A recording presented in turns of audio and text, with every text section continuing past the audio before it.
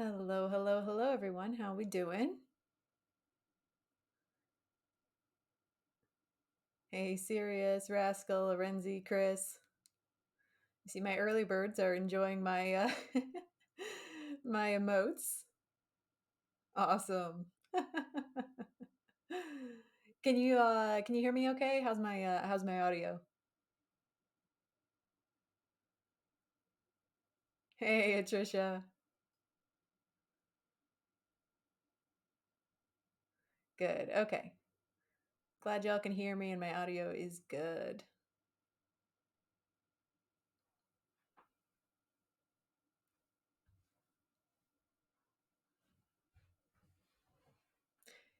Yeah, I think almost all of my emotes were finally approved by Twitch, especially the animated ones. Those took a long time to get approved. There's one left. Oh yeah, captions. Yep, I'll take care of those.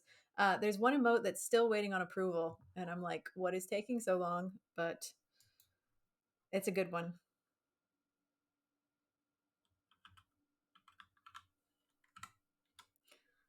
All right, I'm getting captions going. Starting. There we go. All right, captions should be on if you want or need them. Whoa! Hey, Scotty, thank you so much for the sub. Spend those Bezos bucks, my friend. Jeff Bezos ain't never going to get to space at this rate, which is a good thing. Hey, MME Cotton. Hey, Snake from State Farm. That's an awesome username. I love that, Snake from State Farm. Hey, Shishay. Welcome. 100 Dev Space Program 2023. Yeah. Hey, Caesar. Caesar asks, "How any idea how long we'll be on stream for tonight?" I have no idea. Every time I try to make a prediction, I am dead wrong. So I just don't. I don't say it anymore. Usually, my average is about 3 hours, but we'll see. I am never right when I try to predict, so I don't do that anymore. Yeah. All right. The timer has counted down. So Snake says, I think the last time you said 3 hours, it ended up being six. Yeah. And then there was that whole 14-hour Traversy media tutorial. So I don't even try anymore. But you know what you can always do, Caesar? If you have to leave early, that's totally fine because we have VODs. And hey, might as well, if I'm going to be talking, I might as well have it on chat mode. So we have VODs, and so those are recorded while the stream is still ongoing. So you can access them immediately, and you can always rewind. If you have to leave early, you can just pick up right where you left off. No big deal at all. And they're available on Twitch for 60 days, and then they go to my YouTube channel. So you have plenty of opportunities to catch the stream if you miss the end. Exclamation point YouTube in chat if you need a link to my YouTube channel. And yeah. Hey, MD Rez, welcome. That Travis Vine is famous. That was wild. I'm not doing that again. Hey, Kato X, welcome.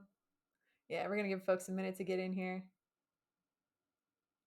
Curtis says, "Love the trees in the background. I live near mountains like that. Oh my goodness! Wow, that's so cool. I love mountains.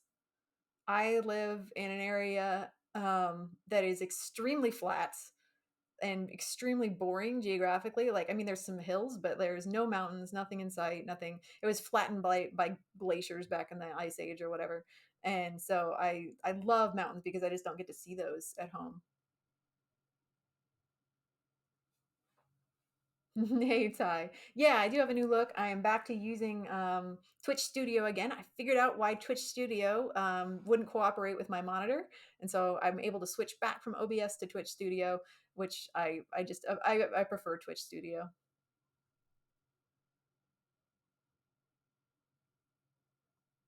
Miss it here bad.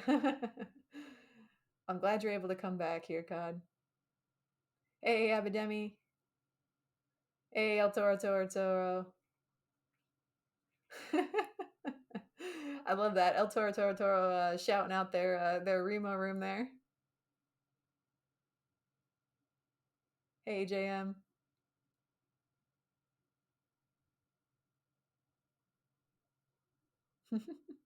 I hope everybody had a good day today. And I hope everybody is at least starting to pick up a little bit of steam with your group projects.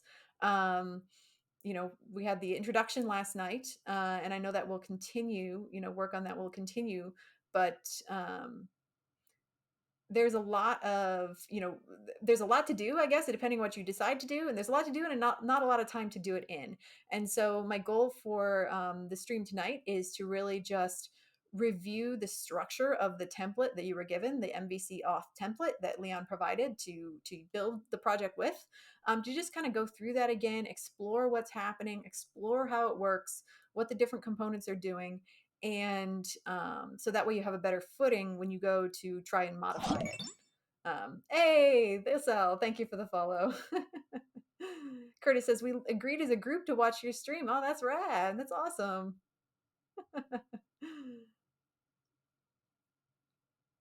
It went pretty well. Good. That's awesome. Yeah.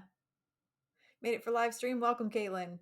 Yeah, so that's what we're gonna do tonight. We're just gonna kind of just mosey on through it.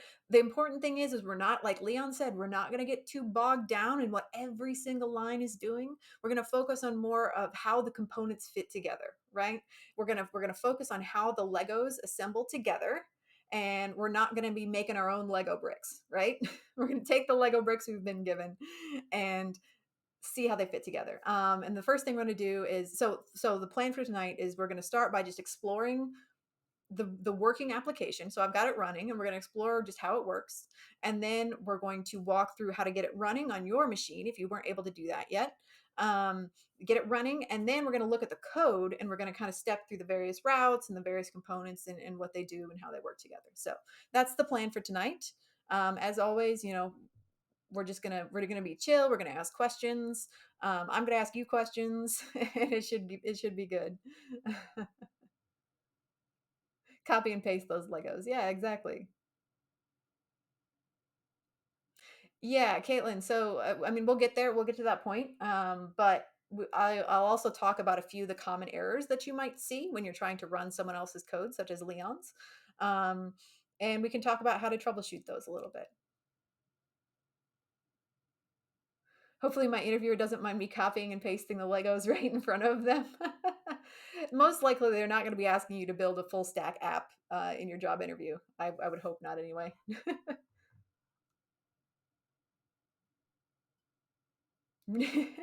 Don't remember, but just reset the password, gang. Yeah, absolutely. I do that a lot, especially since I share all my credentials on stream. Okay, so let's go ahead and get into it. Um, and I'm sure more folks will trickle in as they do. But also too, if I have a lower viewership tonight, that's actually kind of cool because that means that people are feeling comfortable with the template, and that folks were able to rely on their groups to help them get set up. So that's fine with me too. If we have a lower viewership tonight, I'm fine with that because that means people are picking up what Leon's putting down. So, and if you're not, that's totally fine because we're going to talk about it tonight. So with all that out of the way, let's go ahead and get started. So let me just get my windows rearranged here a little bit. Okay. There we go. All right, so this is what the app looks like when it's running. And Leon kind of walked through this a little bit, but we're going to do it again. And let's see, somebody highlighted a message. I'm lost on the schema stuff. There are 2 schemas, but 3 data tables. Also, the variable names are confusing. Yeah, Kasava, we will talk about that. We'll talk about what the schemas are, how they interact with the database, and kind of what's going where, right? Because authentication is a whole nother layer on top of what we've already talked about with MVC and stuff like that. So Leon's, laying it on fast here, and we gotta pull it apart and see what's working. So we will get there a little bit later in the stream. Absolutely. VLSL says, I've always specifically told candidates Google and Stack Overflow is fine during tech tests. I like you, my friend, because that's how the real world works, right? The real world is knowing how to Google and Stack Overflow effectively. Absolutely.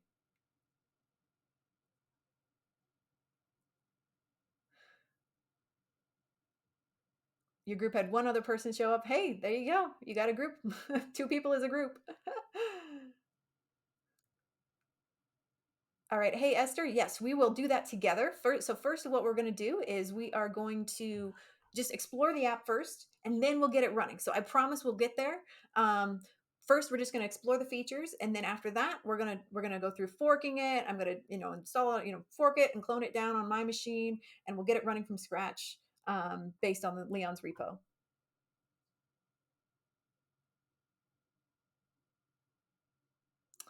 Okay, so let's go ahead and just look at this. So what do we see? So right now I'm on the home page, and so I here you can see that I'm on port 8000, and I am on the home page or the root, just the slash, right?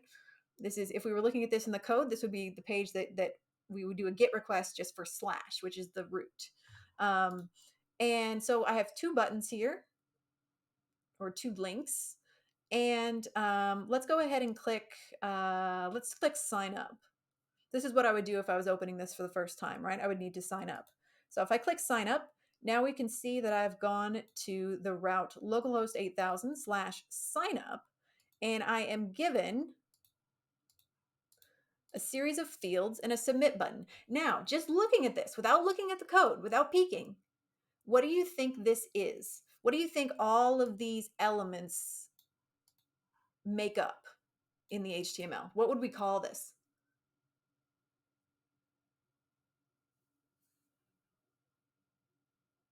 Yeah, it looks like a form, doesn't it?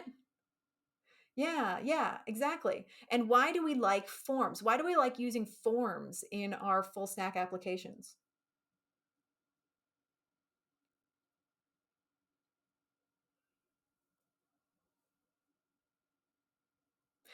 Post? Yeah, yeah. And why do forms work well with, why do forms handle post requests really well?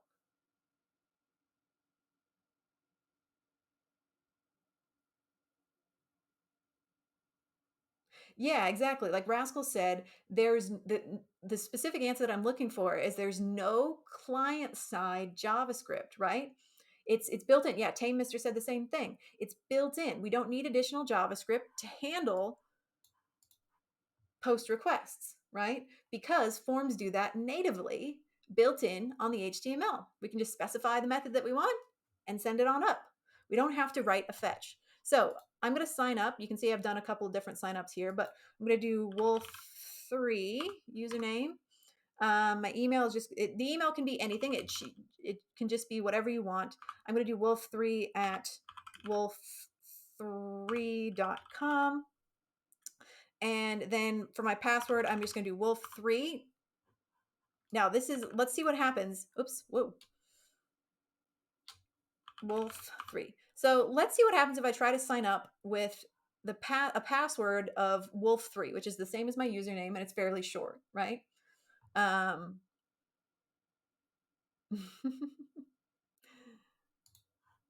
so watch what happens when I do that. I get an error message, right? It says password must be at least 8 characters long. So what is this telling us? It's telling us that we have, what do we call it when we're checking to see if certain conditions are met? What do we call that? Validation. Yeah. So somewhere in the application, we have validation on our passwords. And also, too, there's some other situations where we have some validation too. So if I try to sign up with just, let's see, a really terrible password, but it's long enough. So I'm going to leave the email field blank here. And when I do that, I get a different error. It says, please enter a valid email address. So there's validation on multiple fields here. And once we look in the code, we'll see that there is really some validation on all of these fields. Yeah. Caitlin says, does Passport.js also allow for more sophisticated sign up? You will need to verify your email. Passport has a lot of options that you could configure if you wanted. I mean, we saw that Passport has a Google authentication option. And so there's all sorts of different modules that you could install. I haven't looked at them all. For this one, we're just using local authentication, which is, just creating an account locally and storing it in a database.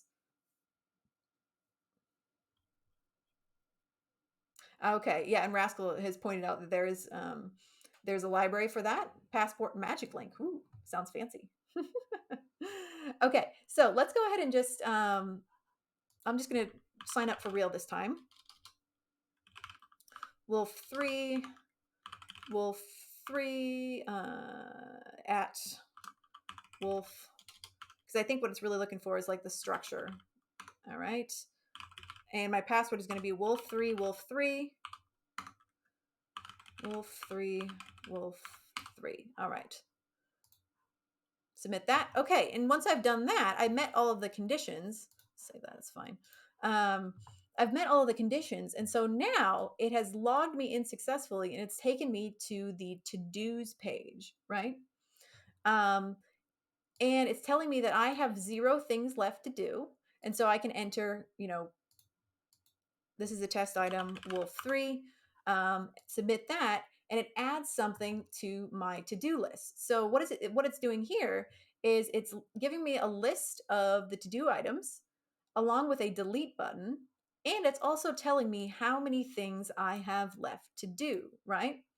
So where is it getting this information?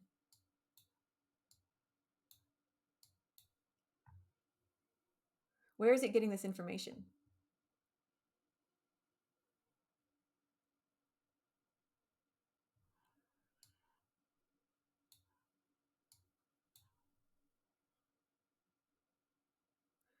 The database. Yep. Yeah, that was an easy one, right? pitched you a softball there. Yep, it's a server, which is getting it from the database. Exactly. Now, you saw earlier that when I, went to sign up, there were multiple other usernames listed. So, I have multiple other users that I've created for this app, which are associated with my database. So, how does it know? How does it know that Wolf3 only has one item? Why am I not seeing the items for the other users that might exist in this database? If I'm storing all of my to-dos, let's say I'm storing all of my to-dos in a to-dos collection, one to-dos collection in my database that has all the to-do items for every single user. How does this app know to only retrieve the to-do items for Wolf3?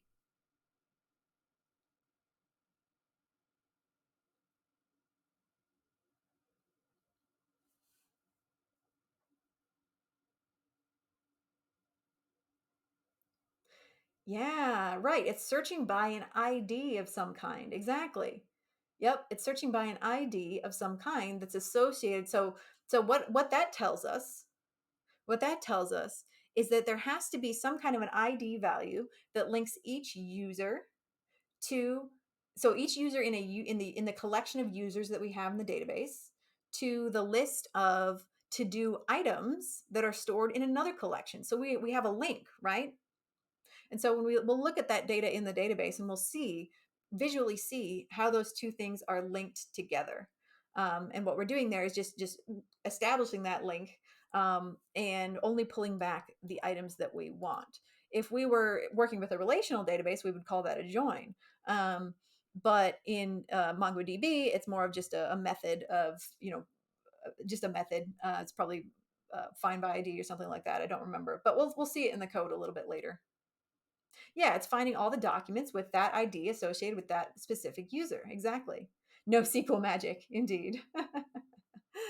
Right. And so, I could keep entering things here, and that should do something different there. Test 2, test 3, right? And as I do that, it's counting up. So we also have something that's counting the number of documents associated with this user. And we'll see there's actually a method for that, which is pretty cool. There's a specific method that just counts documents, which I think is awesome. You don't have to do like a count or anything like that. It's just built in, which I think is pretty rad. Yeah. And so if I were to click on one of these items, we can see that a couple things have happened. So the formatting has changed, and also the count has gone down. So that's interesting, right? So the count of items went down by 1, but we didn't click delete here. We didn't click delete. We just clicked on the item and crossed it out. So just by deductive reasoning, how do you think this count is being calculated? Just without looking at the code, how do you think that's being done? What are some possibilities? You don't have to tell me a specific method or anything. Just in pseudocode, how do you think that's happening?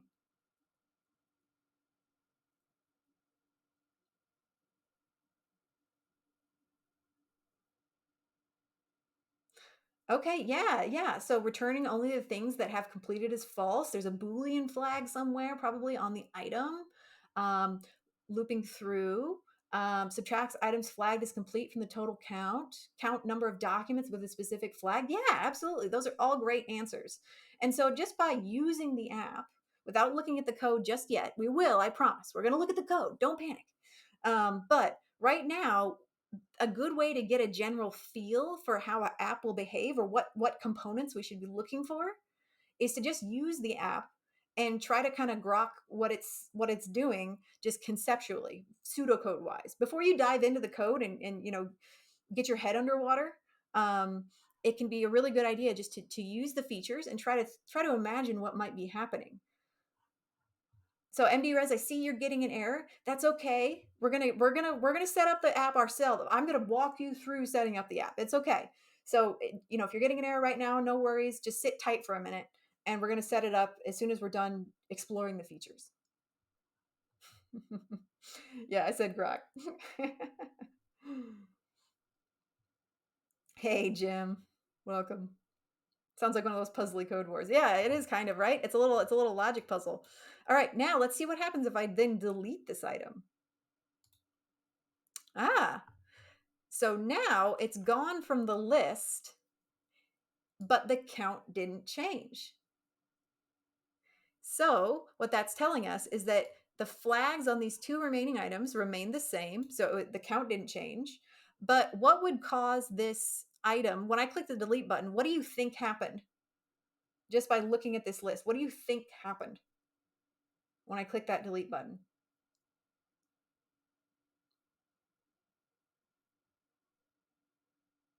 Grok is such a cromulent word. Yeah, it removed it from the database. Exactly. Yep. It deleted a document from the database, so that document is no longer there to be read and added to the list. Yeah, a delete request. Exactly. Yep. That's what happened. Okay. So that's pretty much all that this page can do. But let's see what happens when I log out. Okay, so when I log out, it takes me back to the homepage, right? So there was a redirect in there probably somewhere. When I clicked log out, there was a redirect. Um, Now, what would happen if I didn't click login and I tried to go back to the to-dos page? What do you think? What do you think? What do you think might happen?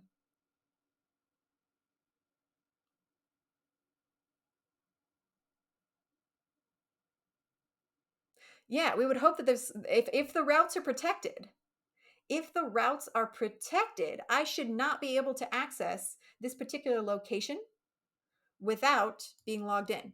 Yeah, and that's exactly what happened, right? I was kicked back to the homepage. And so what that tells us is that when we look at the code in a little bit, we should look for some kind of route protection that's validating whether a user is logged in and kicking them back to the homepage if they are not a valid user.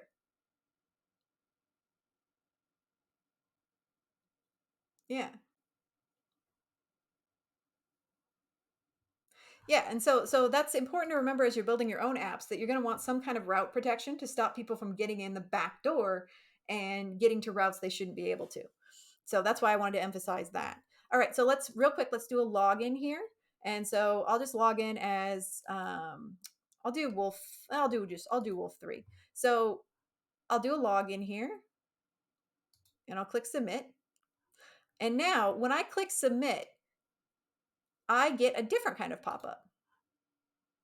It says, please include an at in the email address. Wolf3 is adding an at. So again, we have some validation here, right? We have validation.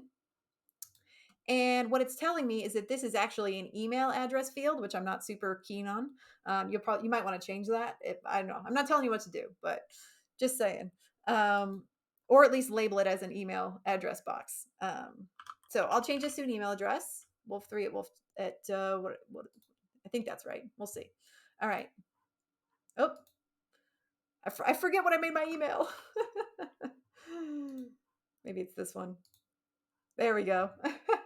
So that also gave us another taste of another error. It's valid. It's checking to see if that's a valid email and password combination. And so it's probably doing some kind of a check against the database.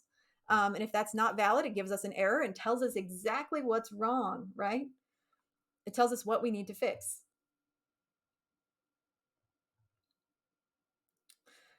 Okay, so this app doesn't have very many features, right? But what it does have is a lot of functionality. And you can use this as a great template to build your additional, your group projects on top of this. So any questions on how the app functions? I know you're all just champing at the bit to get into the code or to get this thing set up. So I'm not going to dilly-dally too long, but any questions on how the app actually functions before we get into actually how to set it up?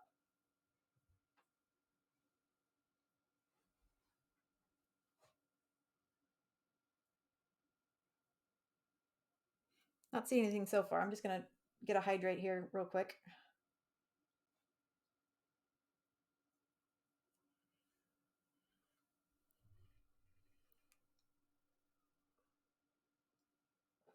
Mm. All right. So I'm not seeing any questions. So let's go ahead and see if we can get this going on our machines. What's my hydrate tonight? My hydrate is store brand black tea, which I love because it's cheap and I drink a lot of it. Yeah, only the finest for me. Store brand black tea. All right, so here is the link to it's not even Lipton. It's not even name brand Florence. It's store brand black tea, generic. All right, and so this was shared before, but this is the link to the MVC code. And you can also find that in the follow along materials channel on the 100 Devs Discord as well. So if you missed the link, you can find it on the follow along materials channel. Otherwise, the link is right there in chat. And so I'm going to go ahead and fork this.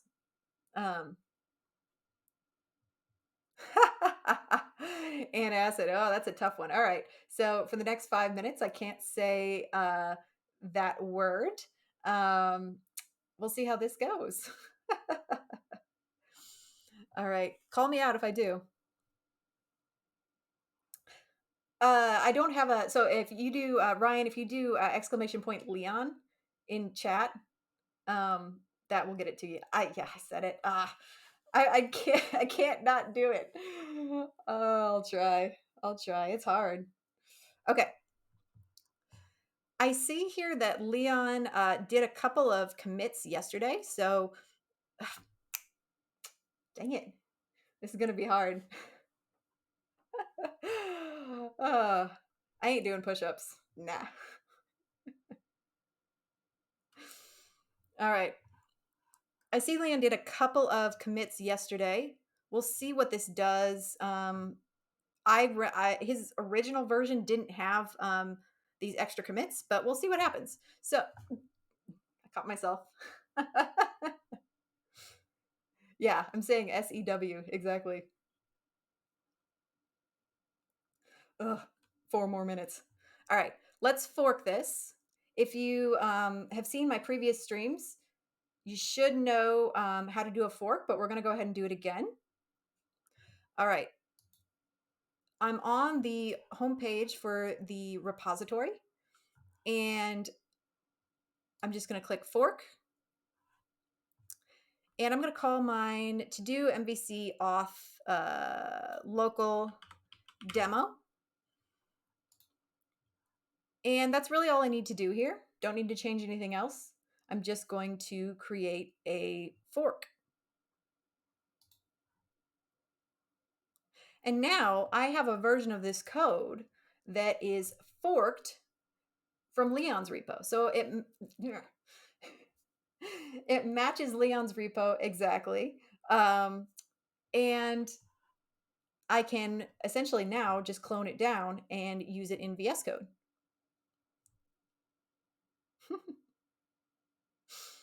But I'm glad you all are getting a kick out of it. What's the difference between fork and clone? Well, forking is when you are sort of branching off an existing repository into your own repository. And then when we clone, we're kind of copying that repo down locally into VS Code.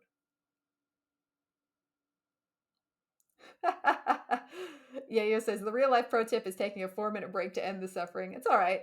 We've only got like 2 minutes left. I'll survive.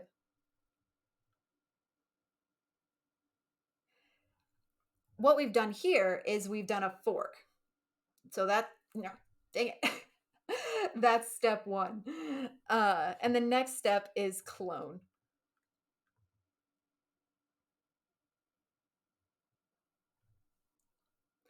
Oh, Rossi, well, what I want to do here is I want to create a fork so that this is my repo. I said it again. Dang it. I can't not do it.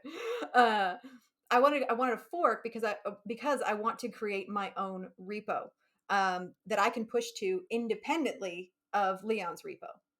I create my own repo, I clone it down to VS Code, and then I have my own, little ecosystem to work with. Speech patterns are really hard to break, can confirm. Yeah, absolutely.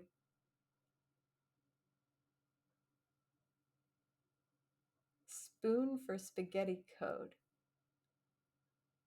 I'm not sure what that means. All right, now let's clone this.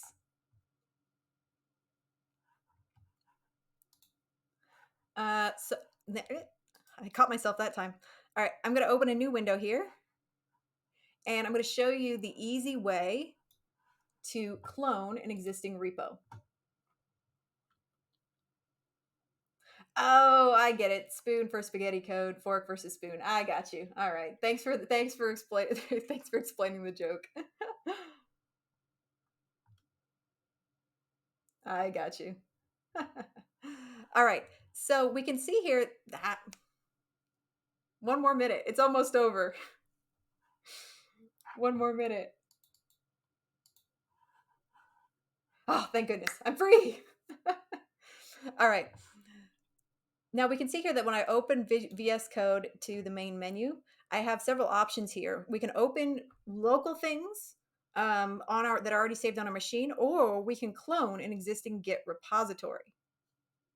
And so what I'm going to do here is clone an existing Git repository, and I'm just going to clone from GitHub. Oh,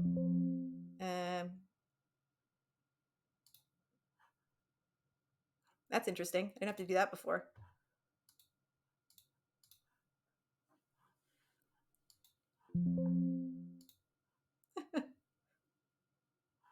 Oh, okay. It was just accessing my repo list. So I think what we could do also is just type in the URL.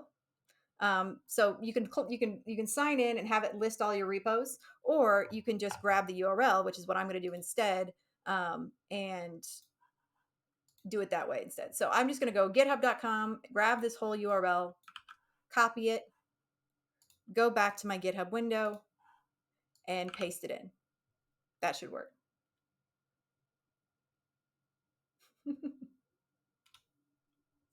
All right, and then I'm going to choose where to put it.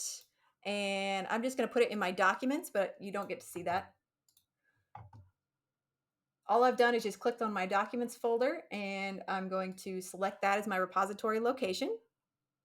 And then it asks me, you can't see this, but down in the bottom corner here, down in the bottom corner, it asks me if I want to open the cloned repository, which I'm going to do. I'm going to go ahead and say open.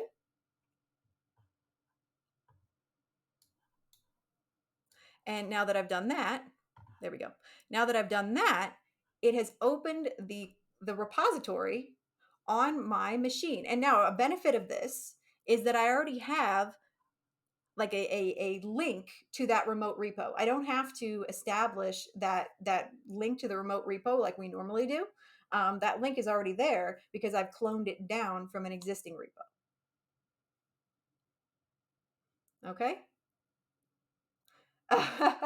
Charlie Gunthers. Y'all are killing me.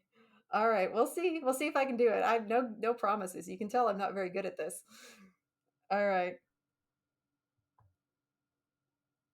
Yeah, I saw it, your pappy. Okay.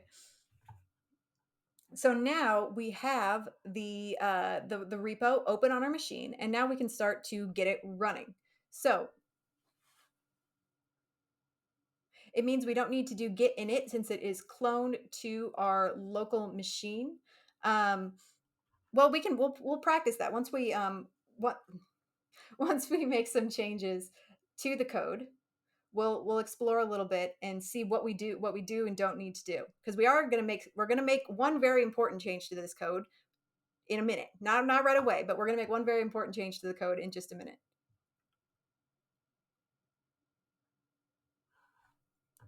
All right. If I look here at the list of things that I have available, can you all see that? Is that too small? Can you all see that? Do you need me to zoom in? I'm talking about the list of things on the left. A little bigger? Okay. There we go. That's about, let's see.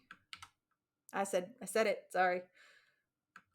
There. Is that okay? I hope that's okay. That gives me more, just about enough real estate to work with. Better. Okay. Good. Good. Thank you, Bopa. Okay. Didn't say it. I said Okay. The first thing, when I look at the things that are available to me here on the left, I do see that there is a very handy dandy README file. So I think the first thing that I'm going to do is open up this README file and just see what we're given here. See if we're given something that might help us get this app running a little quicker. Okay.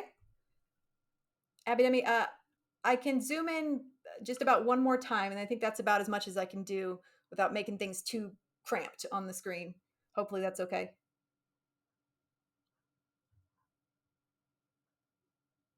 Okay. So here we have basically some instructions that are going to tell us exactly what we need to do in order to get this app running.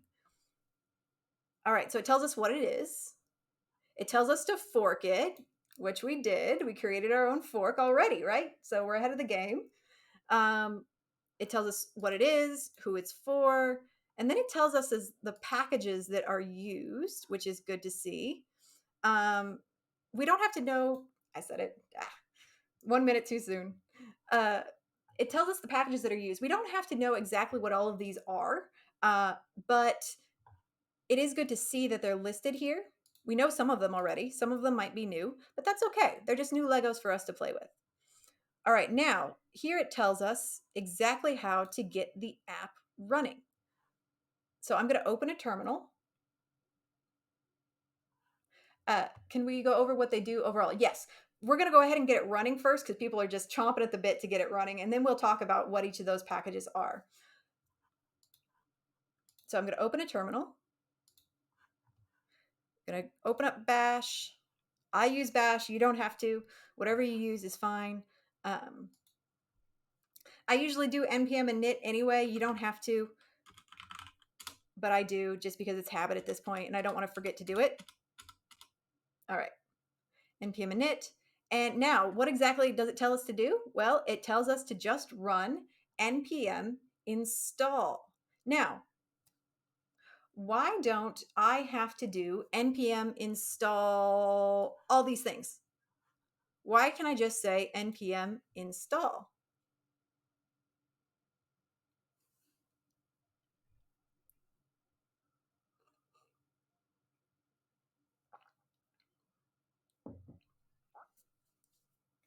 If you can't hammer it, then bash it. Yeah, exactly. These all of these things there's are already listed in our package.json file. Exactly. They're already there. They're already there and listed. And so when we do npm install, whoops, sorry, when we do npm install, Node is smart enough to say, hey, there's a bunch of stuff listed in package.json. I'm just going to install all of those things for you. All right, so there was a question from MME Cotton. I still don't understand why we should fork it first and then clone instead of cloning it directly and then creating our own repo and pushing to GitHub. I think it depends on the end goal. So for a lot of these things, what Leon is asking us to do is to later do a pull request and essentially request a merge back to Leon's original repo. So if we forked it from his repo and then do a pull request later, it's a simple process. You're just gonna, do a pull request, and that's how he's tracking that you're turning these things in. He says, "Is there a pull request? All right, you turned it in. Good job."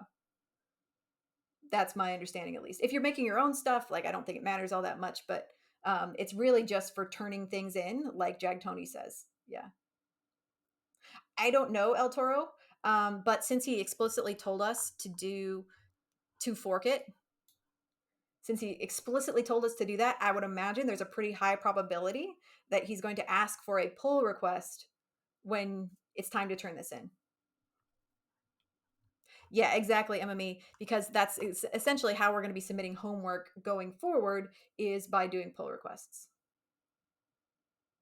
Yeah. Okay, well, getting Garrus on npm install. All right, so let's go ahead and do that. npm install.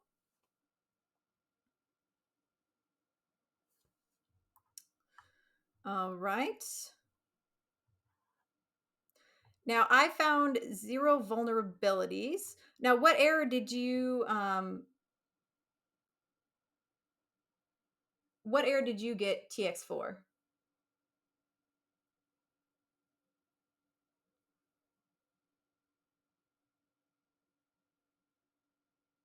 No, you don't need to create your own branch. I guess if you could, if you wanted to, but really all he asked us to do is just fork and clone. Oh, thank you, Kevin.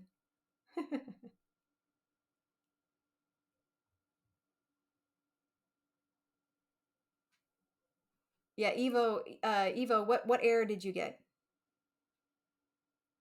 Yeah, if you somehow did check your directory, that's a good point. Check your directory, make sure that you are in the correct place. That's what I like with Bash. It like puts it in bright yellow so that you know exactly where you are. Those fork and clones. Yeah, exactly.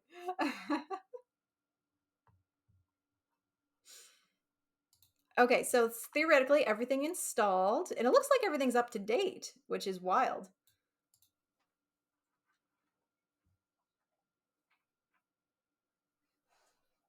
Code enoent. I don't know what that is. Does anybody know what that is? Code enoent? I haven't seen code enoent before. Okay, so it looks like everything is up to date, surprisingly. No vulnerabilities. Is that what you all are seeing, just out of curiosity?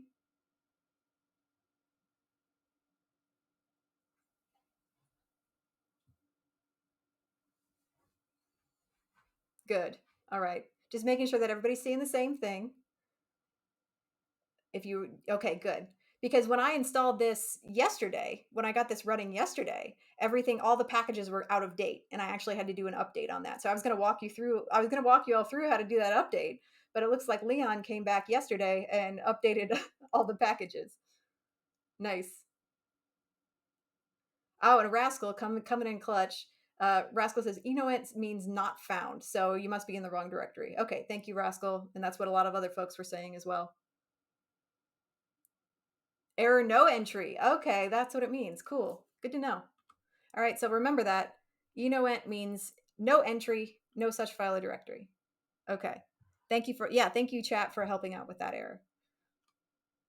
Nice. Okay, so we've done npm install. Now, what does the README tell us to do next? It tells us to do two things. Create a .env file and add the following as key value pairs. Port and db string. Okay. Eno and LOTR speak. Yeah, Lord of the Rings.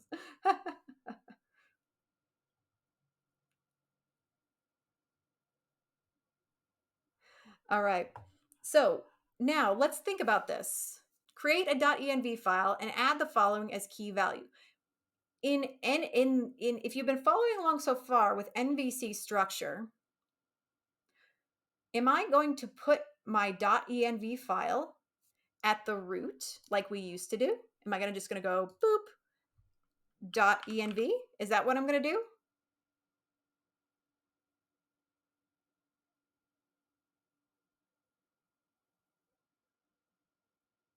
No. Yeah. Where am I going to put it?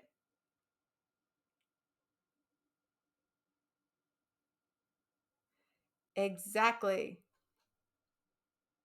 Yes. It needs to go in the config folder. Right. So if I expand this, we can see that Leon actually added a temp file for us. This wasn't in the version yesterday. So I'm glad that he did add this because that can still be confusing for some folks. They put their .env file in the wrong place and then they wonder why the app doesn't work. No, that's for amateurs. We're pros over here. Darn right we are. Absolutely. So let's look at this.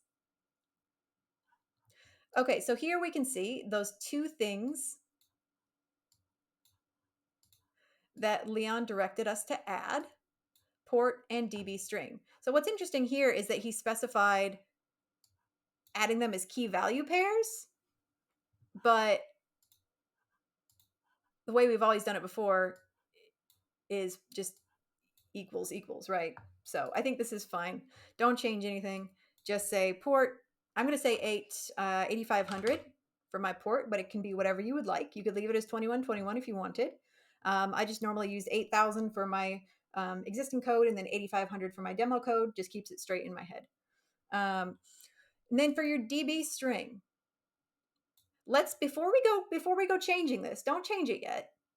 Pull it up on your screen and take a close look at this string.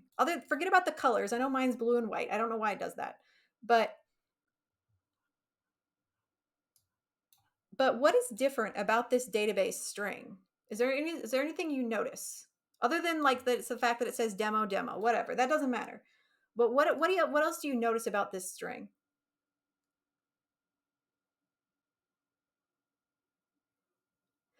Jim, I think it's like a rap thing. Leon really, likes music, and I think it has something to do with that.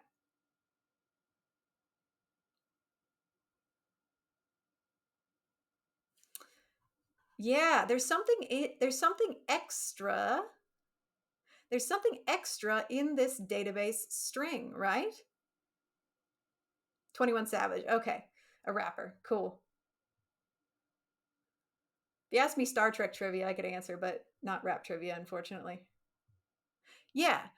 So we're specifying something here, right? We're specifying something here. Now, exactly what we're specifying, well, we'll see. We'll see exactly what we're specifying. What it's obviously something to do with our MongoDB, but exactly what that is, well, let's go ahead and test it out, and we'll go into MongoDB and we'll be able to see exactly what is being specified here. Okay. So something is being specified. Now I'm going to give this, so I'm going to go ahead and grab my database string, which I'm going to show you just to be clear. So we're very clear on what's happening. I'm going to show you. So I am willingly exposing my database string and my credentials. So please don't mess with my stuff. Cool? Cool. I trust you. And I just want to show you exactly how this fits together.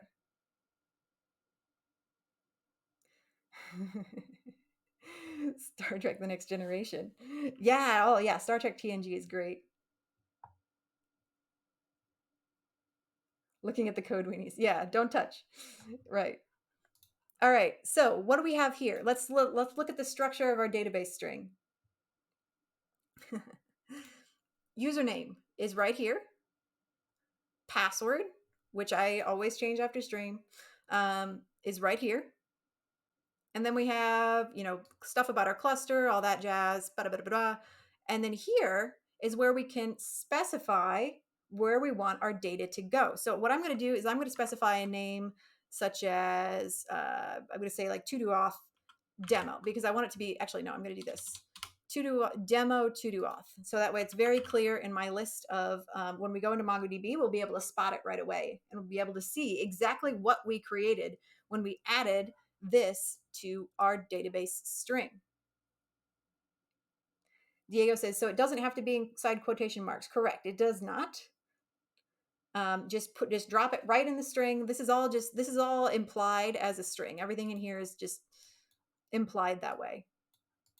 So I'm not sure if you were asking about this part of the database string, but yeah, nothing in here needs to be in quotation marks. Just the last thing that you do is don't forget to hit save. I've done that before where I fill out my entire env file, I go do something else, and I wonder why it's not working. Well, because I didn't save my env file.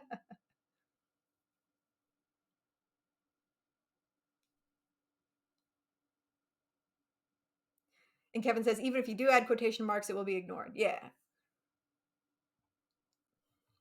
So demo to do auth represents the collection it's going to, not a collection. Not a collection. So all right, pop quiz. Since folks are asking, pop quiz, talking about MongoDB structure, the top level, the largest thing is our cluster, right? That's this cluster 0 at whatever. That's our cluster. What's one step down from the cluster? Quiz on MongoDB structure.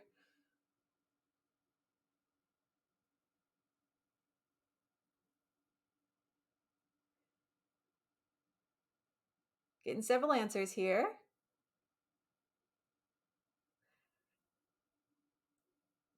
Yeah, so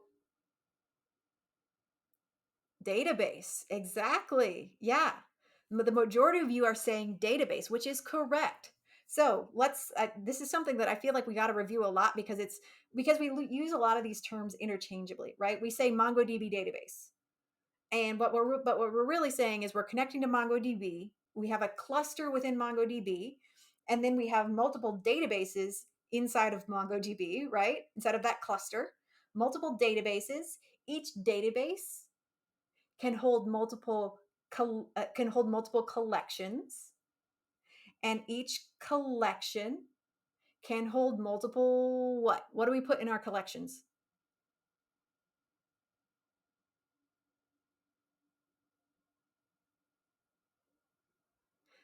Documents, exactly. Yeah. So this is something you're going to want to have in your Anki. You need to know when somebody says, a database or a collection or a document, you need to know exactly what that means and where it fits in the hierarchy. So the hierarchy is cluster, database, collection, document. Okay? So put that in your put that in your Anki, put that in your Anki database, and memorize that. Memorize that hierarchy. Yes, exactly. Coming from SQL is a collection like a table. Yeah, I would say so. That's probably the most equivalent. Yeah. And then the documents are records in the table. Yeah. Okay.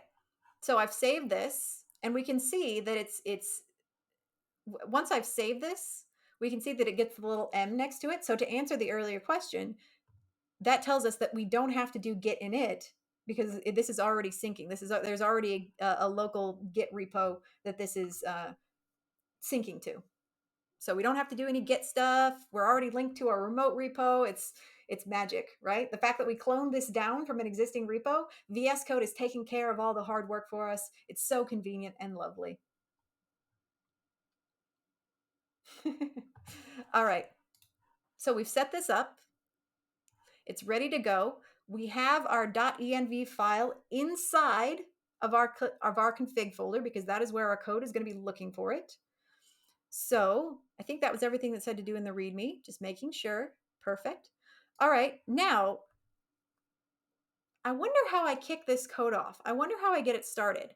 What's a way? So I know that there's a lot of different ways we could do it, but how can I? What's a really quick way that I can look and see exactly how this code wants me to start it?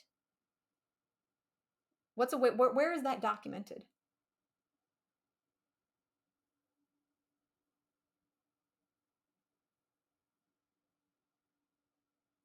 Yeah, you check the package.json for a script if there is one. If there isn't one, you can write your own scripts or you can change the scripts or add to them or whatever. They're yours to mess with, but we're going to check and see if something is already there. Oh, hey, look at that. We already have a start script. And that start script is running nodemon server.js. And what does nodemon do for us? Because I could just type node server.js into the terminal here. But if I run this script, it's going to run nodemon server.js. And what does that do?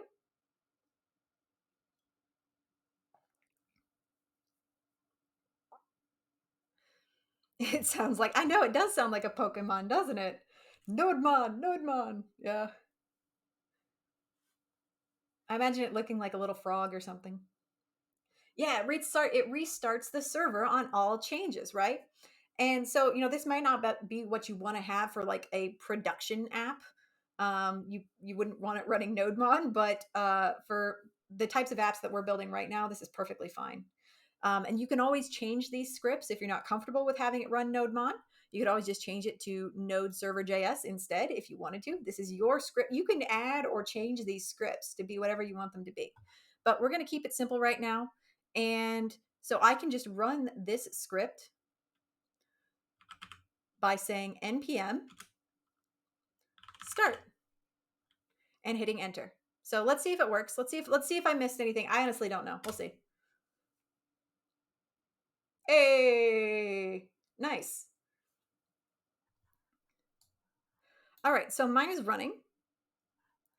And what do you think these two messages down here are telling me? What is this first message telling me? What is the second message telling me?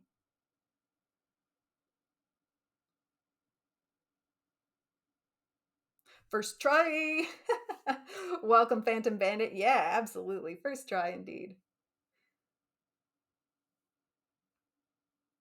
Exactly. Our server is running. So our local host is running.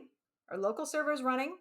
And we were able to touch the database. So those two things are what we need, right, to get the true full stack experience. So if you are getting an error, how do we diagnose nodemon errors? Well, like Rascal just said, what you need to do is ignore the fact that it says crashed, whatever. That just means that nodemon is waiting for a save. So scroll up to the top of that error and like read like the first and second line and see what that is saying. That will tell you exactly what went wrong.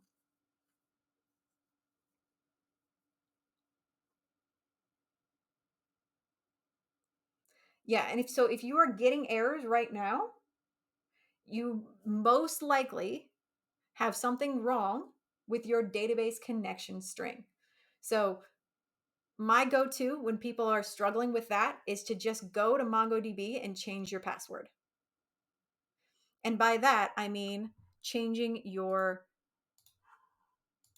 password. Sorry about the white. Changing your password in MongoDB. Zoom in a little bit. There we go. So if you're in your cluster, log in. So I'll start at the homepage here. So log into MongoDB, go to database access, go to database access, find your user account, say edit, and say edit password. Now, I'm not going to change my password right now. That's what I do after stream, but say edit password. And then when you're done, I usually just have it auto generate a new one for me. I copy that. So I have it. Auto generate a new password, copy that password, put it in a notepad or something so you don't lose it. And then say update user. Wait about 2 minutes. It'll tell you, it takes a little bit to update your password. It's not going to happen right away. Say update user, wait like 2 minutes, paste that new password back into your into your connection string, and then try it again. Okay? Yeah, Praline says, I always forget to click update user. Yeah, me too. I've definitely done that. And then once you do that, it takes like another 2 minutes, like I said, to actually update the password across all your databases. Boba says, do you not need to change your projects? Oh, you mean if I go back to previous projects? Yeah, I do. I just take whatever my current string is and just plop it in there. It's not hard. Reply, yeah, I could locally host it. Um, However, that's not what we're doing for the course that we're all participating in. So we're using Atlas for all of our stuff. So I'm just using Atlas because of that. But yeah, I know that's definitely an option too. All right, did you change something in the script? No, I did not. All we did was we just looked in our package.json file, saw what the script was and what it was going to do so that we knew exactly what would happen when we typed npm start, right? So we just knew what to expect. We saw, hey, there's a script already here. I don't have to write a new one. I can just do npm start and it works. All right. Yeah, reply. So we're a part of 100 devs. And so what that does is it teaches you how to become a web developer. Um, And if you look at those links that Rascal 2 just triggered there in the chat, you can definitely see what we're all about. It's all free, no charge for anything at any time, and it's community taught. So I'm one of the community helpers. We got a poll. Okay, Kirker Picard, I will set that up over the break, definitely.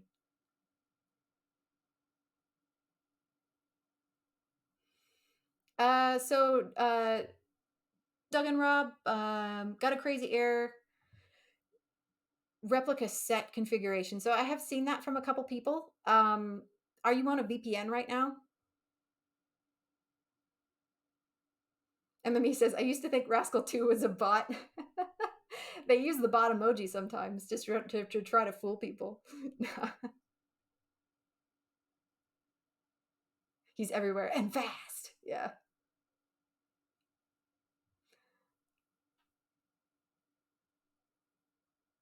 Mavi says, get the latest version. Yeah, so if you're using an older version, like if you're using the one that Leon posted yesterday or before, there may be a few things that are wrong with it.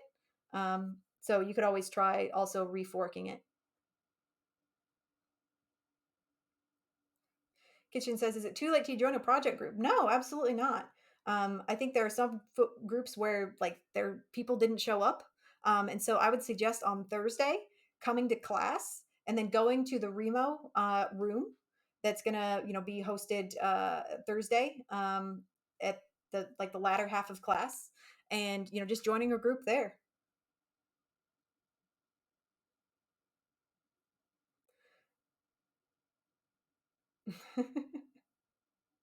So that replica set thing that you're getting there, Doug and Rob, I would suggest uh, just to get rid of that. Under network access, setting your database to be open. So adding an IP address, and essentially just I think that you should have an option to just allow access from anywhere. That can generally bypass that replica set error. So under network access, just set it to access from anywhere, and that should hopefully help. Oh, and Ray Anthony reminded me that Remo is actually open all week for any groups that are wanting to work together. So you can join anytime and find a group. I'm sure there's plenty of groups out there that didn't have anybody show up or only had a couple people show up, and they would really appreciate the help.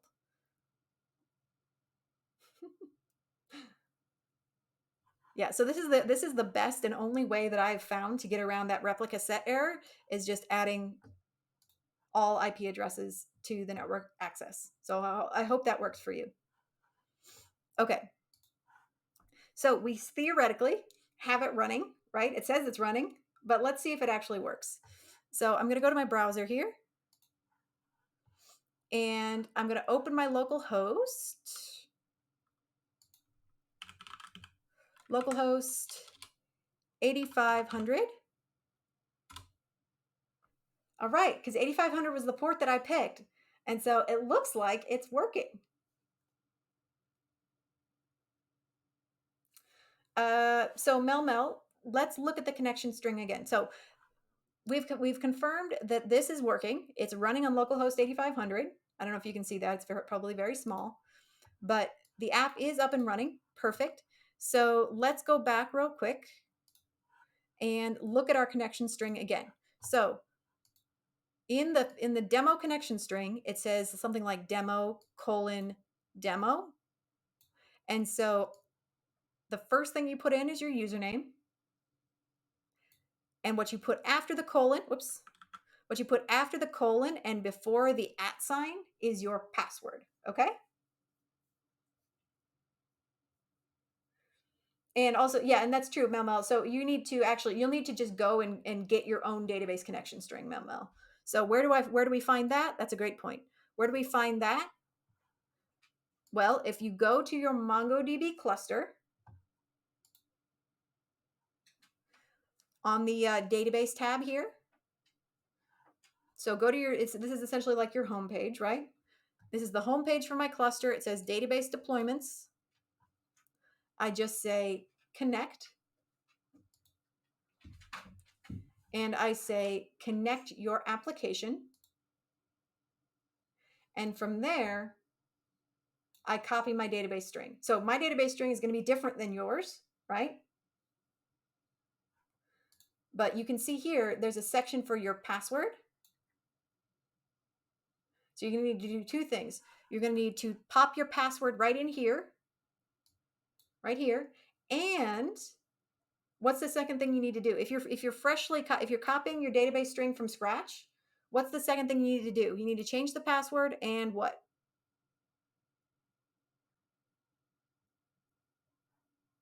But yeah, so don't forget, there's one other thing you need to do. Well, the username is already here. But what did we talk about earlier that was special about the database string in this app?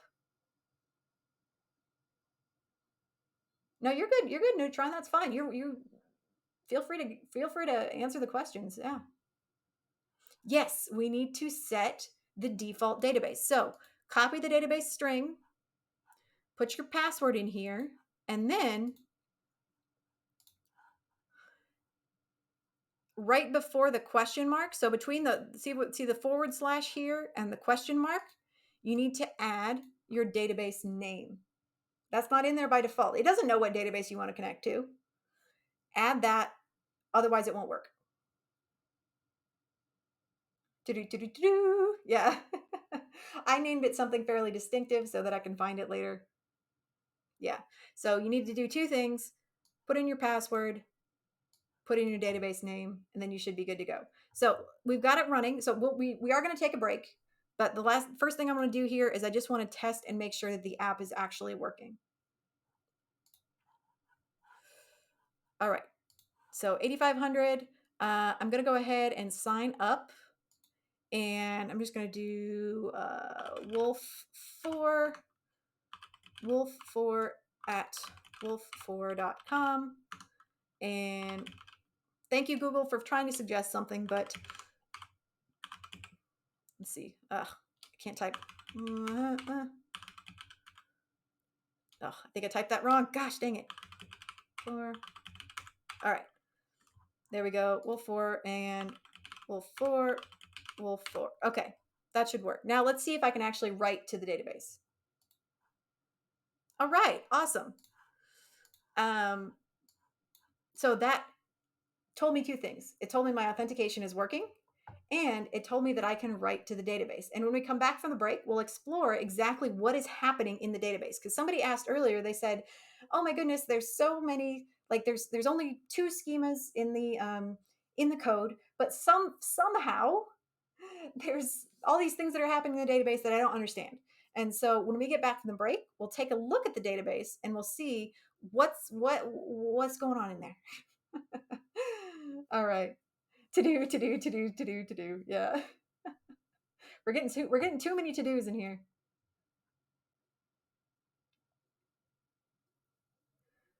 Oh, JM says no one from my group showed up. I then joined another group and they were crazy fast and advanced. Well, JM, that could be an awesome learning opportunity. I love being in groups when everybody is like better than me at stuff because I just pick up stuff like by osmosis that way. It's great. All right, let's go ahead and take a break.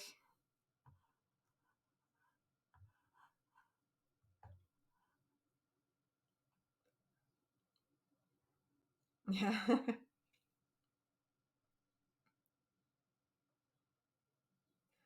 To do sessions, create index.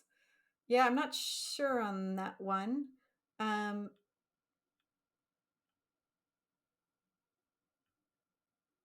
well, Praline, it depends on what you call it. Yeah, we'll explore that in just a little bit. All right, so just do 5 minute timer, and it's back. I'm very excited.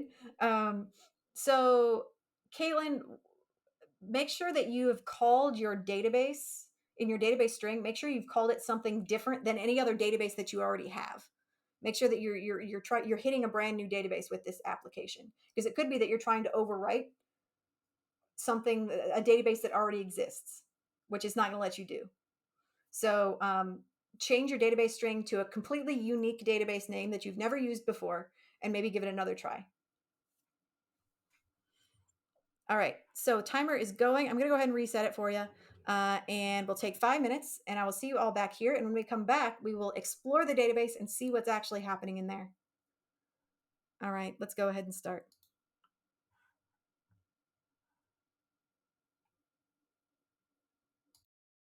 Oh, yes, and thank you for the reminder on the poll. I will definitely get that set up over break as well. Yes, thank you for the reminder. When we come back, we'll also have a poll that you can vote on.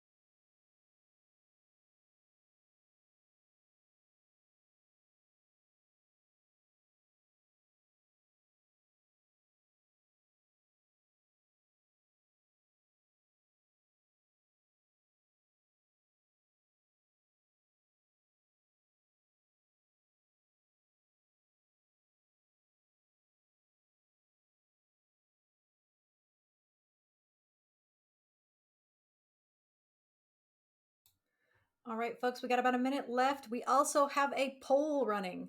So, get a glass of water, use the restroom, pet your dog, whatever you got to do.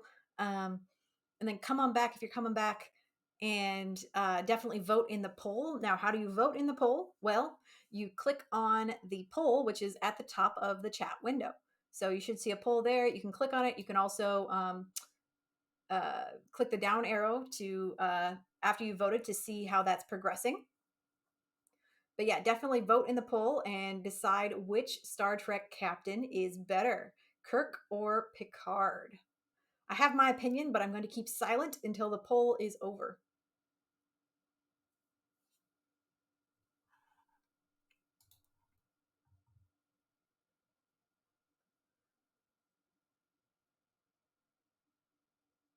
Luke Skywalker. All right, the timer has run down. So a lot of folks are asking. Let me turn back my camera back on here. Definitely vote in the poll. It's at the top of the chat window. I'm really curious to see what folks think. Um, so a lot of folks are asking, what about my collections? What about, what do I call these things? What do I name them? Well, we're going to look in the database and we're going to see what happens. Well, also too, before we do that, I'm going to do one more thing. So I'm logged in, right? I've got the application running and I'm logged in. I'm going to enter a to-do item. I'm just going to go ahead and enter an item and I'm going to submit it. So we know, based on what we talked about before, we know two things have happened, right? We know that there is a user somewhere. A user has been saved in a database somewhere called Wolf4. And a to-do item has also been saved somewhere that is now associated with this user Wolf4, right? Those are two things that we know. So now we're going to go to MongoDB and do a little investigation and see if we can figure out what might be happening. Okay? Yeah, we got about 6 minutes left in the poll, so definitely get in there and vote. I want to see what y'all think. All right. MME says, do we get to see kittens today? Are they ready for photos? Not quite. They are very cute. And I have taken some photos. And so I will share those with you. I'm hoping maybe I can get a little live kitten experience on Sunday, though. Live on camera, kitten. They're extremely cute, though. Maybe at the second break, I'll show you a photo. All right. So let's look at the database and let's see what is happening. So I'm going to go to back. I'm logged in back on my cluster, and I'm going to go to Browse Collections. And what this is going to do is it's going to show me a list of all the databases in my cluster, right? Because the cluster is the largest bucket. And inside that cluster, we can have multiple databases. And inside of those databases, we have multiple collections. Inside of the collections, we have multiple documents, right? Okay, cool. So you can see I have an absolute ton of databases here, right? Because this is all of my test projects. All the stuff that I've done on stream is pretty much in here. So what should I be looking for?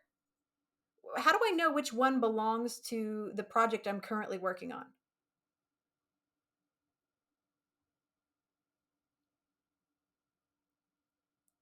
How do I know? How do I find the database I'm currently working on?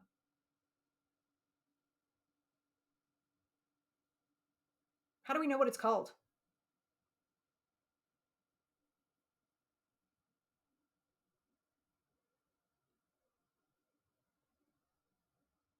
I chose it. Exactly. Yes, it's the DB name that we put in our database string, right? So in my database string, I specified that I want one of my database to be called demo to do auth right here. So I need to look for the database with the name of demo to do auth, which is right here. It just happens to be first on the list because it's alphabetical order, but it might not be. Yours might not be. And you can see that I have a crap ton of databases that are called like to do tasks, to do task demo, test to do. Like I've got, it's really confusing. And so I need to know exactly what my database is called to make sure that I'm looking at the right one. All right, I'm going to open this database. And what do I see? What are the things that are listed here inside of my database? What are these?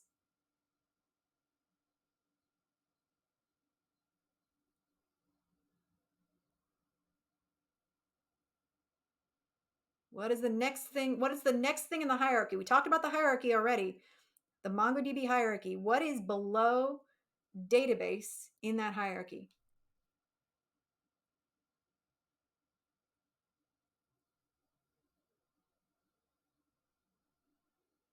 Yeah, collections, right?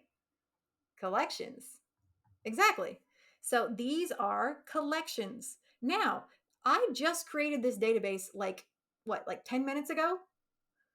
This demo to do auth. I just created this 10 minutes ago. But I already have, there's 3 collections in here. Did I specify collection? Did I set up a collection name at any point? Did you see me set up a collection at any point? Did you set up a collection at any point?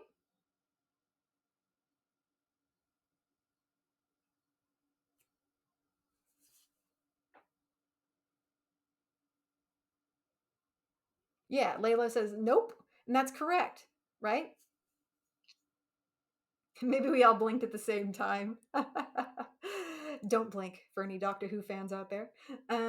Yes, we did not. So, what's happening here is something is setting up those collections for us. Now, I wonder how that could be happening.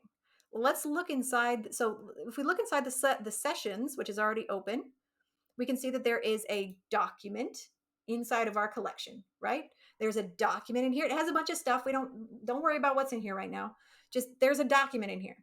All right. If we look into do's, we can see that there is an item in here. It's the to do that I just created right before we flipped over to the database here.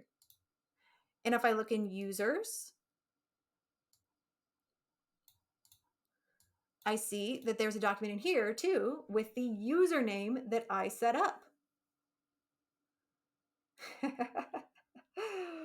I hated those angels. Yeah, exactly. Sneaky, sneaky during break. Nope. I didn't. The only thing I did during break is set up the poll. That took me long enough. Uh, yes, actually, I do, Mavi. I do. I have a TARDIS cookie jar. It's well, it's a TARDIS mug actually. Like it's shaped like the TARDIS. It's like all ceramic and stuff. It's in my kitchen. Yeah, I do.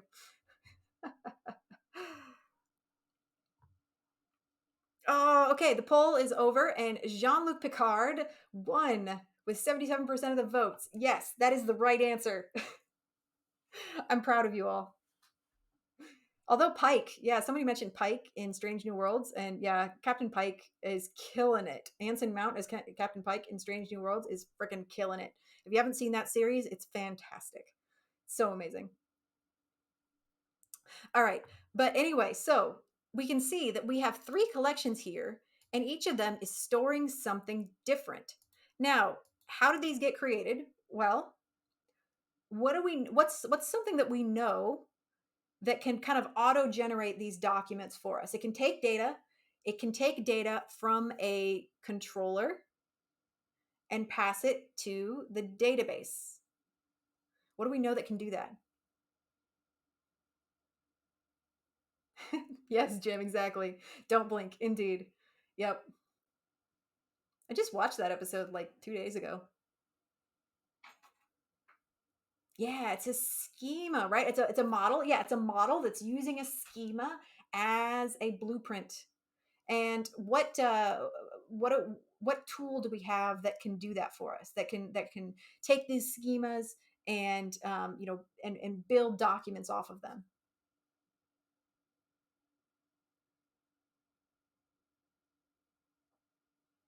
Yeah, this is what we use Mongoose for. Right, exactly. Yep, Mongoose can do that for us. Yeah, serious. The Weeping Angels are really creepy. They are. Yeah, one of the best villains ever. I love it. Yeah, so Mongoose can do that for us. And so that's how these collections got created automatically because Mongoose is working on our behalf and generating them for us. We didn't have to specify these collections. Mongoose helped build them for us.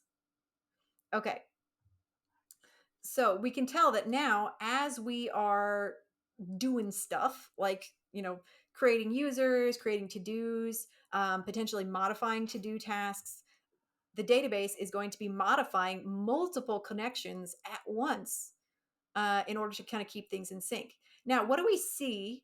Let's look at this to-do item for a minute. Um, let's look. So we're in the to-dos collection and we're looking at these items. So we can see that we have our object ID, which is our unique identifier for all documents in a database, right? It's auto-generated. MongoDB puts this in here for us because it's truly a unique identifier. Here we can see the text for the to-do item. And here, just as we suspected, right? Just as we suspected earlier when we were doing our little pseudocode inventory of the app, there is a flag that will tell us whether or not the item is completed, right? We have a true false flag right here. Cool. Now, the next thing that we have down here is a user ID. However, this ID, why doesn't this ID say Wolf4? Why doesn't it say the username that's associated with it? Why doesn't it say Wolf4? Why does it give me this random string of whatever? What is this?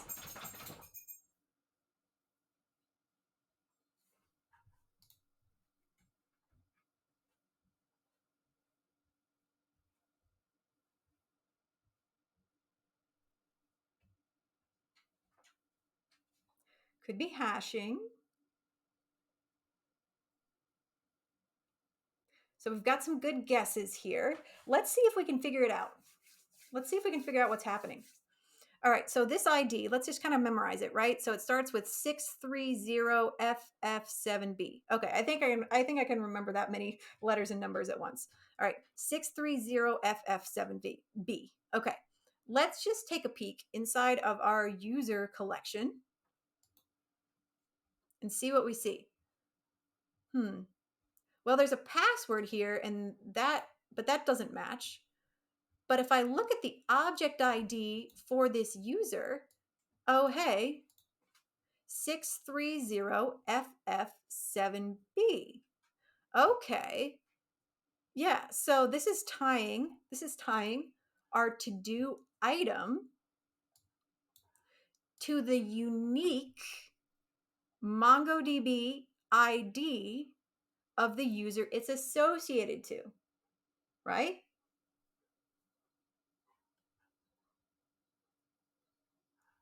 And so we can confirm that user ID, seven. So all this stuff definitely matches. The whole string matches for the ID of the user it's associated with. So it's not hashed, it's not salted, it's not encrypted, it's not any of those things. This is just a straight up link between the MongoDB ID of the user, which MongoDB just slaps on there anyway, slaps it onto every single document that comes in, right? And then somehow we are getting that MongoDB ID and attaching it to the to-do item itself as just a regular field. So I hope that makes sense, because this is very important to understand what's happening here, because you're going to be doing this a lot. You're going to be doing this for every single app that you build from now on. We're not doing any sort of linkages on like just roster, like the username anymore. We're not doing those types of links anymore because those can't be unique. right? We could have two people with the same username potentially. And so what you really want is you want an ID that is always 100% of the time going to always be unique. And for that, you use the MongoDB ID.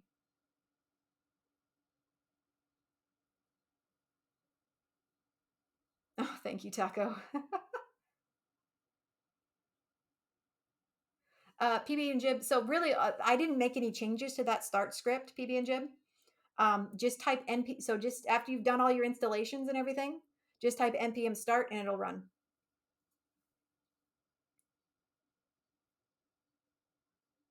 Kasava says, where in the code does this tell to make unique key? So I assume you're talking about this ID. So somebody else answer that question. Do we generate this ID? I'm going to put it to the group. Are we the ones that make this?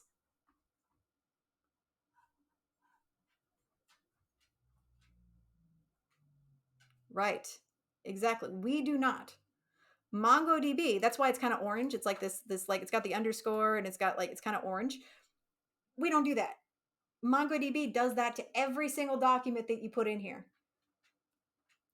Whether you like it or not, it's going to auto generate an ID for you. Yeah, exactly. So this is not something that we generate. Now the password hashing, so the password, which is a field that we are going to create, we do that later. We'll do that in the code.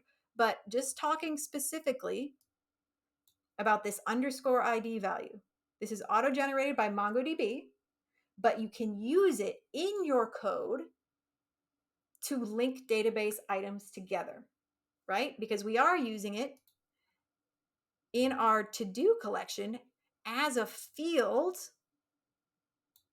We're getting it from somewhere. We've written some code that's pulling it in as a field to link that user to the to-do items. Okay? Legos within Legos. Yeah, exactly. So does every collection have an ID field? Yeah. Let's just pick a random one. You can see I've got it. So I've got a crap ton of databases here. I'm just going to pick one. Let's just look in the shipwrecks collection. Oh, look at that. Object IDs. How about in this one? Let's look in restaurants. Oh, look at that. Each one of these things has an ID too. It's kind of in red, right? So that's just something that happens. You know, it's all hands off. You're not doing it. MongoDB does that. Okay? I hope that helps make it a little good. Nice, makes sense now. Good. Okay. So before we move on, I want to be super like 100% that everybody gets what we're talking about here. How you can use IDs to link database objects together. We'll get into exactly how that happens when we talk about the code, but I just want to make sure everybody gets the concept. We good. All right.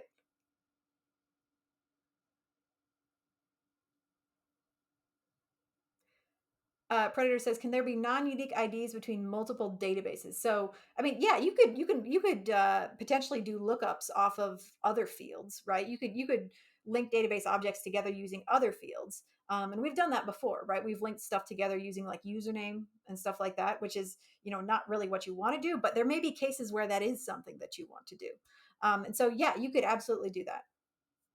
You could link on other fields, any field that you want. But if you want a unique field, you need to use the object ID. Okay. Techie Aisha, what do you need me to repeat? The user ID. So the user ID. So okay. So for every single document, every single individual item in our collection, every single one, MongoDB generates a unique ID for it. It's not something that we do. MongoDB does that automatically. Okay? However, we can use that ID and link items together. So we can see here that just down below, I have a field that has a user ID value. And what this is doing, is linking this to-do item, so this task, it's linking this task to a specific user. And we can find that user in our user collection with that exact same object ID. And what this does is it provides a truly unique link between our user and our task, because potentially two people might have the same username. So we don't want to link on username. We don't want to link on email. People could potentially have the same email. It could happen. And so what we want to do instead is link on a truly unique value, and that is the object ID. Okay? Hey, no worries, Bopa. Thanks for stopping in. Feel free to catch the VOD later. All right. Could you do this in reverse? Like every user who has headaches has an item checked true. Then you could go to a headaches item and see all of those user IDs. Yeah, you could. You could. That might be a lookup on. So you might just do a lookup where like on all the items in the user collection where the headaches flag is true. You could. That's something that you could do. Yeah. Am I getting this right? Demo to do auth is the name of the database, and the database has 3 collections: sessions, to dos, and users. Yes.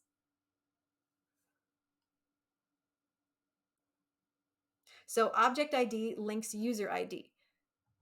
Yes, exactly. So we have a user and their name is Wolf4, right?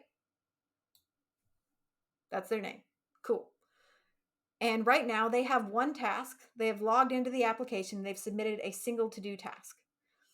And this user also has been given an object ID, which is unique. And that object ID was assigned by MongoDB itself. We didn't do that. That happens automatically. It's a unique value, truly unique, assigned automatically. Okay.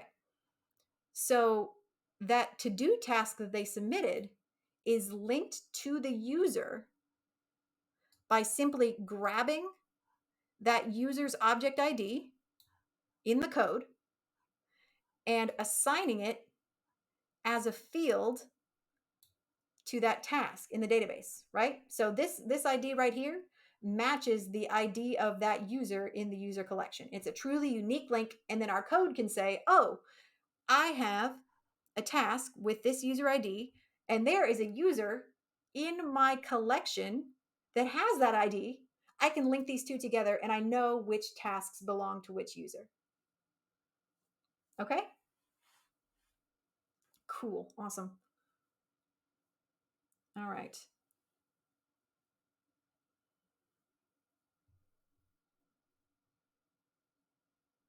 How would you add likes to a document in a way where a user can only like something once? Well, what you'd probably do is you would, let's see, how would you add likes to a document in a way where user can only like something once? Well, you definitely have a flag somewhere that's going to be flipped. It'll start as false for that particular user. And then it will flip to true and not be able to be flipped back, or vice versa, whatever. Yeah, it would be a Boolean. Sorry, I said flag. That's the terminology that I use at work. I should be clear and say Boolean. Yeah. Awesome.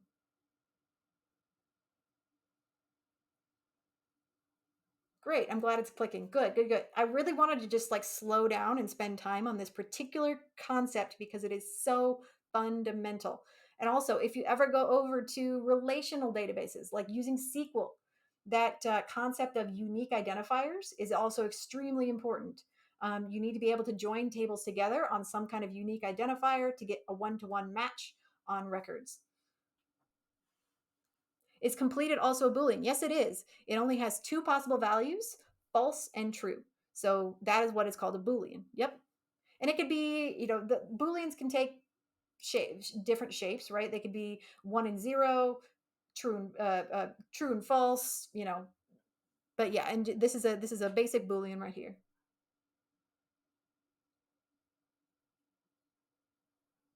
Okay, good. Y'all are getting it. It's awesome. Defined and undefined, yes and no, yeah, on and off, flagged and unflagged, as long as it has like 2 opposing values. Yeah. Defined and undefined. Yeah. All right. Good. Okay. That one they use later in the code. Okay. Yeah. All right. So that is the general concept of what is happening and how our app knows which items belong to which user. And you will find this to be extremely useful as you're building your own stuff, right?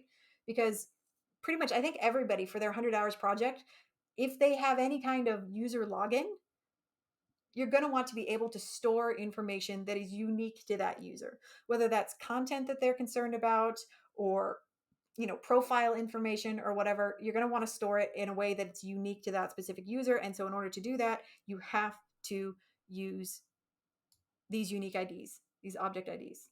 That's the only safe way to do it. Okay, awesome. So, any other questions in the on the MongoDB side of things? We're going to go to the code and we're going to talk about the code. But before we, any questions about this stuff that we just talked about?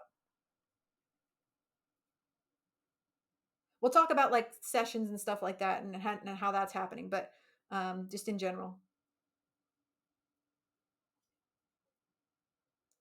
the object ID, the object ID will be in every document. So, like we looked at earlier. So let me just go to another one here. So we looked earlier. We looked at like I have a bunch of different databases in here. It doesn't matter what they are. Um, but if I just go to this other database here and I look at these documents, we can see that again we have more IDs. That's actually a bad example. Let me go to this one. Maybe this one here. There we go. Let's go to sample. This is just a collection of movies, right? Completely different. Has nothing to do with users, but we can still see that this collection, every document has object IDs associated with it, right? Like I say, that is something that MongoDB does for every single document. It doesn't matter what it's about, right? It doesn't matter that if it's a movie or a restaurant or a user or a dog. If it's a document, MongoDB is going to want to assign a unique value to it. Okay? Yeah, Kosovo. We'll get there. We're going to go through the whole code. Don't worry. We're chilling. We're taking our time. We're cruising. We're making sure that the concepts are clear. Okay. We're chill. Yeah. So every single document in a MongoDB collection is going to get a unique ID because MongoDB expects that. That's really the best way that you can work with these documents. MME says, what are the projects in Mongo Atlas? Are they clusters? Why do we want to add more than one database to one cluster instead of one database per cluster? Oh man. Well, clusters can hold a ton of activity. So I don't know why you would want to have just one database per cluster. I think you're limited on the number of clusters that you can have actually on the free tier. So you want to actually add all of your just like there's a button right up here to just make more databases, right? So just add all your databases in one cluster and they'll all fit. Like for the type of stuff that we're doing, you're not going to encounter any problems with storage or anything like that. Okay, yeah, Beverin, that's what I was thinking. You can only create one cluster for free, right? Yeah. So you can only just put all your databases in here. It's not going to hurt anything. They'll all coexist. They don't talk to each other. They'll all coexist. And you specify which database you're connecting to. You specify which database you're connecting to in your code, right? You specify that. So you're always going to hit the right one.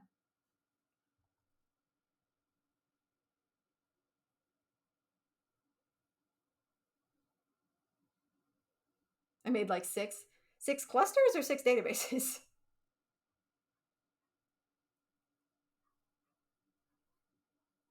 I still accidentally try to make that second cluster from time to time. Oh, yeah. Actually, I think I have another one. Somehow I was able to like do another one for free. I don't know, but does each collection have its own password or is there one for the cluster? So if you are wondering about passwords and you go to the database access and we go to just edit here, what this is doing is it's changing the password like for all of the databases in the cluster. And this may be something that you can configure. And like Rascal was saying, maybe projects can help you kind of refine that a little bit. But what you're doing here is if you're changing the admin account, you're read write any database. So that's the permission level. Yeah, and like Rascal says, you can make additional accounts. So this is like you're the admin, right? By default, you are the admin of your cluster. But you can make additional accounts that only have access to certain databases or collections if you want to limit that. Yeah. So, for example, if you are like letting other people into your database, for example, a group project, you could potentially like create accounts for them, which only let them access the database that you want them to be able to access, right? So, just a suggestion. I'm gonna take. We got to hydrate. Oh, perfect. I need one. Whew. This room gets so hot. Like my graphics card in my tower is like just turning this room into an oven.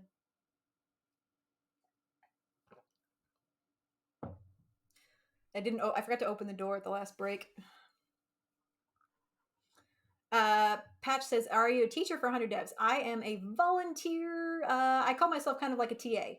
I just kind of help out. I go over class material. There are other volunteer helpers as well. We are the stream team. We are volunteer streamers that assist with 100 devs courses. So yeah, Leon is the official teacher. I'm one of the helpers on the stream team. And speaking of which, definitely check out Hello, It's Rufio. They have been doing fire streams, like amazing streams that are hunt related. And I think Rufio is going to be hitting the hunt hard. So if you are participating in the hunt to get a job, check out Rufio because they're going to be focusing on it way more than I will. And I'm just going to do a shout out for Rufio real quick before I forget. Shout out, Hello, It's Rufio. They had an amazing stream on Tuesday, just talking about hunt stuff. It was rad. Yeah, so check them out. Okay, good questions on the database. I should have. You're right, Jim. I should have a command for the stream team. I need to make one.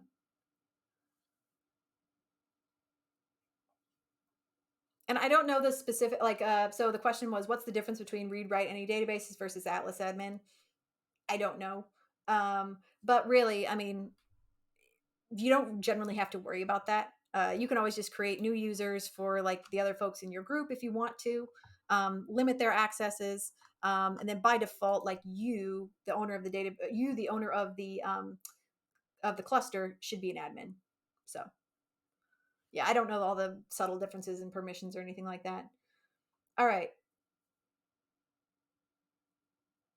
my GPU is using 30 watts just at idle because of multi-monitor and high hertz. Yeah, I have a super high refresh rate monitor too, and it's just like, and I have multiple monitors, and so yeah, it's cooking, baby. We are cooking eggs on the dashboard. Yeah, I don't know what I should check my graphics card dashboard and see what see what I'm running at. All right.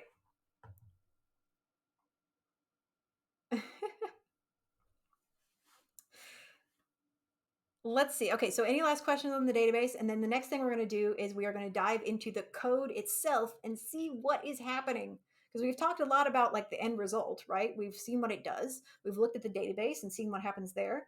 But what we need to also look at the code and kind of just go through the Legos and see what's going on there.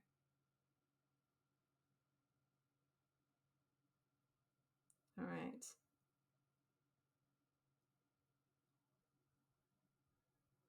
Good deal. Okay. So let's pop back over to our code. All right, now somebody asked earlier about the packages.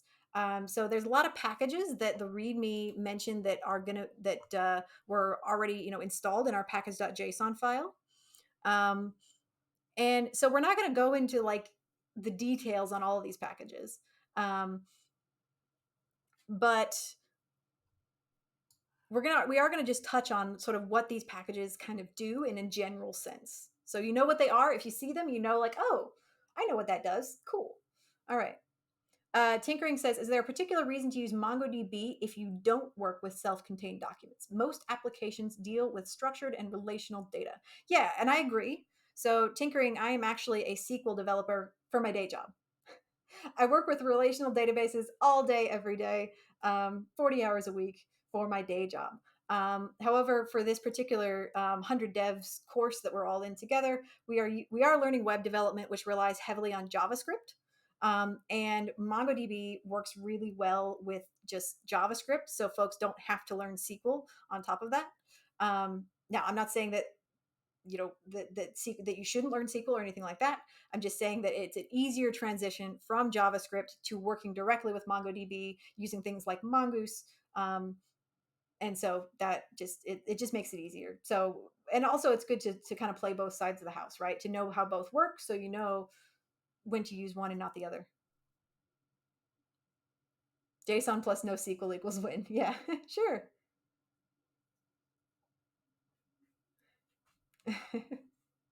Will you save this live? I'm already saving it.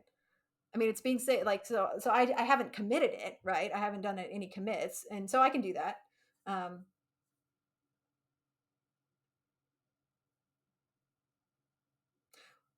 is SQL really that complicated in comparison? No, SQL is pretty easy to pick up in a basic sense. I actually have a stream on that. I have an intro to SQL stream on my YouTube channel, exclamation point YouTube. Um, it's called Intro to SQL. Feel free to watch it, and you'll be able to pick up enough SQL to be dangerous just in a couple hours. More SQL classes maybe after the hunt? Maybe, yeah. I'm on the catch up crew, working with a team. What resources would you recommend to help catch me up? I mean, really just keeping up with the streams with Leon's classes. I don't know where you're at in the catch up crew, but just learning from your team and just proceeding at your own pace. I'm not going to like give you some like rocket ship that's going to accelerate you all the way up to the present, right? You really should just stay the course and help your team and learn from your team. Um, and just kind of pick it up at your own pace. Yeah, and Discord is really great if there's things you don't understand, like in the moment. Definitely ask on Discord. Absolutely. Does SQL go hand in hand with JS? Not really. They're very different.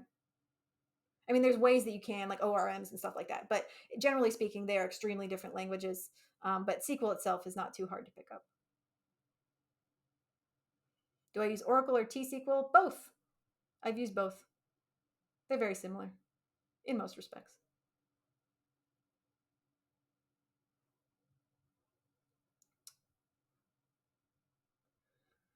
So tinkering, yeah, I mean, we could debate all day SQL versus no SQL, which is better, which is worse. But in the end, there's no harm in learning them both, right? So what we're focusing on is no SQL with 100 devs, and then folks can definitely pick up SQL if they would like and get a more well-rounded picture of the database world. Exactly. Um, so let's look at the code. Let's talk about our packages. What packages do we have installed? So bcrypt. Now, the name of this package should probably tell you a little bit about what it might be trying to do. So what do we think this package is going to be associated with? What do you think this bcrypt might do in a general sense? Encryption. Yeah, encrypting all B characters. Yeah. It's going to have something to do with encryption, right? And what's something that we might want to encrypt when we are storing user information in our database? What's something that we might want to not have just sitting out there in the open like some major businesses have done in the last few years? Passwords. Yeah. In our case, we're really only concerned with passwords, right? But it's possible that your apps might also have some other sensitive data that's going through there. And so, yeah, you can encrypt stuff that you just don't want sitting out there, which surprisingly many major businesses do not do, right? Or have not done well. And so we're going to be using bcrypt, starting off right, encrypting our passwords. All right, so connect Mongo. Well, this seems pretty self-explanatory, right? It's going to have something to do with connecting to Mongo. And we'll see this applied in the code. So we don't have to get too specific right now. But all right, connect Mongo has something to do with connecting to MongoDB, right? Everyone says, I found out one of my previous employers had gotten hacked. Yeah.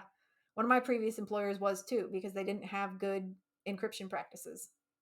Yep. All right. .env, what does that do? We've seen that one before. What does .env do for us? Or .dodenv, if you read it like I used to.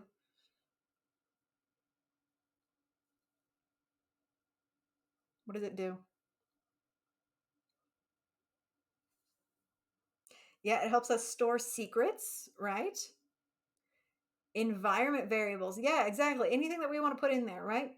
It's all the things that are in our .env file. Protects the secrets. Exactly. Yeah.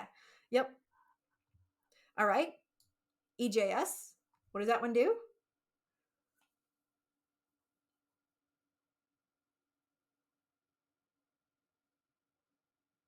What is EJS?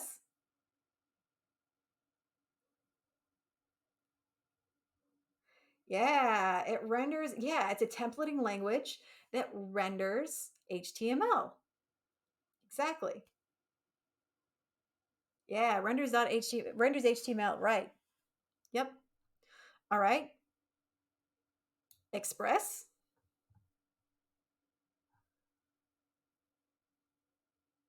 I'm basically like Anki quizzing you right now. That's on purpose. What is it? What is Express? You're probably like, oh my gosh, it's so obvious. But this is the kind of thing you're going to forget in an interview. You're going to be asked and you're going to be like, I don't know, if you're not studying it.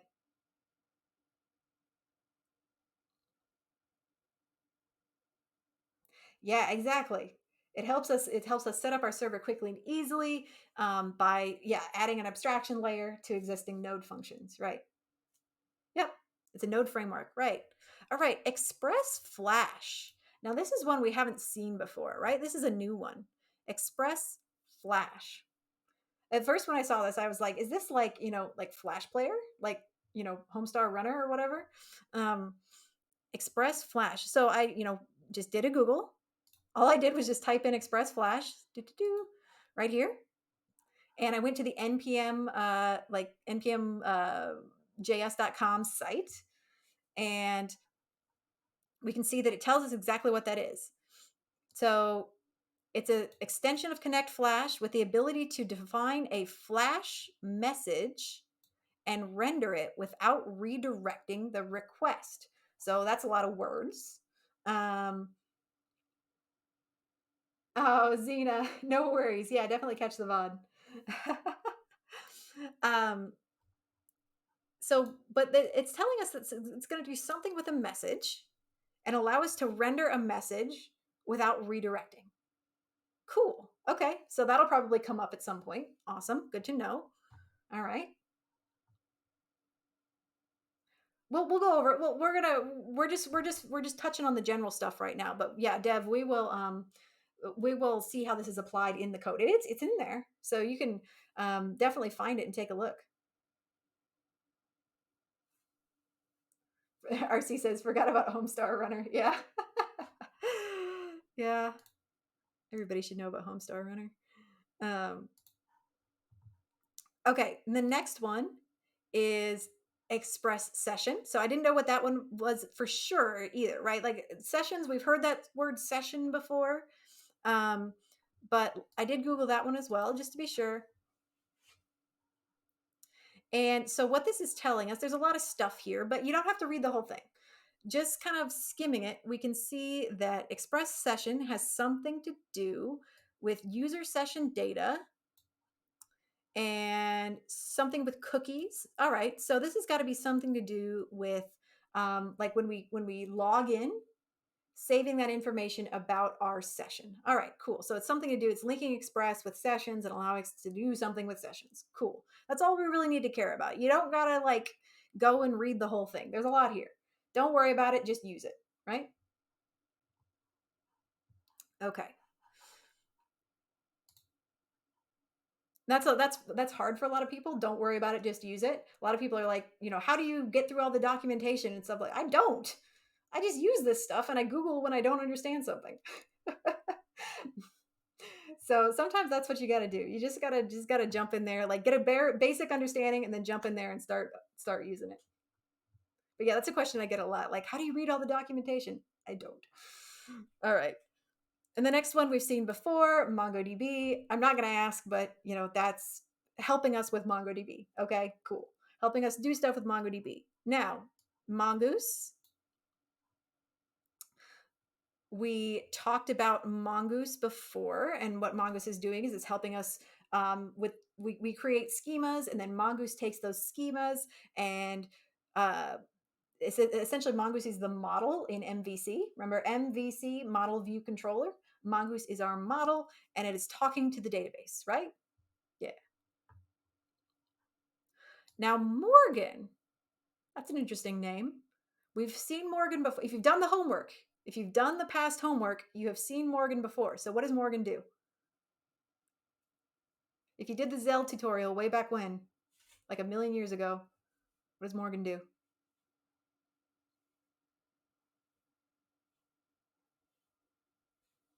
Yeah, it has something to do with logging. Exactly. Now, not log in like logging in a user, but logging like logging to the terminal. Yeah. And we can kind of see it. We can see something that Morgan is generating right down here. We don't, when we're clicking around, we don't normally see like what pages and stuff, what routes we're clicking on, but Morgan is doing that for us. Yeah. All right. NodeMon we talked about earlier. It refreshes our server in between changes every time we save. Passport. We just learned about Passport yesterday, or if you did the Travesty tutorial, you learned about it maybe a couple weeks ago. But what is Passport doing for us, just in a general sense? What is Passport doing?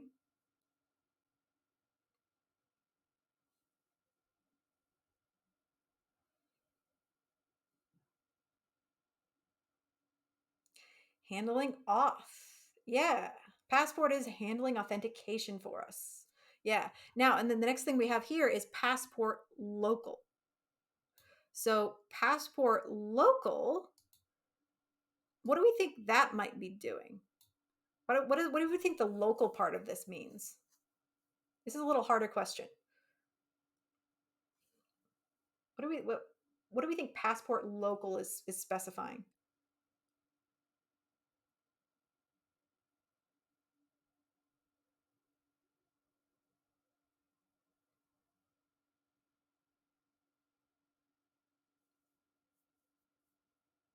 Hmm. Yeah, lots of good guesses here. Yeah, lots of good guesses here. Yeah. So right, exactly. So a couple folks got it there. So what Passport Local is doing is essentially it's saying that we're going to be using a local strategy here. So instead of using something like Google, which is going to use credentials from like outside, right? Like Google has its own stuff and Passport can talk to Google and use Google credentials to log you in. But in this case, we're going to be doing everything locally. The user registers locally. We store that information in our database, not anywhere else. It's in our database. We're storing that locally. Everything is just handled just between me and you. It's we're just keeping this between us for now. We're keeping it between us. It's a personal thing. We're keeping it local in the neighborhood. So that's what this is telling us that we're doing here. Yeah, it's a local strategy. Yeah. All right, last one, validator. What do we think this might be doing? We kind of touched on it earlier. We saw the effects of validator before. At the very start of the stream, we saw what validator is doing. So what do we think validator might be for?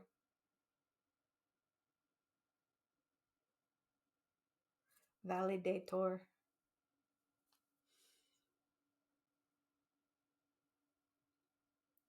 Sarwan says, is this project available on GitHub? Yes, it is. If somebody has the link handy, if you could just drop that in chat, that would be rad. The link to to Leon's repo, not to mine. It provides emotional support. Yeah. So some folks are saying checking passwords and that sort of thing. Yeah. So, but in general, what validator can do is it can let's look at the docs. Um, its validator is just a library of string validators and sanitizers. So it can check things about strings. It can checking things about strings, um, and potentially sanitize input. So you can, like, if you pass something in it that has special characters, you can use validator to take those characters out, which can be useful in some cases for things like preventing SQL injection or bad things that could happen to your database. So this could be very useful. Yeah. So checking, as far as checking passwords, like validating that you've typed in the correct password, do we think validator is handling that? What package did we say already was handling authentication?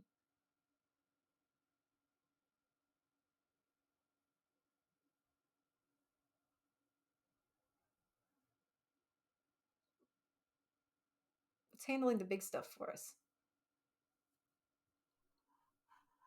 Oh, and you all might be answering, but for some reason I lost connection to chat. I have no idea why. So I hope my stream is still going. For some reason, chat isn't working. That's fantastic. All right, let me see if I can pull it up in browser. 2 seconds. I can always just do that. Oh, Twitch.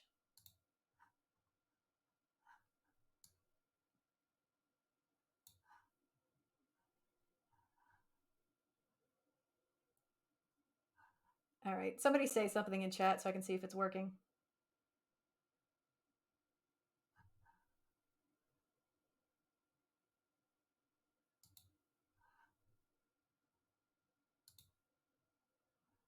Okay. Oh boy. It's just being super flaky right now. I think what it's telling me, okay, awesome. I can see it. I can see chat in browser. It's not working in Twitch Studio right now, but that's okay. We've got workarounds. We can figure it out. We are smart. All right. So perfect. Um, live things happen. Yeah, exactly. Yeah, and so Passport is handling our authentication, right?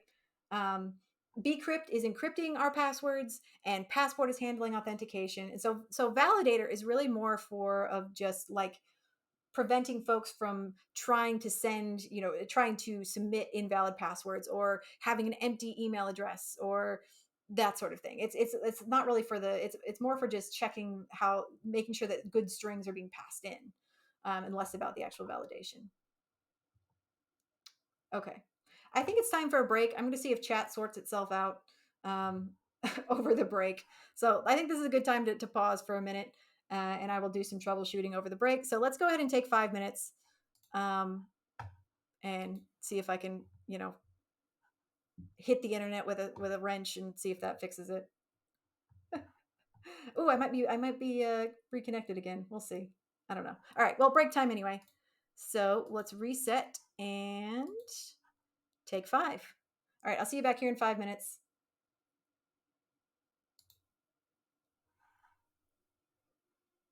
Try jiggling the handle.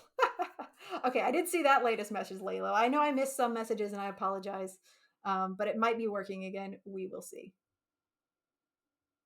I'm glad it started working again just in time for me to catch your joke. Have you tried turning it off and on again?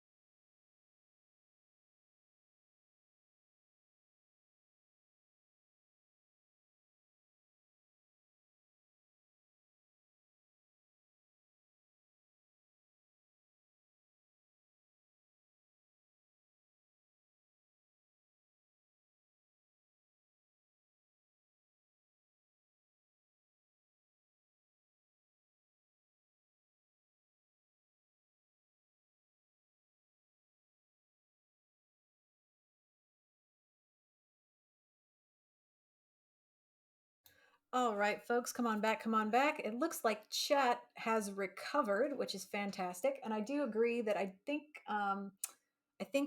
Twitch may have been having a little bit of a blip there, um, because it was not working in both Twitch Studio and in browser. So I think Twitch just had a little bit of a ripple. But yeah, come on back. We got about 20 seconds left on the timer.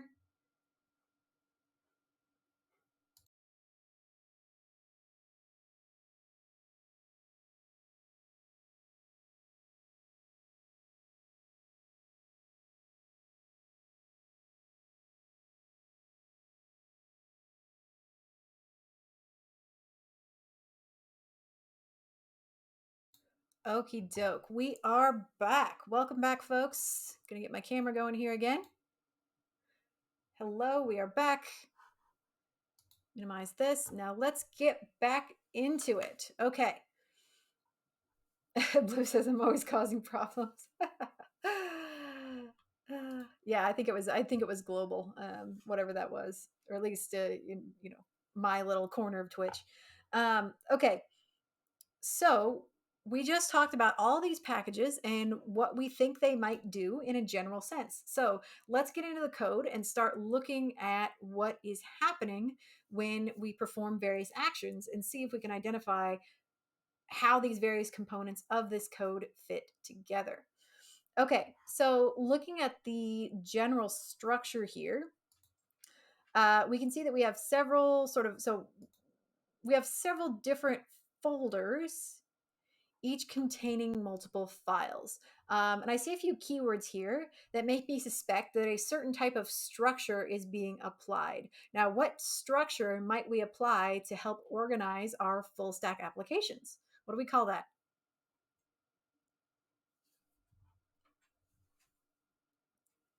MVC. Yeah. All right. And what does that stand for?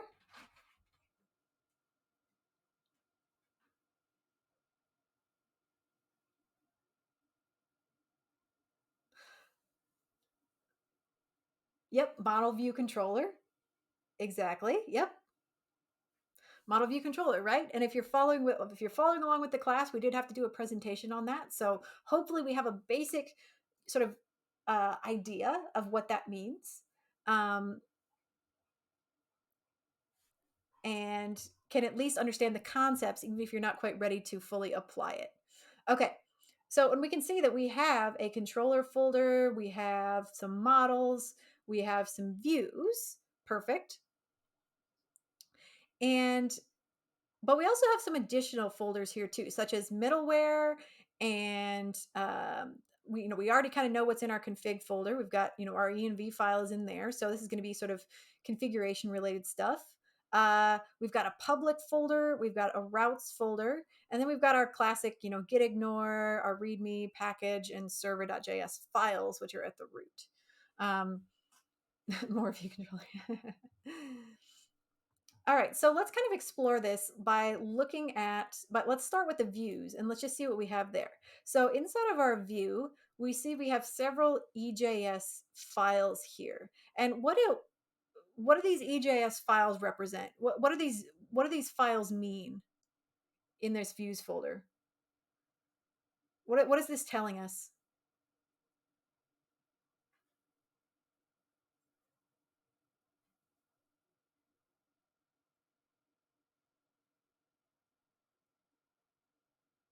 Yeah, Matt Waste coming in hot with the first time chat. Awesome. Yeah, it's basically what the user is going to be able to see when they are navigating around our application, right? These represent pages that are going to render into HTML in the browser, and they're going to be what the user ends up seeing. Yeah, it's the UI, right? It's user interface. Um, okay, so which of these pages would you expect would show up first for the user? If you're not sure, you can also feel free to take a peek if you need to. But when I go to just like localhost 8500, which of these pages would I expect to see first?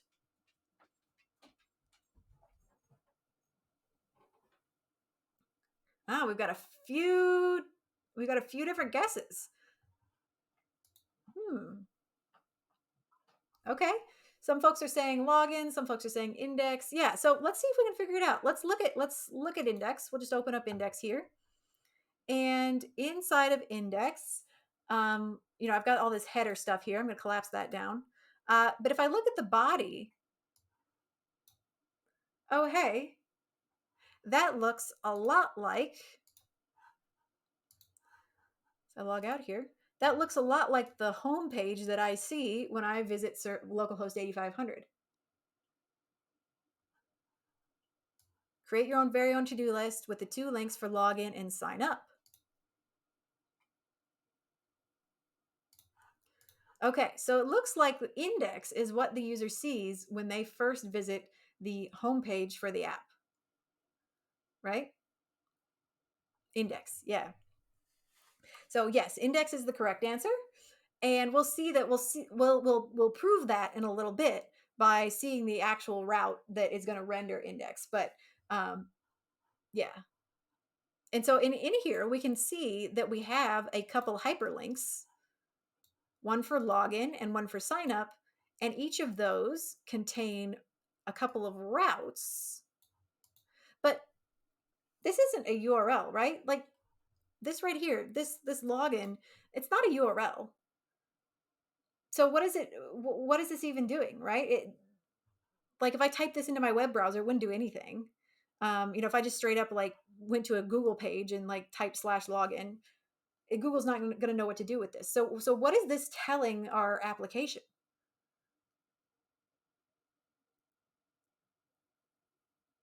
What is this even for? Why does this exist?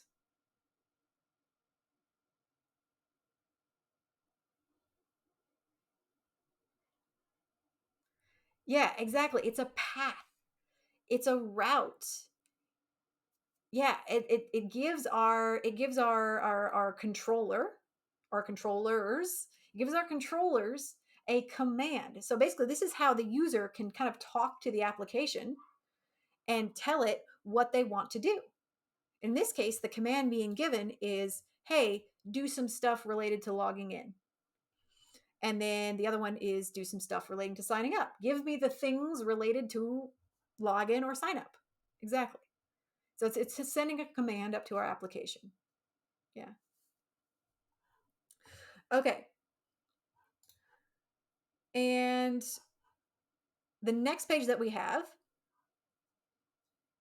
I never know whether to call my dir controllers or controller routers or router. I mean, yeah, I think it's pretty like the S or not.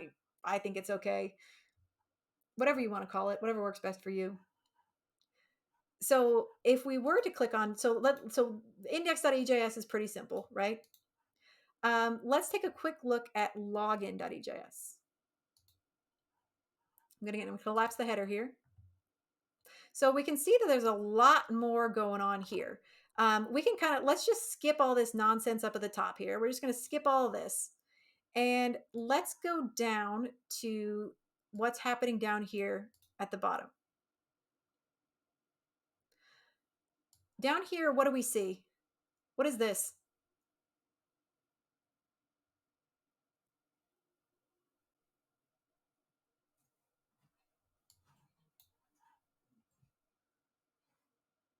It's a form, right?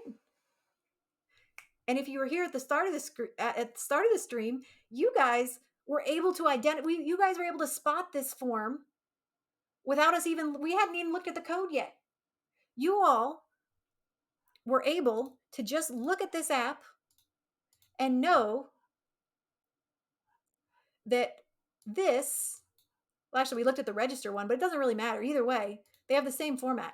Y'all were able to look at this type of a layout and say, yeah, that's a form. Y'all were able to spot it. So good for you.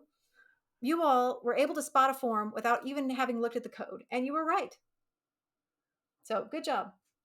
All right. So this is a form. And hey, here's another route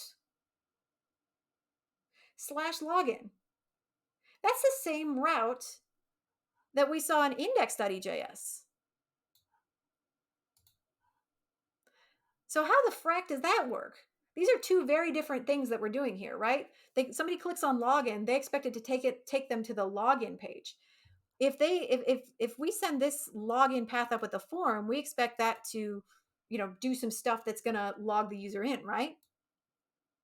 So how is it that we can send two of the same route up to our server and controllers and stuff and have it know what to do? How does that work?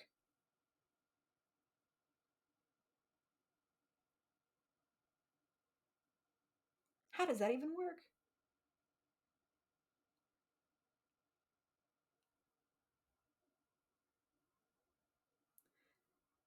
Yeah, exactly. Right. It's two different types of request.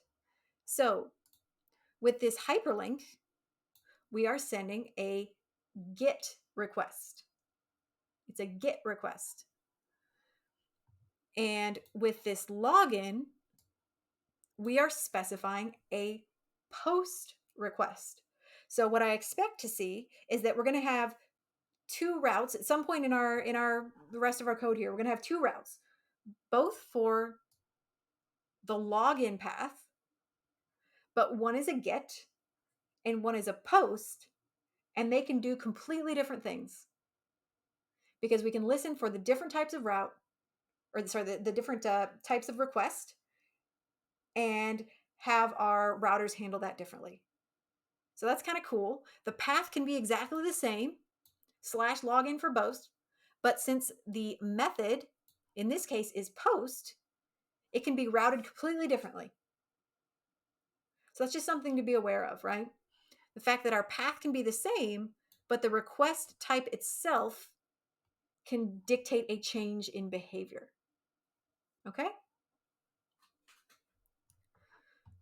Aquitas, that's a great guess as far as middleware, and we are going to have some middleware that is going to do some stuff. But in this case, it doesn't matter because the request type itself is different between the two. All right, and we're sending a couple things here. We're sending an email address. We're sending a password. So when you log into this application, it's expecting an email and a password. Alyssa says, is it good or bad practice to use the same path name for different methods? Well, it depends on how you have your route set up, right? So depending on how you have your route set up, that might mean that you have to use the same path name. I like to kind of try to differentiate them, but I'm sure that Leon is doing it here to show us that you can do this, that you can have the same path with different request types and have it do different things. I'm sure this is like a demonstration activity.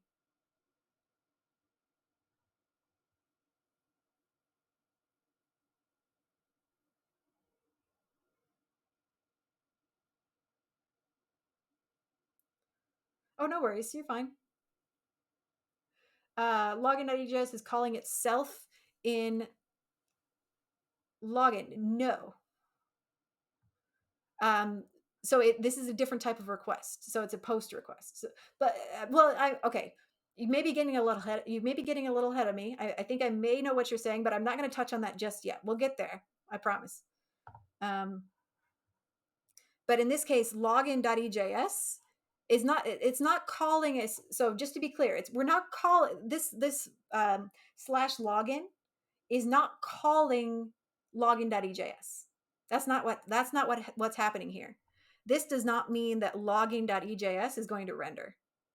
What this is doing is it's passing a route. It's passing a route up to the server and then telling the server and the controllers to do something. It could be a lot of things. It could be, hey, go talk to the database. It could be display a completely different page. It could be refresh this page. So the name of the route does not dictate the end result. You define the end result in the code. Okay? So slash something is not always a URL. So if by URL you mean like a website, then yeah, no. In this case, slash whatever is just a route that's like a command, a path that's telling our controllers to do something.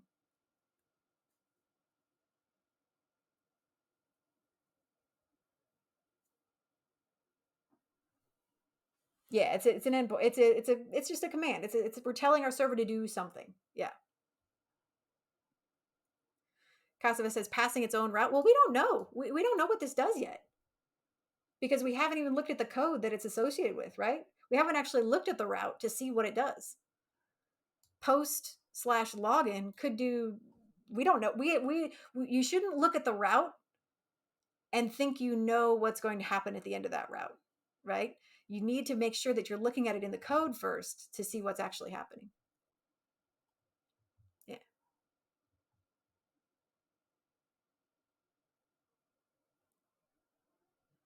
Are we able to call it anything we want? Yeah, as long as you define it, as long as you define that route later.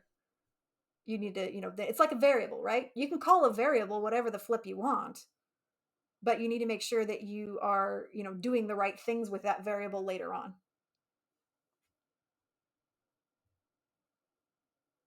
So login.ejs route is not the same as slash log. Yeah, no, it's not. Yeah, login this login.ejs could potentially have nothing to do with slash login. We don't know that, right? Because in the end, we're going to have a route that goes somewhere, and we're going to have a controller that's then going to render login.ejs. Yeah. Okay, so is get request the default, and we have to specify the method if it's a post. I always just specify the method. So is there a way, is there a default? Does anybody know in a form, is there a default? I always specify a method. So can you just not specify one? Does that work? I'm sure somebody here has tried it.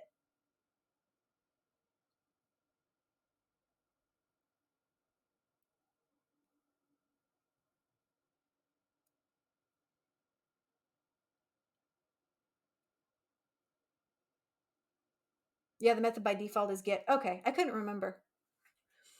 Yeah, and so I see there's a lot of confusion here about like login versus login.ejs and all that. So yeah, and that's because we have a lot of similar names, right? We have a lot of similar names, but in this case, slash login is not the same as login.ejs. Slash login is a route which goes somewhere, and login.ejs is a file. But we will see where this route goes. We're going to follow it. Don't worry. We'll see where it goes. Kasima says, never tried. Feels like living on the edge if I don't add a method. Yeah, I know. I always specify it. Yeah. But it makes sense that it's get by default. Okay. All right. So that's login. And signup.ejs is going to be very similar. Just for now, just ignore all this EJS stuff at the top. Um, Again, here we have another form. And this time the action or the route is slash signup, right? And we're passing in all the sign up fields such as username and email and password and the password confirmation. So everything that we typed in the form, we're just sending up to the server and it's going to do stuff with it. Hey, browser, surprise me with a method. Yeah, MME. So the browser is so that hyperlink in index.ejs. Yeah, that's just going to be a get. Yep. Okay, so sign up is so login and sign up are very similar, but they have different routes, right? Right? Login is going to go the login route with a post method, and sign up is going to go the sign up route with a post method again. So two different routes. Cool. All right. The last one, todos.ejs. Again, I'm going to collapse the header here. And so this should look very similar. I think this is essentially identical to the like previous to-do code that we've seen in like previous versions of this to-do app. And really what this is doing is it's just using some EJS to create a list of to-dos, right? So it's getting a list of to-dos. The server is feeding it a list of to-dos, passing it to the EJS, and the EJS is doing what EJS does and generating a list, and then it's going to render it as HTML and give it to the browser.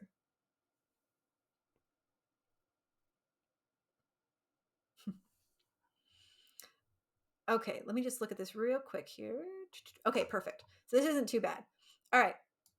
So here we have a for each loop, and it's taking some stuff, probably a list of to-do items, and it's giving each list item a class of to-do item, and it's also taking in a data ID. Now here we see that it's taking in an object, which is probably containing like an entire document from the database, and it's giving it a data ID of underscore ID. Now, where have we seen that before? We know what that is. What is underscore ID? Pop quiz.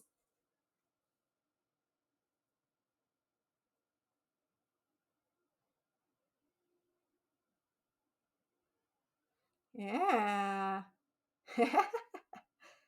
Yeah. That's awesome. Y'all are retaining it. That's great. That's from MongoDB and it's in all documents. Yeah. It's that unique ID that we talked about before, right? Hey, Dome One Bob, I can verify that I am a real person. I can't vouch for any of these people. I just assume they are. They're probably real. They seem real. Yes, exactly. It's the Mongo ID for individual documents. All right. So just pointing that out that we're seeing this thing in the wild now. It's here. It's here and we're using it. I'm not real, you're real. Okay. And so inside each of those list items, which we have given an ID value, we are creating a span and we're doing some stuff.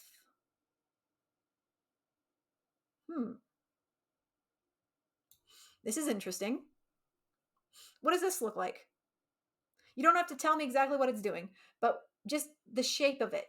Where have we seen this before? This thing that I have highlighted, just the highlighted part. What JavaScript thing does that look like? Tian says, I'm just a text going across the screen. It's a ternary, right? Looks like pizza. The thing. It's a ternary, right? All right, so let's see what it's doing. L.completed equals true, question mark, completed, colon, not. And it's saying class equals L.completed equals true, question mark, completed, colon, not. All right, so with your knowledge of ternaries, what's happening here?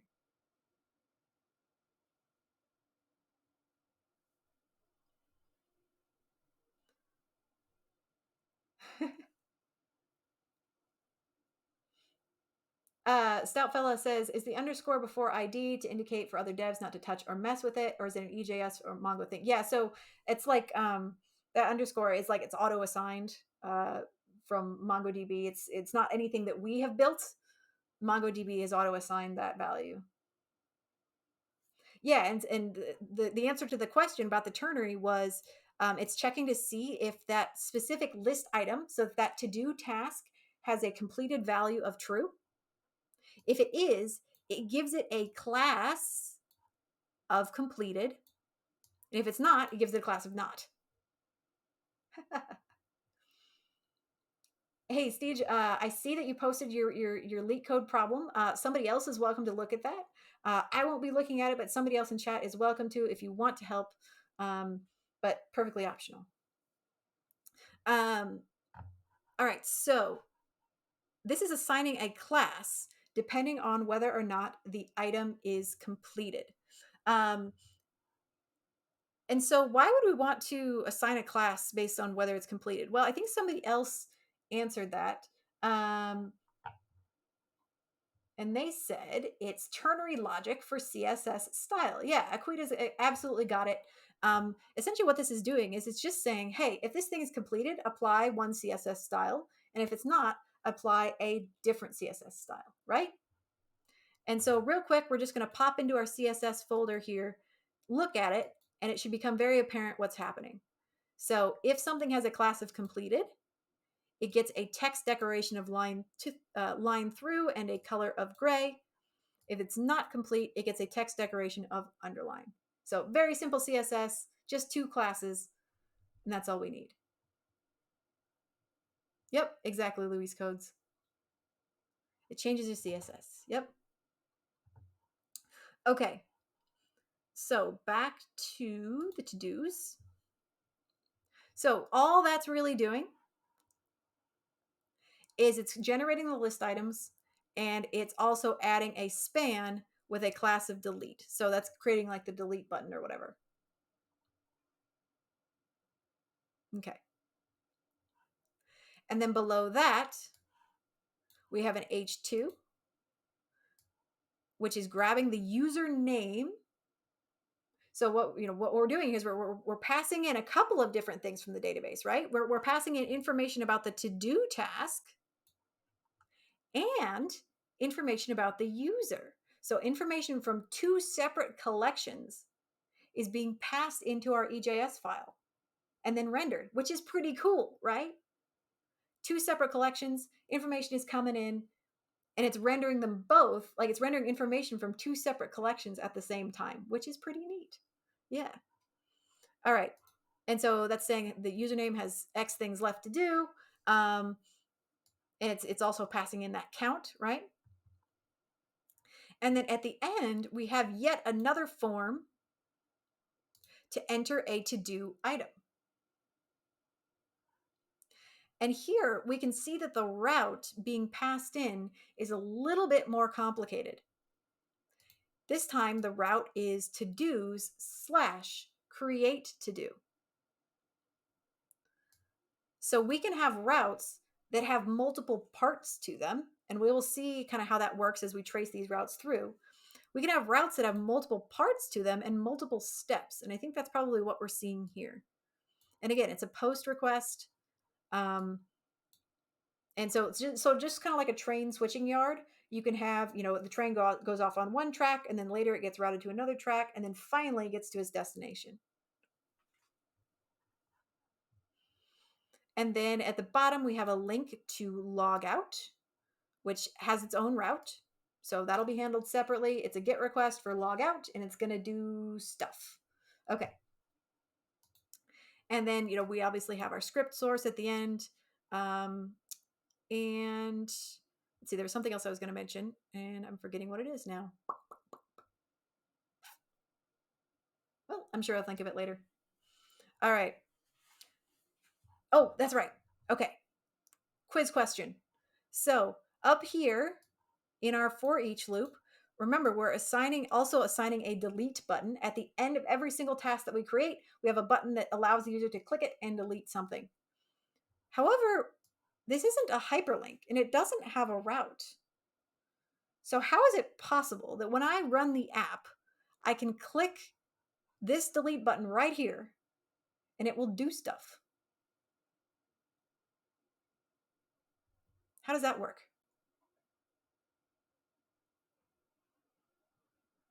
Event listener. Yes. Yeah, you got it. Hey, Uncle Wawa, welcome to the stream. We are having a great night. Thank you. Yeah, it's a Smurf. It's an event listener, whatever you want to call it. It's doing something client-side JS. Yep, absolutely. Okay, so these are all of our views, and that's kind of what they do. Okay, they're rendering some EJS, they're handling logins, they're handling signups. Really, all our views are doing is they're rendering some stuff from the database, and they're sending a bunch of routes up to the server, right? They're sending a bunch of routes up to the server, and the server is handling the thinking. Yeah. Okay. However, we do on our way up to the server, we do have some client-side JavaScript. And so we find that client-side JavaScript inside of our public folder, the same place our CSS is located. Public JavaScript, and we have our main.js file. So in here, what we can see is happening is we're essentially assigning a bunch of event listeners to various actions. So it's creating the delete button. It's grabbing everything with the delete class, and it's essentially then assigning that event listener to every single delete class. And it's doing the same thing for mark complete, mark incomplete. So all those clickable things, like the clickable list items and that kind of thing, it's assigning them event listeners. So they're listening for clicks. And then down here, we have the functions that are associated with those event listeners. So for example, that delete button, the delete button was assigned a function of delete to do. Okay. And so that function is declared down here. And what this is doing, well, what do we see here? Oh, hello. It's a route. It's a route, isn't it? So instead of the route being inside of our EJS itself, the route is still there. We're still using routes. Routes are how we communicate with our server. The route is just inside of our client-side JavaScript. Now, why do you think that is?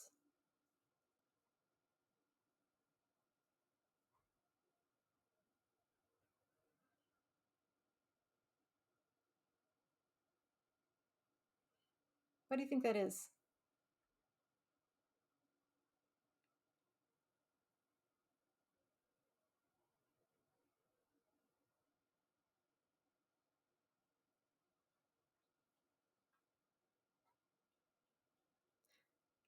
Yeah, we are. So essentially, yeah, what we're doing is we're kind of setting up a um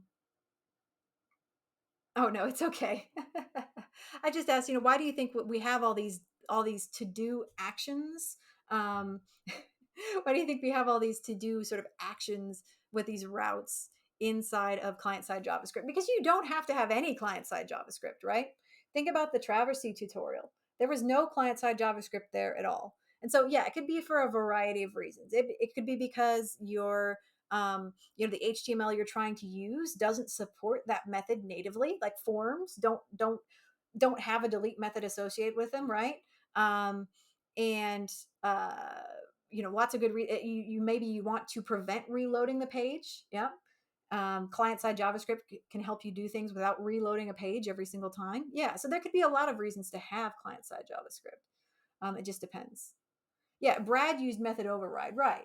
Yeah, and there's ways you can get around not having any client-side JavaScript, uh, or you could do it the way I did it and just fudge it the entire time, and hook the wrong thing up to the wrong method on the server and have it work anyway. That's another way you could do it. You could cheese it. Yeah, you can technically use a get to delete, but that wouldn't be RESTful. Exactly. Yes. So here we're able to send whatever types of method we want using client-side JavaScript and send that up to our server. Yeah. So here for this delete to do function, we're grabbing.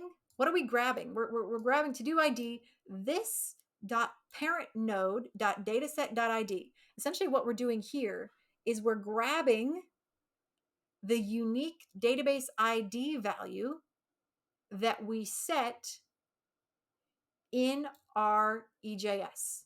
Remember, at the list item level, we set an ID that was equal to the MongoDB ID of every single document that we pass to it.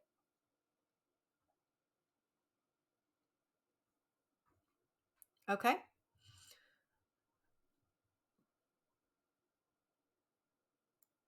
Hey, Stage, we're not really here to, solve outside problems. So I let you post it once, but please don't spam the chat. Okay.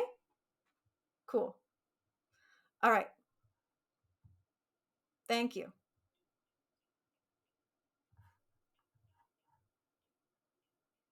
Okay. Appreciate it.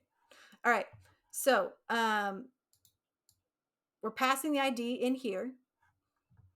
Oh, all right. I'll ban him. 2 seconds.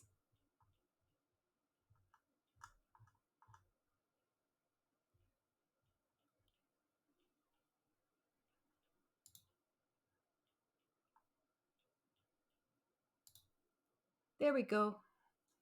All done.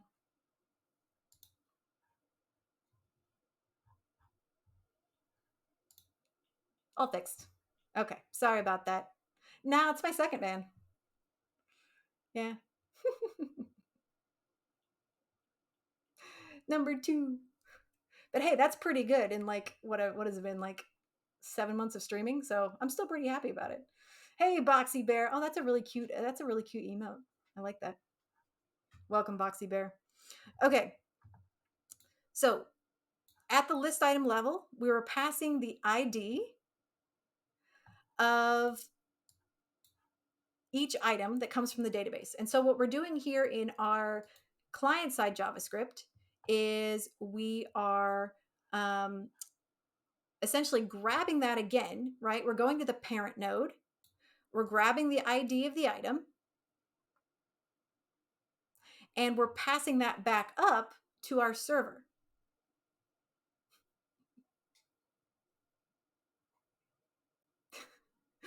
I love that you like that you all like the emotes. All right, we're passing that up to our server. We're stringifying it into a JSON object, and we're passing that up to the server so that the server knows exactly which item we want to delete. So why did I go to all this effort to grab the specific item ID and pass that back up to the server? Why would I bother with that? Why wouldn't I just get like the inner text?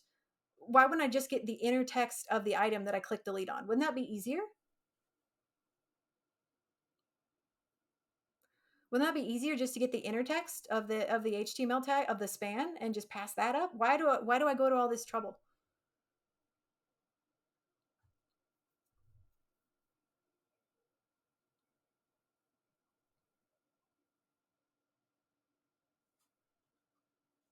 Why do I grab the underscore ID of the specific object that I click delete on? So let's look at this. All right, let me see. Wolf. I shouldn't have logged out.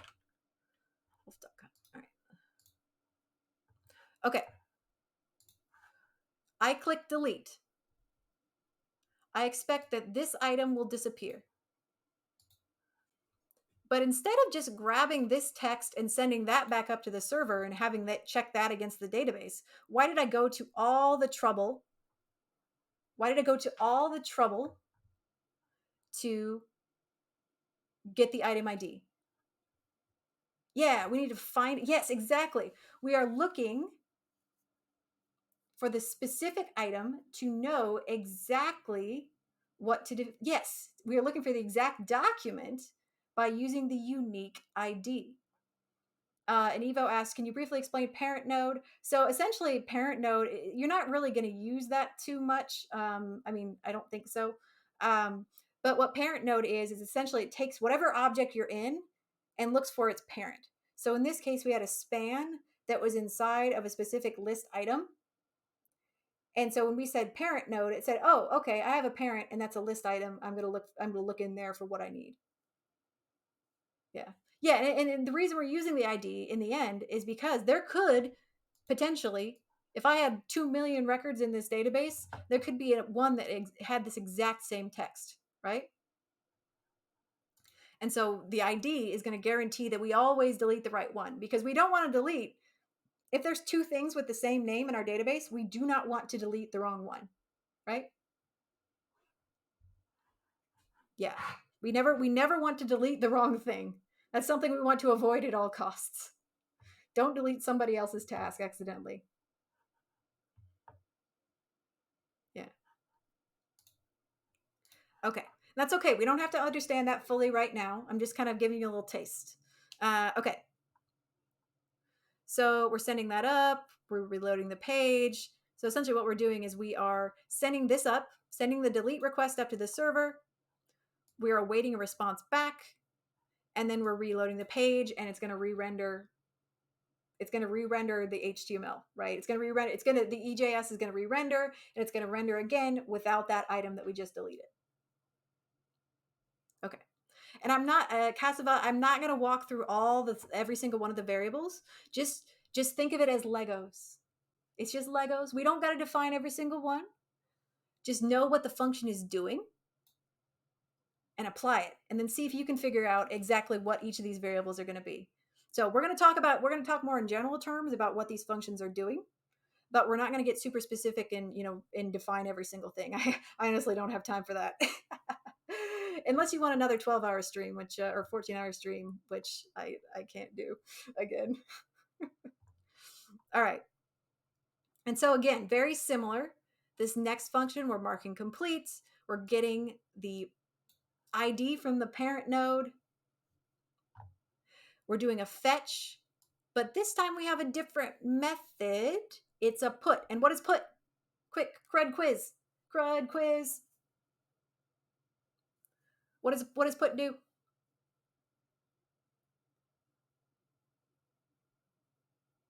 Update. Yes. And that makes sense in the context of this function, because when we are marking an item as complete, what are we doing?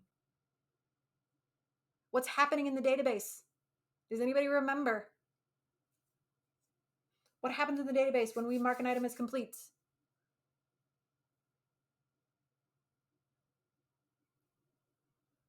There's a thing that changes. We are updating something. What are we updating?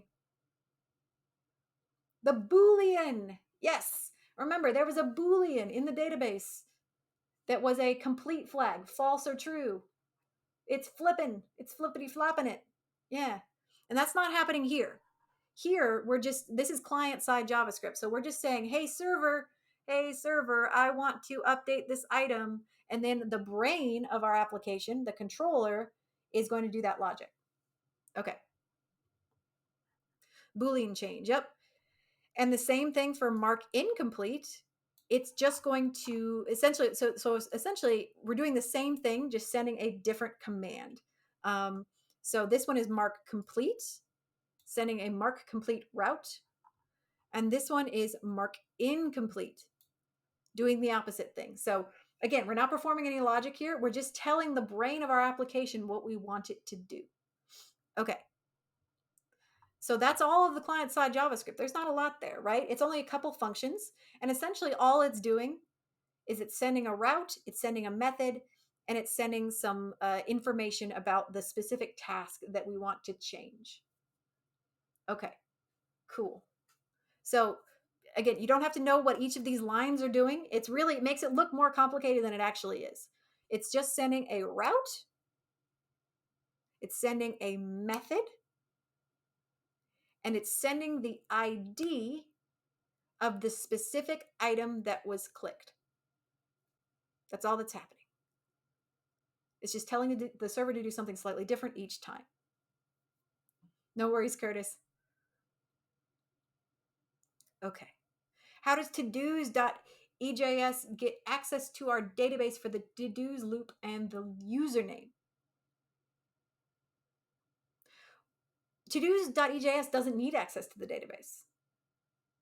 Remember, because we have an MVC relationship, right?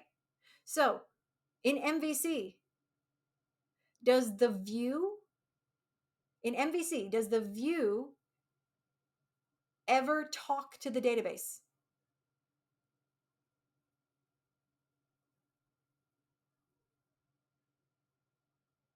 Correct. It does not. What element of MVC can talk to both the model and the view?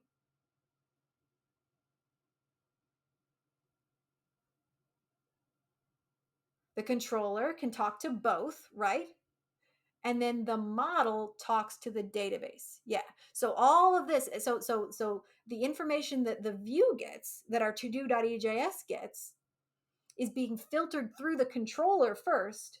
The controller packages it all up and then sends it to the view. So the view will never and can never talk to the database. Okay? Hey, Cam the Goblin, thank you so much for the raid. Welcome in, Raiders. We are looking at some full stack applications. Yes, we are looking at authentication. using local authentication, following some routes, tracing some things through, and just kind of seeing how this stuff works. Yeah. Goblin Raid. Hey, Pipsqueak. Welcome in. Good to see you. Okay, so that's the end of our client-side JavaScript. All right. Now, when I send data out of my views or out of my client-side JavaScript, what is the first place it goes? What's the next place? What's the next place that data is going to or those routes are going to touch?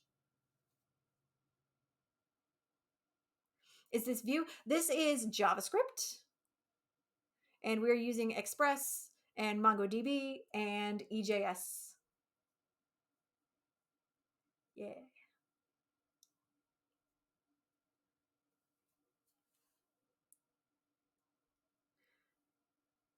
Yeah, so it's going to go to the controller, right? Oh yeah, and Rascal has shared a link to the repo that we're looking at, so you're welcome to look at that as well, Raiders, if you would like to join us. Um, so it's going to go to a controller. Which controller is it going to go to? Which controller are these routes going to touch first? They're gonna go multiple places. They're routes, but where are they going to go first? You don't got to think too hard about it.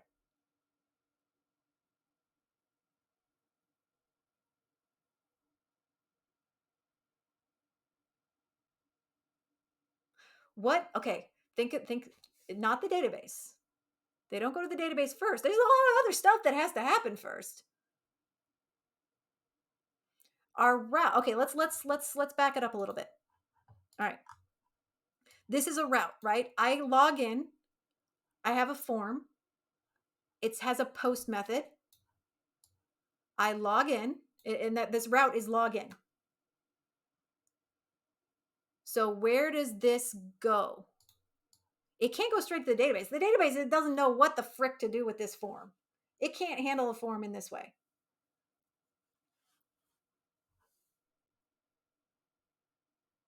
Okay, so we got a lot of guesses here. I'm going to help you out a little bit. And Matt Waste actually has the right answer.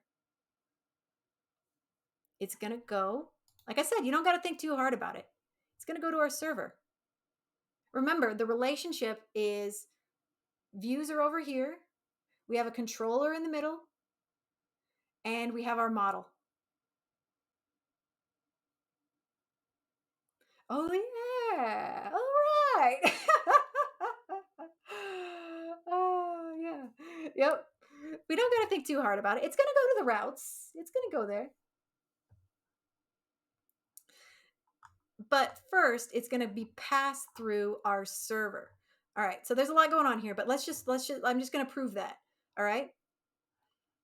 So right here in our server.js, down toward the bottom, we see app.use /todos, and then it's going to go to our to-do routes. Yeah.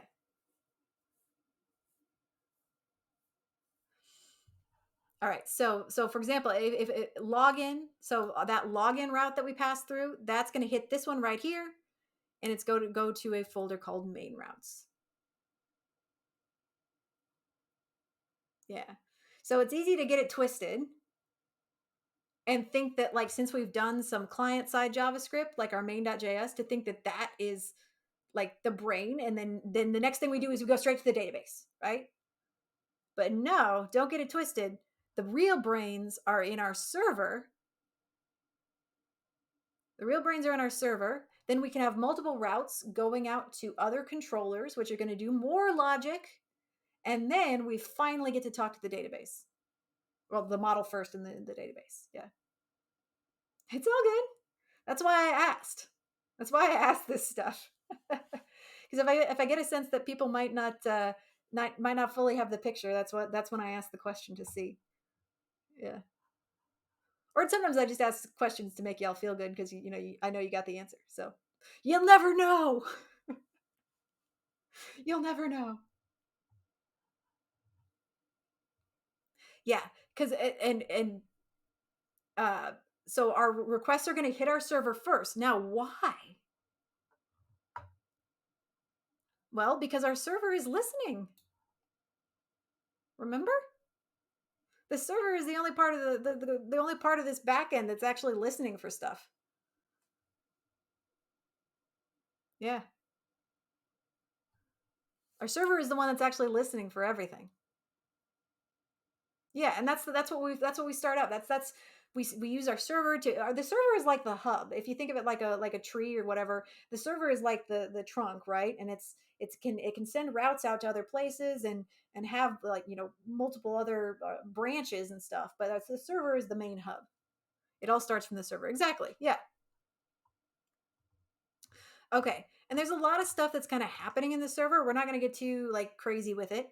Um, but I'm gonna review what's in server.js and then we'll have our break, okay? And then we'll get into the routes and the controllers and the middleware and the models, the other smaller branches of this. Yeah.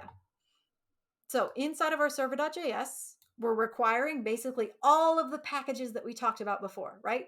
None of this is new.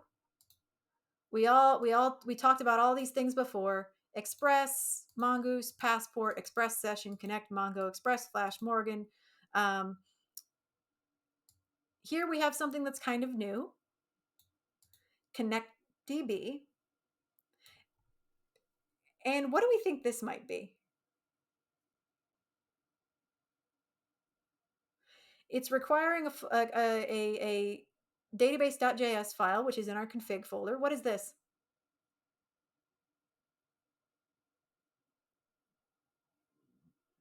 No worries, Evo. Yeah, be healthy. Do what you got to do. Yeah, it's just a function that lets us connect to the database. Right. Okay. So nothing new there.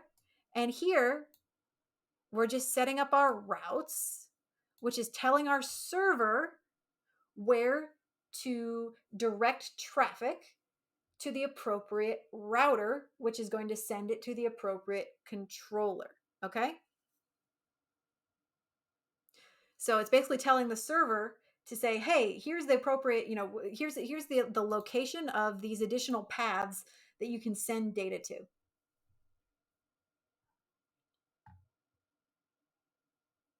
Yeah.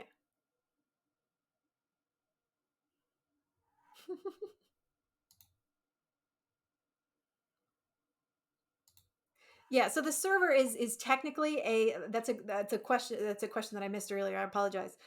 So the server is technically a part of the controllers. It is a brain. It is a controller. It controls the application. However, it's kind of like the main controller, right? It's the big one. It's handling all the requests and it's offloading the work. It's the manager, right? It's the manager, and the other controllers are all the employees. The server is the manager, the server is the boss, and the other controllers are all the employees. Yeah, it's a middleman. It's the boss, right? Yeah, Leon does have us think of it separately. Yeah, I mean, right. It does it functions differently than the other controllers, though. Yeah. So, but if you're thinking about the pure definition of MVC, it is a controller, but it's like the boss. Okay. So here we're just basically specifying a bunch of locations of things. We're saying, hey, our environment our .env file is located in the config folder, so that's where you should look for it. Our passport information is in our passport uh, file. And the next thing we do is we call the connectdb function to start the connection to the database. The way we've done it in the past is we've just written out the whole database connection information right here in server.js. But what we're showing here is that we can offload that connection to a different file and then just call it as a function right here in server.js. It makes things a lot more streamlined, right? Yeah.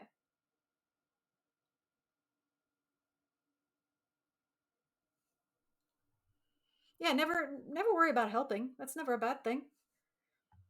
Like, what do they say? The best way to get the right answer on the internet is to post the wrong one, and then so that way you learn something, right?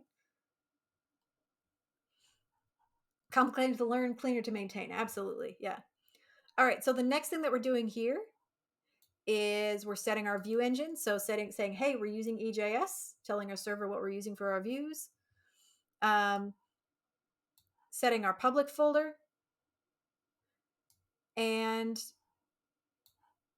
setting various other middleware. I'm not going to, we don't need to concern ourselves exactly with what all that's doing, but just know that we're setting a bunch of middleware here to do stuff. Cool. All right. The next thing, Habagat says, this is so cool. That's awesome. I'm glad you think it's cool. It is cool, right? This is rad. This is so neat. This is stuff that we don't need to code, right? Yeah, just copy and paste it, man.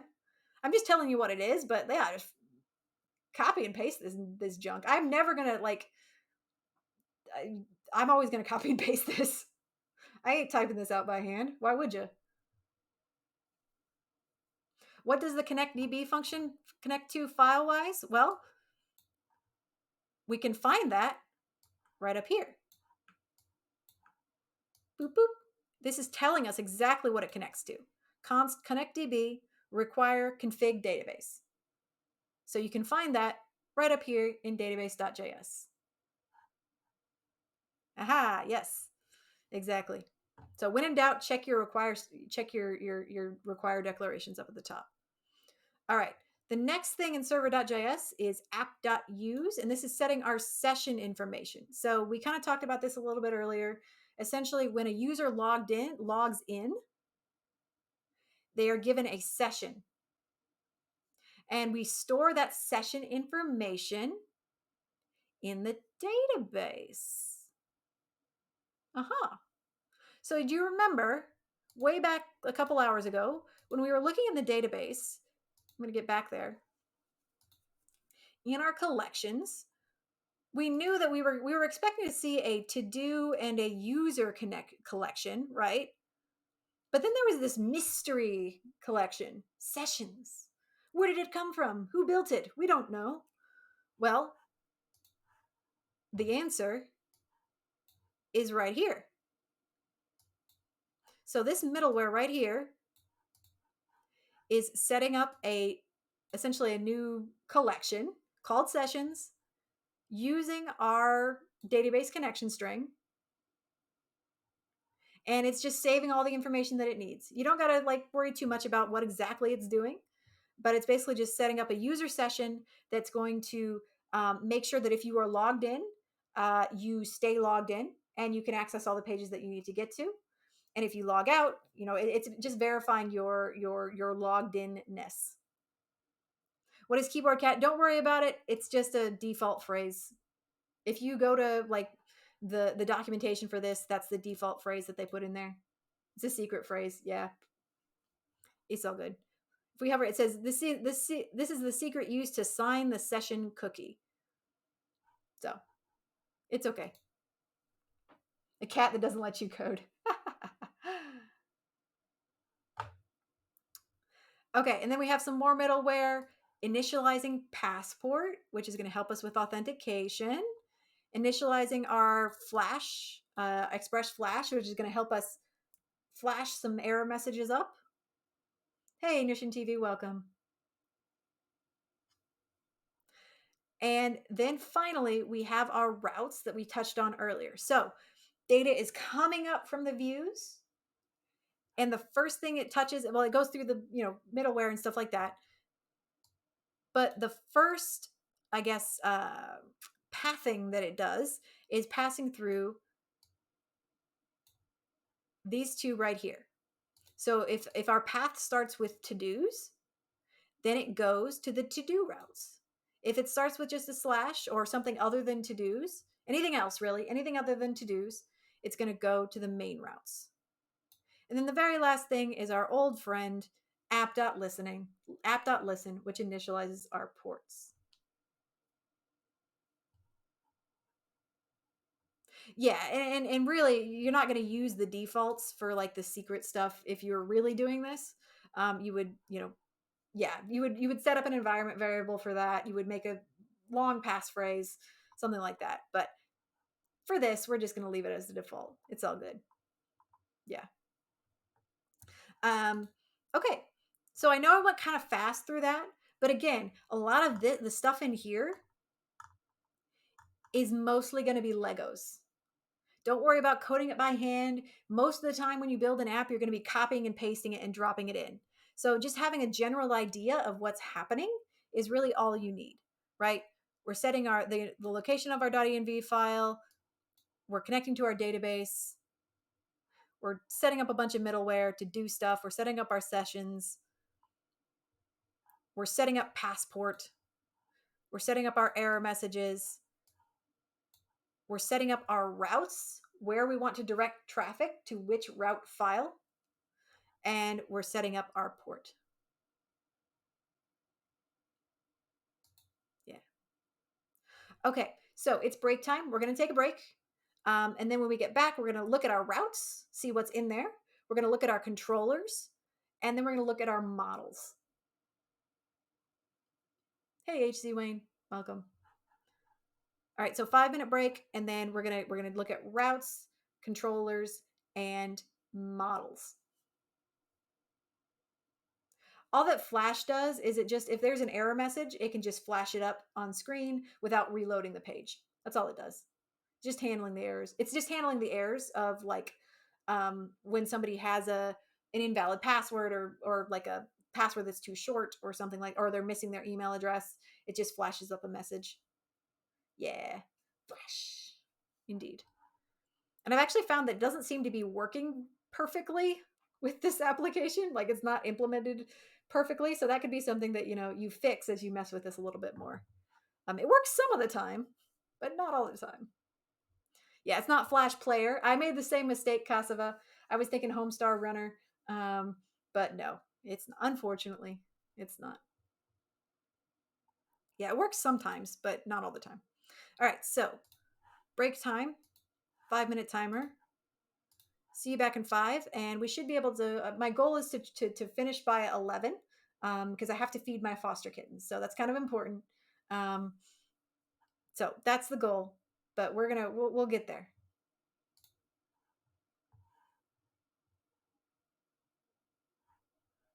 All right, see you back in 5.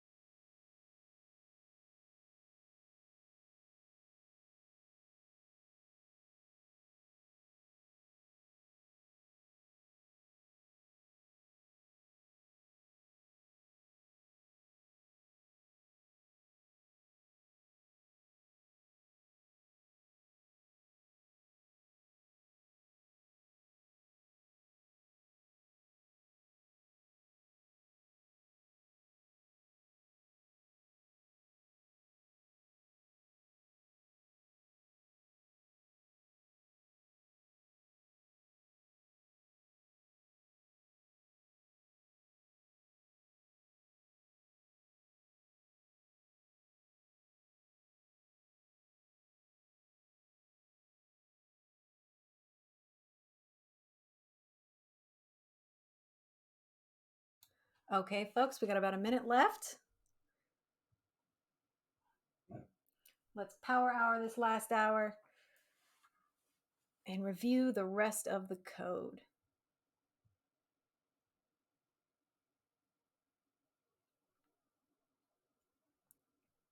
So get a drink of water, stretch your wrists. Be careful about your, if you aren't already, be careful about your hands and your wrists and that kind of thing. It can be really easy to get a repetitive strain injury if you're not careful. I know because I've done it. All right.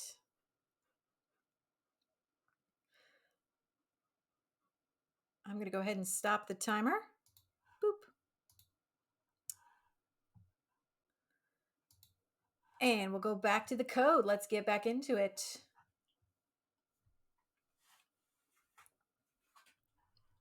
All right, so we just finished, before the break, we just finished going over. Oh, I got to turn my camera back on. Sorry.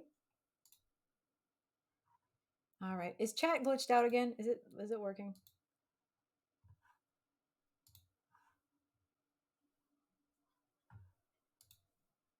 Okay, good.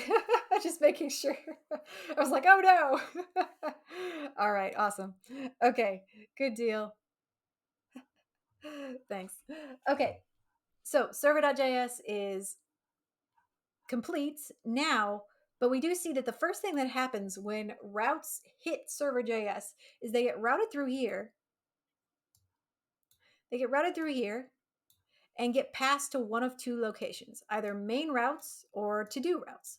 So essentially, in this application, to-do routes handles everything related to marking things complete, incomplete, deleting things, really just the things related to the to-do tasks, while main routes handles literally everything else. Okay. Yeah, app.whatever is express. So we actually set that up here. We say const app equals express. And that allows us to access all those express methods. Yeah. Okay, so let's take a look at this main routes file. So, well, how do we know where to find that? Well, we can look up here where we required stuff and see that we have set main routes to be the location that is in routes/main. All right, so I have a routes folder here. Routes, main. Okay, let's see what's in there. All right, so in here, it's a fairly short file. We're requiring Express. We're setting up the router functionality of Express. And we're also setting a couple of other things.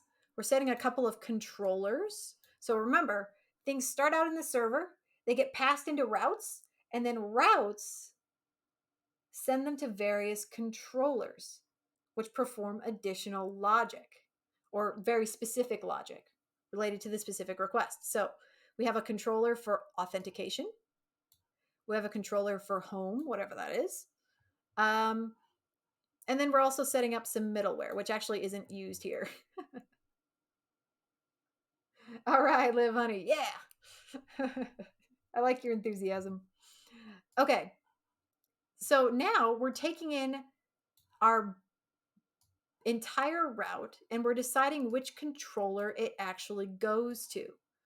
So if you remember, like on our main pages, like on our index.ejs and on our login.ejs and that kind of thing, we were passing in a variety of different routes, including login, logout, and sign up.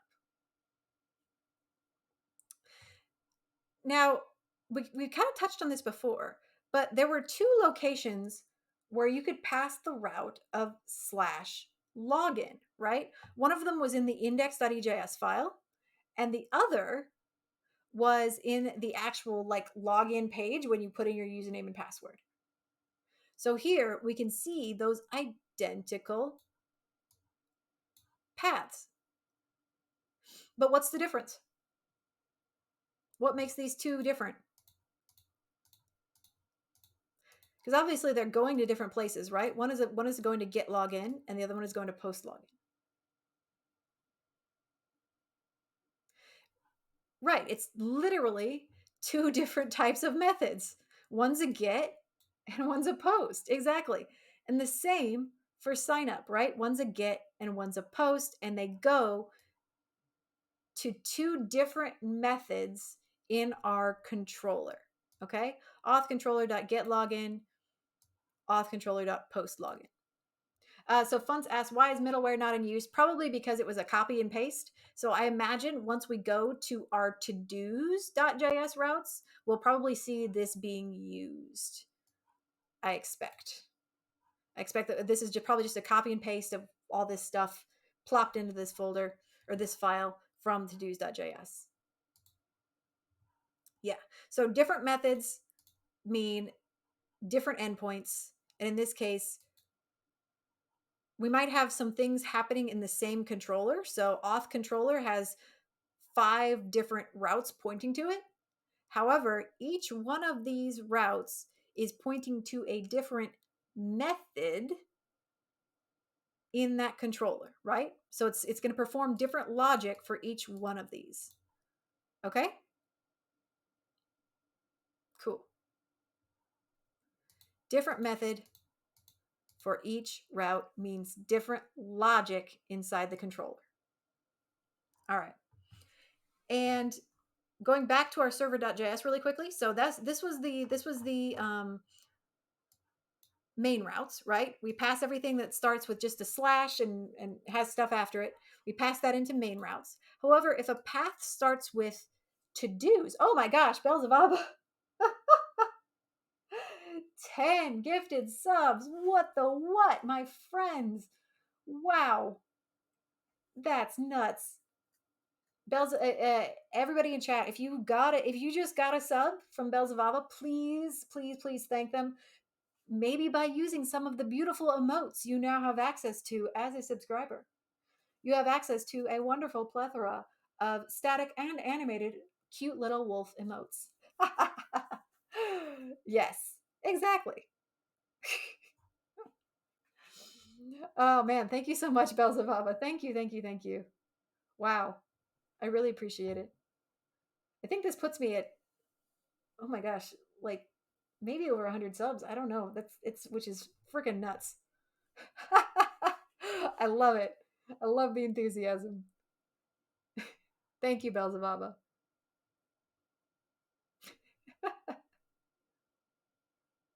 And there is one more mystery emote, which I'm still waiting on approval from Twitch for. It's not anything crazy. I don't know why, but there's one emote left that you all haven't seen, so I'm gonna leave you in suspense on that. Yeah, absolutely. Even if you didn't get a sub, please thank Belzebaba anyway, because they're amazing. And back to lurking. Partner soon. Yeah, Twitch doesn't want me to be a partner because I don't stream it. I don't stream it enough days per week, which is just bogus. So that's all right. Fun says, sometimes I see app.use cores in index.ejs. Can you explain what it is and why you didn't use it? Yeah, so cores just allows for like cross requests that don't violate like browser security. You know, doesn't throw up red flags in the browser as far as security. Cross origin requests. I really use cores if I get a cores error, then I install cores. I don't really know exactly like when and when not to use it, but if I get a cores error, then I install cores, then I fix the error. So that seems to work. More toys for kittens, absolutely. Probably actually a lot of food. Um, you know, kitten food is fairly pricey, so yes, I'm sure that's a lot of that will go there, and then maybe some supplies donated back to the shelter.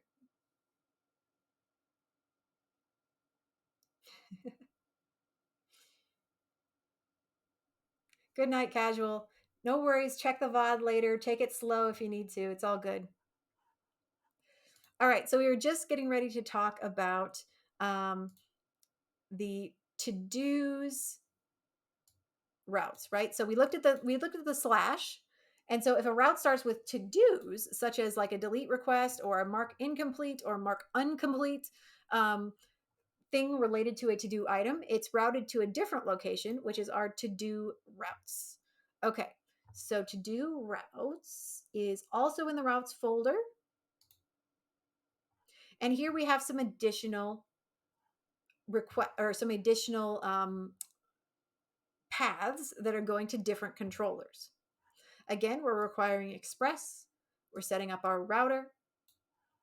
We're declaring which controller we're going to be routing to. And here, like somebody mentioned earlier, why wasn't that middleware being used? Well, here it is being used. And that's like, as I suspected, here we are using the middleware that we set up. We're using some middleware called ensure auth, which we will look at. We're using some middleware called ensure auth. And in every single router path, well, I guess in only one. Okay. But in the first router path here, we're passing ensure auth, running some middleware, doing some checks, and then going to the get to dos controller. And again, for each subsequent path, we're going to the same controller every single time, but we're calling a different method, which will then execute different logic, right? So what this is called is what's the word? Somebody help. I'm spacing. I need to Anki it. It's deconstructed. Yes, deconstruction. Yeah, exactly. Or destructuring. Yeah, destructuring. That's it. Destructuring. It's destructuring it. And so what you can do here is, if we look in the main.js routes, what you can do here is all this is not specific to middleware. You can do this with any variable or any variables. You can use the brackets to basically say, hey, both of these variables, both ensure auth and ensure guest, are pointing to the same place, middleware auth. Yeah. So you can just look up, I would suggest looking up destructuring, Google that, and play with it a little bit. It's not just a middleware thing. It's useful to know for JavaScript in general. So look up destructuring and see if you can maybe apply that in some code wars or something. No worries, Caitlin. It's all good. Yeah, pop quiz Anki, because I didn't remember it either. So, all right. So again, we just have more routers that are pointing to different methods in the same controller. Okay, so let's recap. We have our view. Something happens in the view. The user clicks on something, whatever. A path is passed up. Maybe it goes through the client-side JS first. Maybe it doesn't. We have this path that's passed up to the server. The server takes a cursory look at it and says, hey, this starts with /todos, or it doesn't. Sends it to the correct route folder. And then the router essentially takes a closer look. It says, all right, I'm going to look at the entire path here. For example, if we send up like to-dos /create to-dos, the server is just going to look at the first part. The server is just going to look at /to-do, and then the route is going to look at the rest of it and see exactly which method in the controller to send it to actually do the thinking, to do the logic. Okay? So, for example, let's look at the to-dos controller and see what's actually, so that's where the logic actually happens. That's where the magic happens. So, controllers, let's look at the to-dos controller. And here is where the logic is actually happening to create those methods that we're able to call. For example, if we look at, let's say, create to do. So if a route says to create a to do, we are touching the database, using our database model, which we'll look at in a minute, creating a new database item, doing a console log, and redirecting back to the to-dos page. So this is just the logic. This is the logic that's happening after all this time, after this path has been routed all the way up. This is the logic that's actually finally happening. Is this schema? Not yet. Nope. This is the logic. The logic is using the schema. This is a schema right here, where the part where I've just this part that I've highlighted. This right here is it's a model that's based on a schema. So we'll look at it in a minute. And it's using that schema to create a new database item when we tell it to create a new to-do. Okay? So this is the logic. We're exporting it, and then our routes can call these as methods.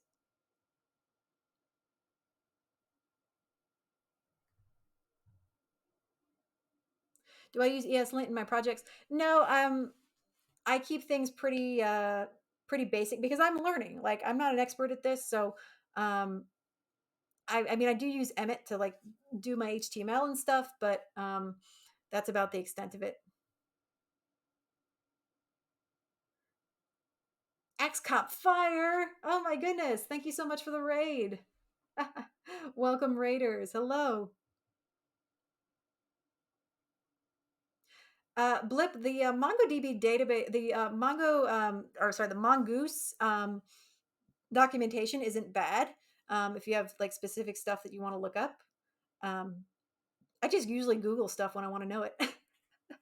I don't like have specific books that I read or anything like that. I just Google everything, right? That works. Google. That's why Google's there. Hey, XCOP Fire. Hey, Jesus. What were y'all working on?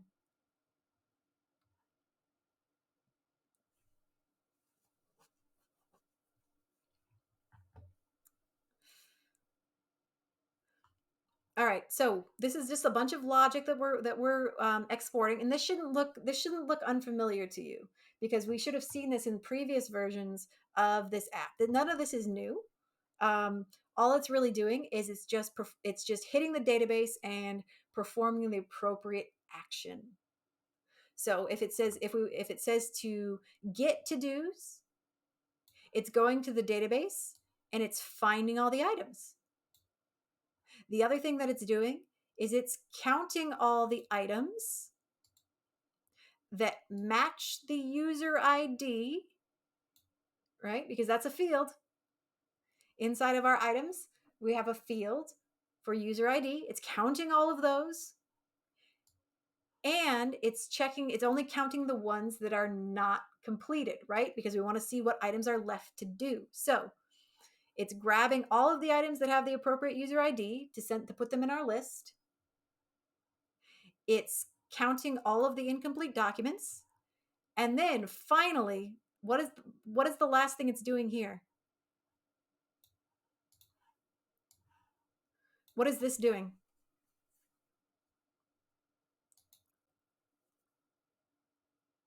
Oh, you're doing Next.js and playing around in Markdown. That's awesome. Yeah, Markdown is fun.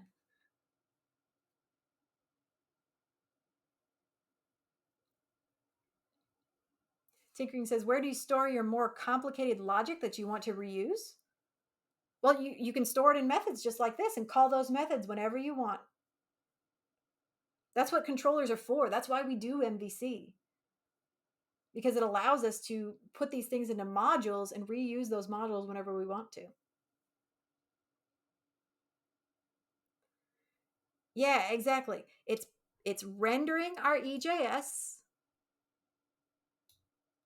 and it's passing in the items for the to-do list.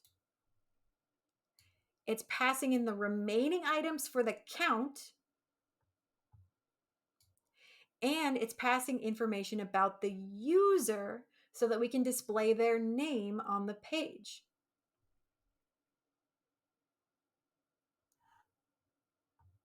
Yeah.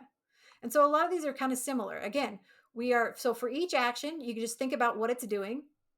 So for get to dos, we wanted to do a find and then render to dos.ejs. For create to dos, we do a create and then reload the to dos to show that new item on the list, right? And then for mark complete, we want to update an existing item and mark it complete. For mark incomplete, We want to find an item and update it and mark it incomplete, right?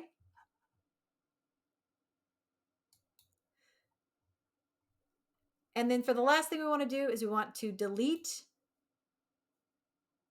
And so all we do is we use the method for find one and delete.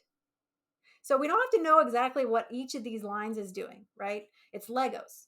We just need to know what each method is able to do and roughly, how it's doing that, right?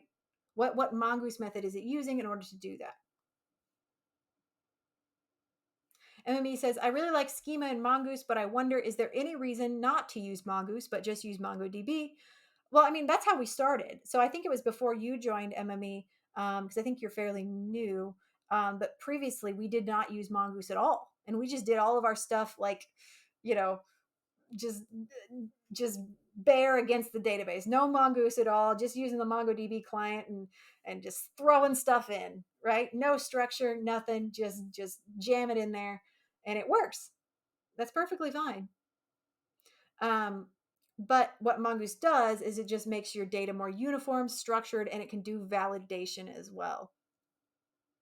Yeah, I really disliked it. Yes, without Mongoose, I was not a happy camper. So I started using Mongoose a little before Leon did in class. I don't normally get ahead of class, but in that case, I did because me no like no Mongoose.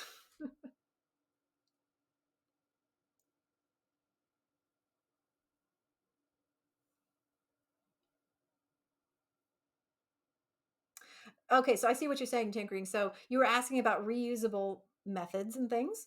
Um, yeah, the get to do's isn't reusable because it renders HTML. That's correct. Um, however, an example of if you have the code open, an example of a reusable potentially a reusable function or a reusable code element might be the connect DB function. That's not to say that it is in this case, but it really just depends. You can make things more reusable. You could partition this out to something smaller if you wanted to, and put things in their own little individual buckets and individual functions and make them extremely modular. In this case, we're not doing it because it's a very simple app. But yeah, you could definitely streamline this and take some of the repeated items that are happening multiple times over and over and compartmentalize them into functions that you can just call again and again. Yeah. Why even use MongoDB? We should set up our own raw socket connections and speak directly to the server. Yeah. No express. Yeah. Okay. So again, we don't have to know exactly what every single line of these are doing, but we should know conceptually what's happening, right? If I want to mark something complete, I need to talk to the database, find that specific item, update it, and and then change that Boolean flag to true. Cool.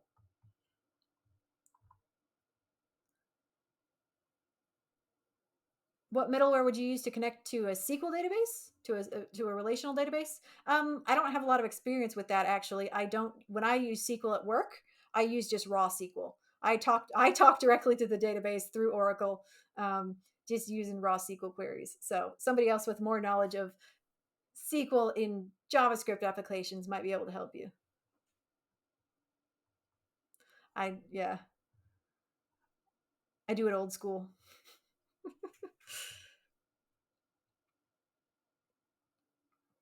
Cool. Yeah. All right. So that's what's happening here. Um, and these are all the methods that are being called in that to do's routes file, right? So every single method that we call in our to do's routes in here is defined inside of our to do's controller. Cool. Okay. So let's take a quick look at what's inside of our home control. Oh, actually, wait, no, hang on.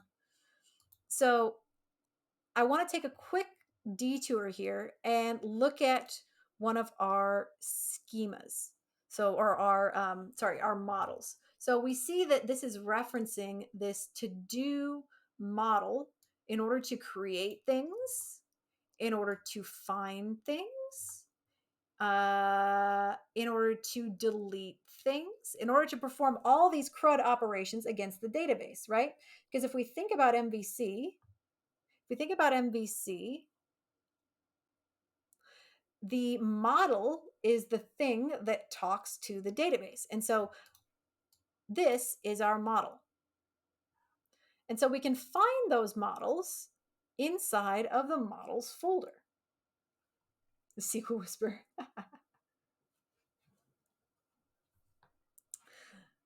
So let's just take a quick peek at this model and see what it is.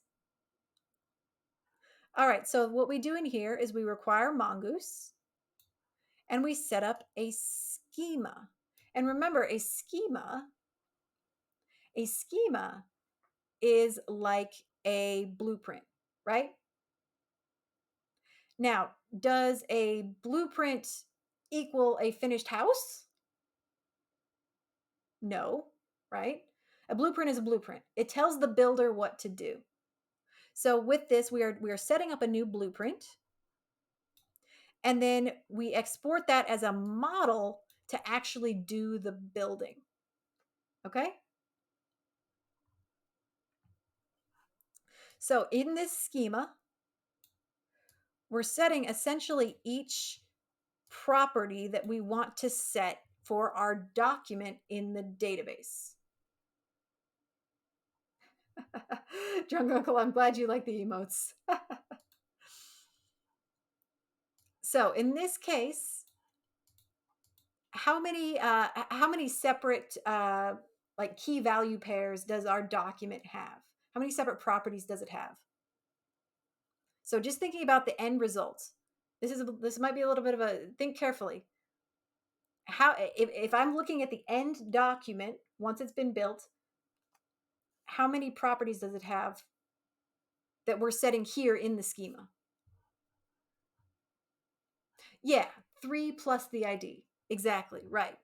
And those properties are to do, completed, and user ID. Right. And remember, and then the actual ID value for the document is set once it gets to MongoDB. So we don't set that here. It gets set once it gets to MongoDB, but we are setting these 3 values here. Now, inside of each of these, we can set certain attributes of them or properties of them. So here we can set a type.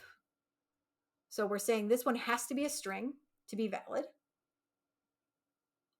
And it's also a required field. So it can't make it to the database if this is empty. If this is empty, it ain't flying. It can't go to the database. It can't get there. Same with this one. Here, the type is Boolean by default. So it can only be true or false, nothing else. And it's a required field. And finally, we have user ID, which if we remember, that is how we link the individual to-do items to the specific user in our users collection, right? So this one is a string, and it is also required for obvious reasons, right? Because we can't link a task to a user if this field is empty. Okay, so each time, oh, and then the last thing we do, don't forget to do this. The last thing we do is we export this as a model to actually help us build our documents. So what am I declaring here? Well, I'm essentially just naming the model. So I'm naming it to do. I'm assigning it the to-do schema that we just built. And what's the last element of this that if I am referencing this model later, what's the last thing that that the database needs to know, I guess. So earlier, remember, think back in our environment file, we defined which database we're hitting, right? But what don't we know yet? Right? Our connection string, we defined the database, but what are we missing? Between the database and the document, what are we missing? What's the gap? The collection name, exactly. Yes, the gap is the collection. So by default, when you export a model and you give it a name, if you don't specify a a collection name as the third argument, it will take your model name and make it plural. Okay? So in this case, that's how we ended up with this to-dos collection in our database. That's where that came from. Mongoose looked at the model name, said, all right, it's called to do. I'm just going to make a collection called to dos. Pluralize the model name, make a connection, bing, bang, boom. By default. Yeah. Todo. Yeah. I know it's rough for Spanish speakers out there, right? Yeah. Todos. Indeed. And the same with users. If you look at the user schema, it's the same deal. It's the model is called user, so the collection is called users. Yeah. Okay, so we export that. Well, Charlie, Rascal 2, our very own Rascal 2, actually did a deep investigation into what happens when you pluralize things that are not supposed to be pluralized. So I'm sure they could, I'm sure they could fill you in on that. Asking the hard hitting questions, indeed. Yes. All right. So that is what generates our schema. We export that, and then we can use it anywhere else that we want. We can use it in our controllers, which we do right here. Each time we are calling these methods, we're saying, hey, Mongoose, go ahead and grab that model that we created, that to-do model, which has all the information about the items that we want to create. And then go up to the database with that structure in mind and perform the action, whether that's an update or a delete or a create. And bonus, since this to-do model contains the name of the collection we want to hit, Mongoose knows exactly where to go when it's talking to the database. It's like, all right, I'm heading up to the to-dos collection and I'm going to do this stuff. We don't have to declare that collection separately like we used to, right? Now it just knows where to find it because it's already in our to-do model. Okay? Nope. So the schema name is to-do schema. The model name is to-do, and we have assigned it the to-do schema. Yeah. So to-do is not the schema name. To-do is the model name. The schema is the blueprint. The model uses that blueprint to build the document. Okay? That's an important distinction. The schema is the blueprint. The model is like the construction worker. It's the architect, the person doing the building. Yeah. Okay. And something very similar is, let's see, hang on.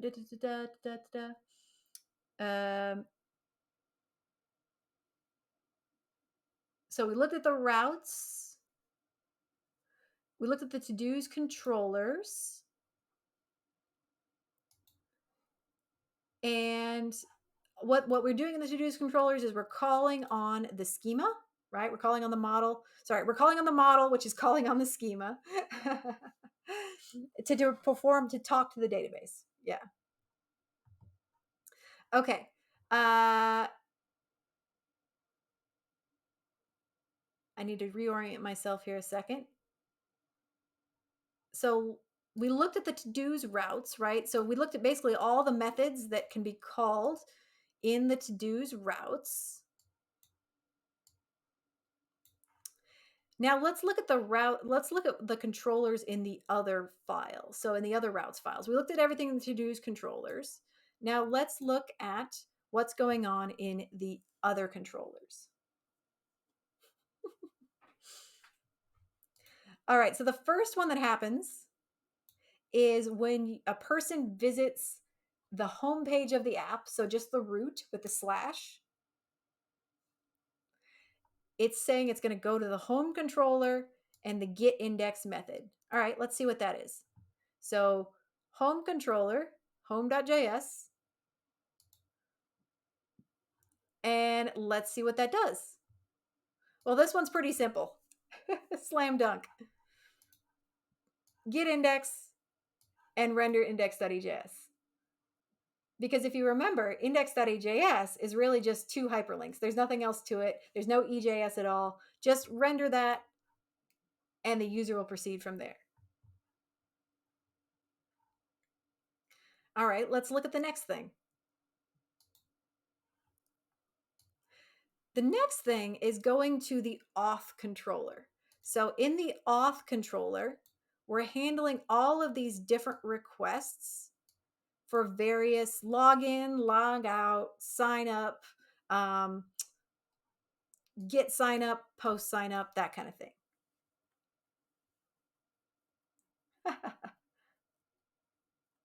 I love all the plural discussion for what happens to mongoose schemas.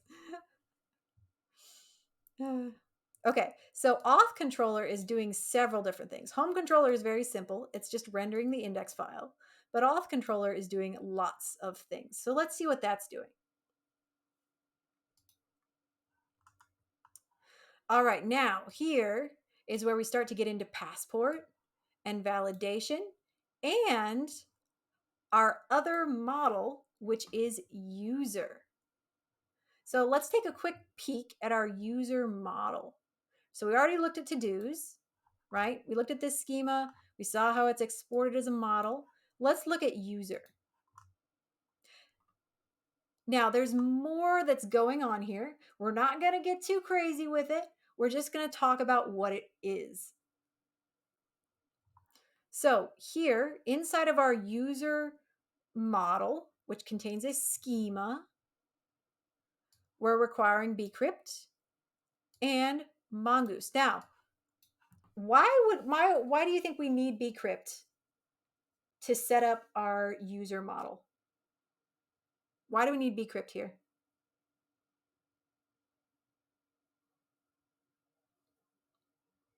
Oh, El Toro, Tora. Math is actually plural in the UK and some European countries. Yeah, maths is a thing there. Exactly. The British would disagree. I think a lot of Europe too. Yeah, bcrypt sounds good for encrypting, right? So some of the things that we might want to encrypt include passwords. Absolutely. Yeah. So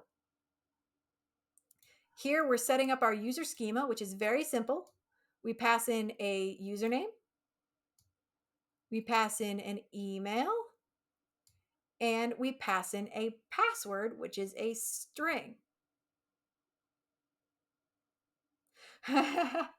Russell says, well, we don't need it. We could just be like the rest of the companies and cross our fingers that we never get a database leak. Yeah, that sounds like a good idea. Not.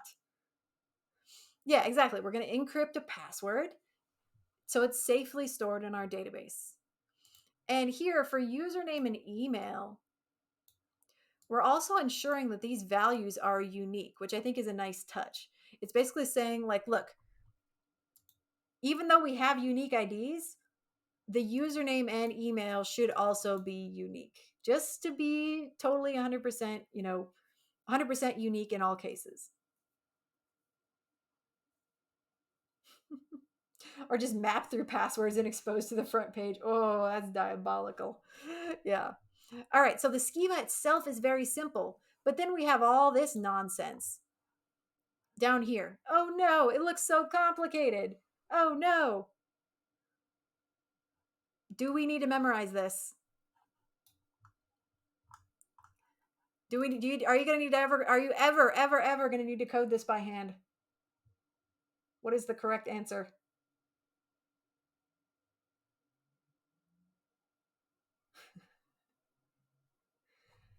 No. Yeah. So I am 100% sure that what Leon did here is he Googled like how to, how to salt, how to hash, whatever. I'm sure he looked at the bcrypt documentation because this is all just bcrypt stuff, right? Bcrypt, salt it, bcrypt, hash it. So I'm sure 100% that he looked up the bcrypt documentation and just copied and pasted this from somewhere, which is why it's not really formatted. No. Yeah. So I'm sure this is in the bcrypt documentation. If you Googled it, I bet you could find it just exactly as this is. The only thing that he changed was attached it to our schema, right? Just attached it to the schema, and then everything else is out of the box. So don't get caught up in it. Just change your schema and move on.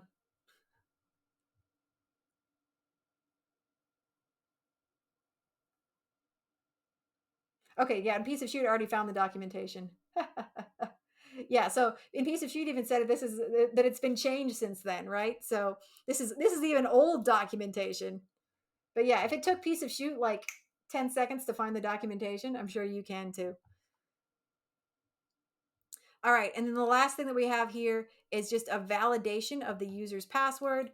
And again, it's just a method. I'm sure it's a copy paste. Another bcrypt method to compare the encrypted passwords or whatever to each other and make sure that they are identical. All that next does is it just activates the next piece of middleware. So if there is additional middleware to run, it'll just move on to the next one. Yeah. So all this stuff is doing is salting and hashing the passwords and then comparing those passwords to check if they're a match. So if somebody tries to log in, it's just comparing the password that they're trying to use with the password that's already salted and hashed and is in the database. It's checking those against each other, and if there's a match, it's saying, yep, this person can log in. That's all that's happening there. And then in the end, we export that as a model so we can use it elsewhere in our code. And I'm sure that Leon is going to, go over this more on Thursday, but in general, that's all that's happening, right? We're creating a schema for our user entries in the database. We're salting and hashing our passwords for safety, storing them in the database. And then when somebody tries to log in and types in their password in plain text, we can use bcrypt to compare the password that's already stored and looks all gobbledygooky, right? And compare it against the one they just typed in and see if they match.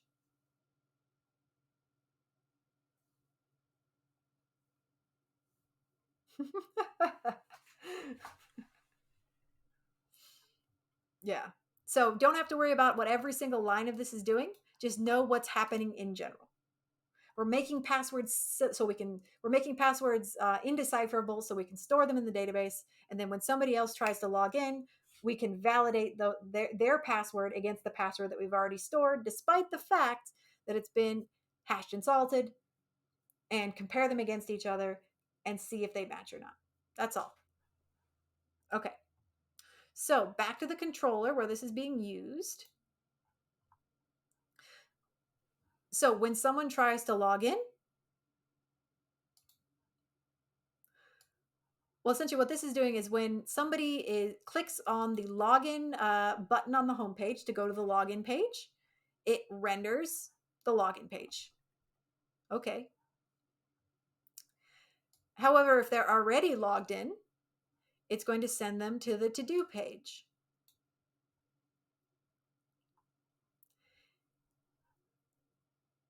And if someone is actually logging in for the first time, so if somebody has filled out the login form and is typed in their username and password and wants to log in, this is going to perform that action. So again, we don't have to know what each line of this is doing. Just basically know that, hey, somebody has typed in your username and password, click the login button, and we are going to handle it. We're going to check and make sure that everything is, so here's our validator. Here's that validator coming into play. if you recall, the validator is doing various checks to make sure that like the email field is not empty or the password field is not empty. And if it is, it will send a helpful error message back to the user. If their password is too short,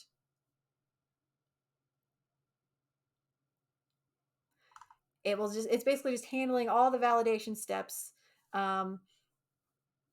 to help the user make sure that the data they're sending is appropriate. All right, doing additional error checks here. And then finally, it's going to authenticate the user against what's already stored in the database. And as long as it works, it's going to send them back to the, if it doesn't work, it's going to send them back to the login page. If it does work, it's going to send them to the to-dos page. And here is where we see Flash being used to say like success, you're logged in. But as far as I know, that doesn't work at all. So it's broken. So I know I went through that really fast, but I think it's important to, again, not get hung up on every single line of what's happening here. Basically, if they go to the homepage, I'm just going to do that real quick. They go to the homepage, they click the login button. The very first method here renders that login page.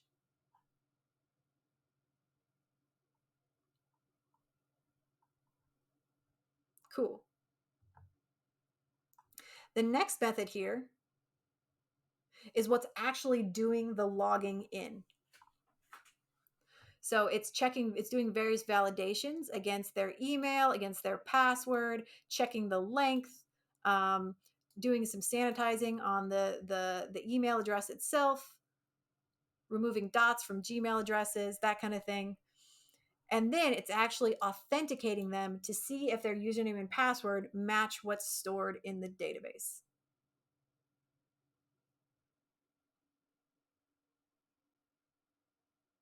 Hey, Mr. Biggest.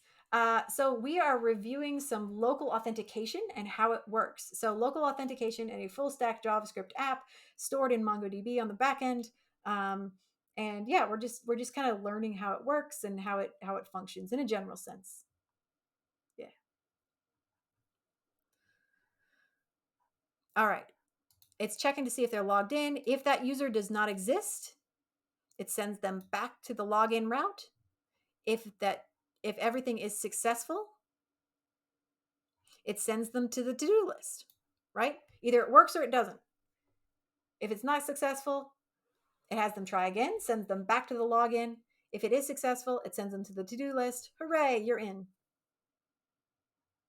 Yeah. And then the last thing we have here is not the last thing. There's more. The next thing we have here is log out. And what that does is essentially logs you out. It destroys your session, right? We have a session that kind of says, hey, you're logged in. Here's all the stuff you can do. When you log out, we destroy it, kill it with fire, and then send them back to the homepage. Hey, Biggest, what's your suggestion? So we can log out. If they click on the sign up button, we want to take them to the sign up page where they can create an account, right? So if they're on that sign up page, we again do various checks against their email, against their password with a minimum length of 8 characters, confirming the password to make sure that both fields match, and normalizing their email. And now, since we have a new user signing up,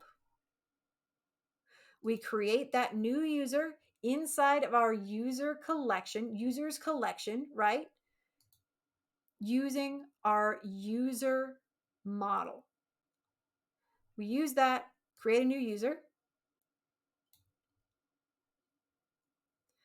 However, if that user already exists, we tell the user that it already exists. If it doesn't exist, we save that user and send them into the to-do list.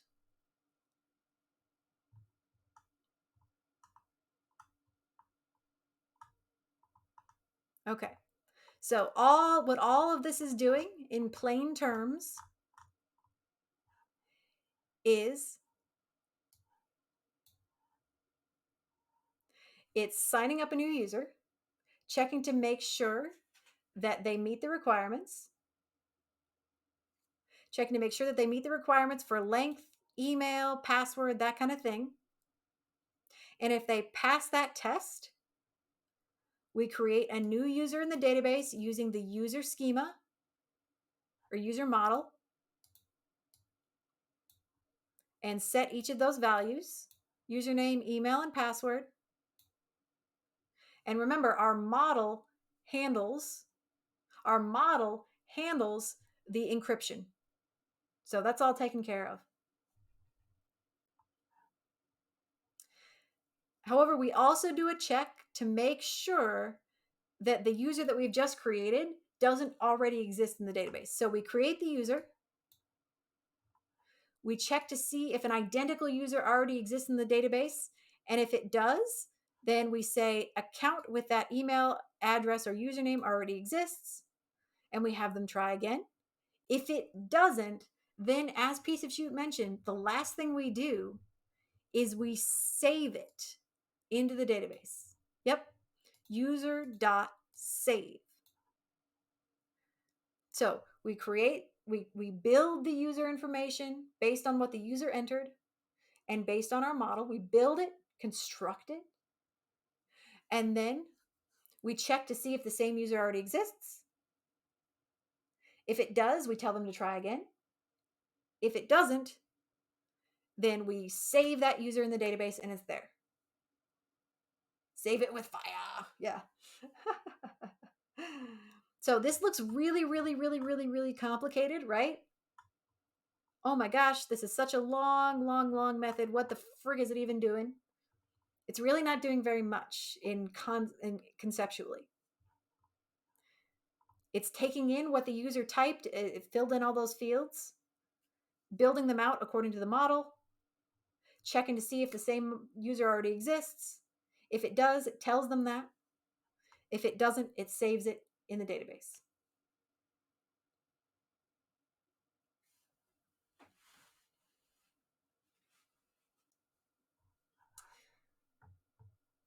Yeah, Rascal, I figured it was something with that flash method. It's the rendering is in the yeah, the rendering just wasn't working properly. Yeah.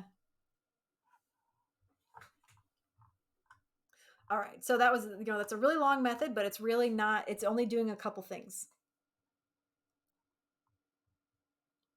So the session data TJ count is actually stored in a collection in our database. We have a collection in our database called session. And that's where all that cookie stuff is stored and all that. Yeah, that's where that's at.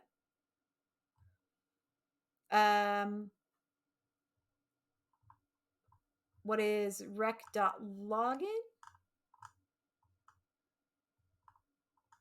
Oh, here? All that's doing is it's just saying it's just it's essentially if they are logged in, it sends them a message saying they're logged in and it redirects them to the to-dos page. So we're authenticating them, and if that authentication is successful, then we're giving them a success method and success message, and we are redirecting them to the to-dos page. Yeah.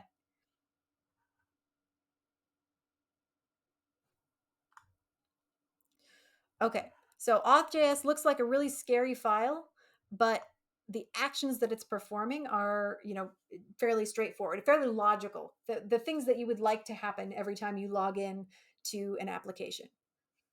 So again, don't get too lost in the weeds. Just try to apply these things in chunks.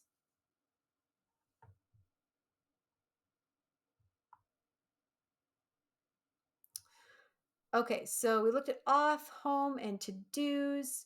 We looked at our both of our models. So the last couple things I want to look at are the things that are in our config folder. The callbacks make it scary and confusing. Yeah, they kind of do. And that's why it's important to not let that stop you, right? The fact that if you don't know what every single line is doing, that doesn't matter. You can still just dump these things in chunks and use them anyway.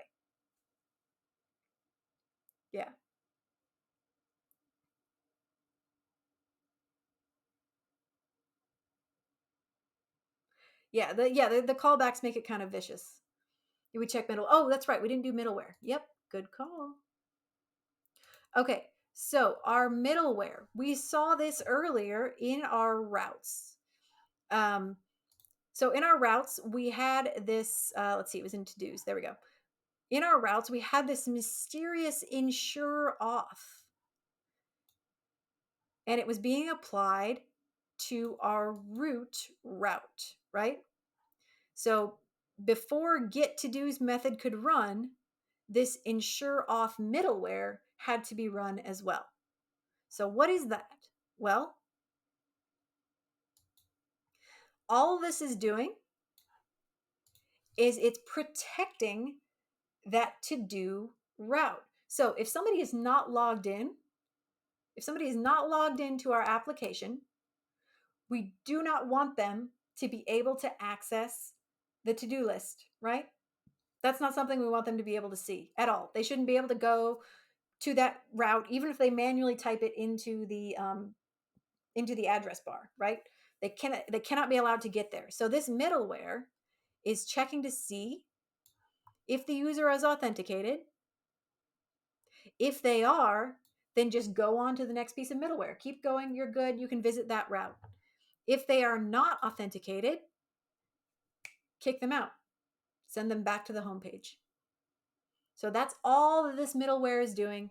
It's just protecting the route to make sure that somebody can't get somewhere where they are not allowed. And I think in the Traversy Media tutorial, Brad Traversy had that on every single route. Like every single route was protected. It was checking to see, if you're logged in at every single point, which I think is really cool. Piece of Shoot says I changed it to try catch using async. Yeah, nice. It doesn't hurt, right? Yeah, you should, keep checking and making sure that people are logged in. Really, anytime they try to get to any other location other than the homepage, right? Yeah.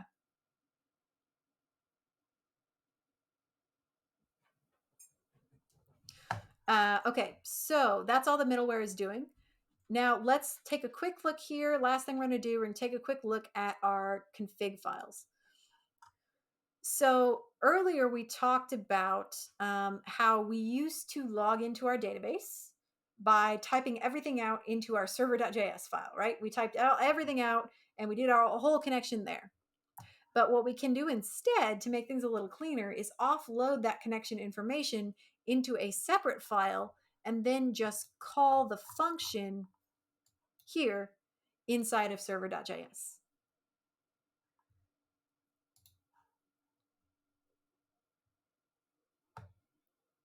And Piece of Shoot says you can use this in the opposite direction. So yeah, you can use ensure that you can use route protection to also make sure that logged in users don't get to somewhere where they don't belong, like a login page. Absolutely. And Traversy actually did that in their tutorial. They had a separate piece of middleware called ensure guest, which they would make sure that like if somebody was already logged in that they couldn't get to the login page, which I think is another good idea. Yeah.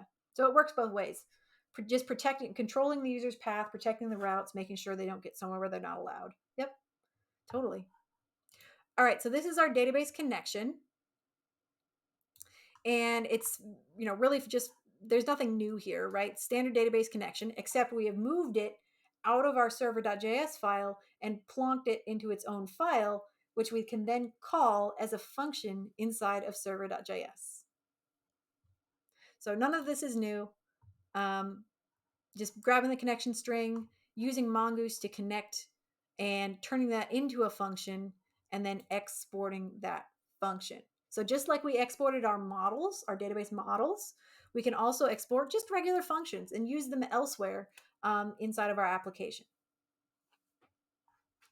All right, last thing, passport.js. Oh boy, there's some wild stuff happening here, right? Now, but what did Leon say yesterday? Leon said yesterday that he did not write any of this by hand, other than maybe some of the error messages. Really, all of this is copied and pasted from the passport documentation. They tell you exactly what to do, how to set up your strategy. It's Legos, right? Just copy and paste that bad boy. And if you did the Traversy Media tutorial, Traversy literally in the tutorial, he goes to the passport page and just grabs the code that he needs, copies it, and dumps it into the file, right? Even Traversy didn't write this out by hand in the tutorial teaching you how to do this. So if both Leon and Traversy are copying and pasting, then I think you're allowed to as well. So essentially what we're doing here is we're just setting up our various passport functionality, the types of fields we want to use, such as an email address, um, checking passwords, that kind of thing, and just setting up the basic passport functionality. Again, we don't need to worry about what this is. MIT license. Yeah, baby. Yep. Yeah, exactly. And Rascal says, Rascal, that's a great point, Rascal. Rascal says, you can even tell this is Legos, like just copied and pasted, because there's a message in there about being logged in via a sign on provider, which is right here. And this app doesn't even support that. So this is such a copy paste that there's even an error message that no one will ever see because it is a copy and paste. Yep. There's a redirect to a dashboard, which we don't have. Yeah, so there's plenty of things in here that are never going to be used by this application. However, does it matter? No, because it still works.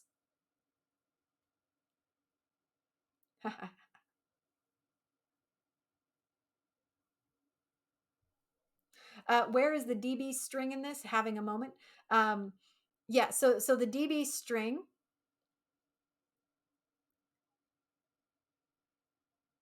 Yeah, that's right. Sorry, I was reading your message, Rascal, and I was like, wait, we don't have a config.js? No. Yeah. So the connection is so Mongoose works a little bit differently than like MongoDB client. We can set up a function that connects us to the database, right? Inside of our database.js file. The connection is happening here. And then we call that connection inside of our server.js, right? We call it, we run it, we connect. And then Mongoose now knows we are connected. And so we don't have to keep connecting in every single file, right? We connect once using Mongoose in our server.js file. And then everywhere else in our application, when we're using Mongoose again, we're already connected. We don't have to reconnect. Mongoose knows exactly where to go. So, for example, inside of this passport.js, this big complicated file, we just require Mongoose. Well, I guess we're not even using Mongoose in this one. So, but inside of like our controllers and stuff like that, when we're doing all those hits against the database, there was no connection string in here, right? Because, well, here we're actually hitting the model. So it's all good. All right. How are we? How are we? Yeah, exactly. Rascal, that's a great answer. So before we created a global database variable, right? In the old versions of this, before we used Mongoose, we created a global database variable. We referenced that variable everywhere. Now Mongoose creates the variable for us, theoretically, and references it automatically. Mongoose has your back. Yeah, that's basically all you need to know is that Mongoose is a little bit smarter than the basic client and can be a little, can get your back, can be your buddy and help you out automatically. Yeah, exactly. So there was a question about ConnectDB. Are we importing that function somewhere or how are we accessing the ConnectDB? Yeah, we are importing it right up here at the top. So if you want to use something like this in a file, you just need to require it first and tell Express where to get it, right? We say require, and we tell it exactly where that is stored, and then we can call it. Yeah. Embrace the magic. Yeah, that's kind of what you got to do here, right? You should know what's happening in general, which is why we focused a lot on what's happening in the database and just in general, like how the routes are directing traffic around, um, the basic like concepts of how the login works and what it's kind of the things it's checking and that kind of thing. But we don't have to know, nor should we know exactly what's happening in the guts of every single function, right? We should have a feel for what's happening, but we don't need to know literally everything as much as we might want to. Well, I don't want to, but you might want to. There are some people out there that are like, I need to know everything. And I'm like, no, I do not. I just need it to work so I can build cool stuff. That's my main prerogative. It just needs to work so I can build cool things. And if I get an error, I need to be able to Google it. Okay. A piece of shoot says, I feel attacked. Sorry, shoot. I just know that there's folks out there that have to know what every single line is doing. And I only need to know what a line is doing if I get an error on that line. Yeah, things are just changing a little. That's a great point, Ty, right? So going from the MVC code that we had before, we're just bolting on an additional function to it, right? We're just bolting on some additional functionality, which is log in and sign up using Passport. So I think it's more important for us to understand how the app works in general versus focusing, all of our time on authentication, because we copy and paste it from the documentation. We don't need to know. But what we need to understand is how we're incorporating models, how we are directing traffic using routes, and how, what the database ends up with in the end. Rascal says, you can't stop me from opening up the debugger and stepping into every single line of code. I don't think I can stop you from doing anything, Rascal. Yeah, enjoy the beach instead of inspecting every single grain of sand, right? Yeah. So that's why I really didn't spend a ton of time on authentication, more on the concepts. That was kind of on purpose. There's sand. There's sand in the code. I don't know. I don't like sand. It's coarse and rough and it gets everywhere. Guys from brownies.html to this, right? Exactly. Yeah. Okay, folks. Well, I do have to wrap it up. I need to feed my foster kittens. They are bottle babies, and so they do require feeding on a schedule. Um, I did go a little over, but they're fine. But I do need to go feed them. So sand does make glass. That's true. Salting and hashing. That's true. There is salt in the code. Yeah, I know, I did go a little bit faster toward the end. I realized that, but feel free to watch the VOD, go back and slow it down a little bit and think about what each part of the code is doing and try tracing the routes through yourself. So do that yourself. That's your homework. That's your homework. Find a route that starts at the home page or like one of the home pages or any route, really. Find a route that starts in one of these EJS files. Pick a route, follow it through the server.js, follow it through the routes folder, find the appropriate controller, find the appropriate method, and then see what happens when that method is complete. So trace those routes through. That is the best way to learn how this app works. Just trace them through, find where they go.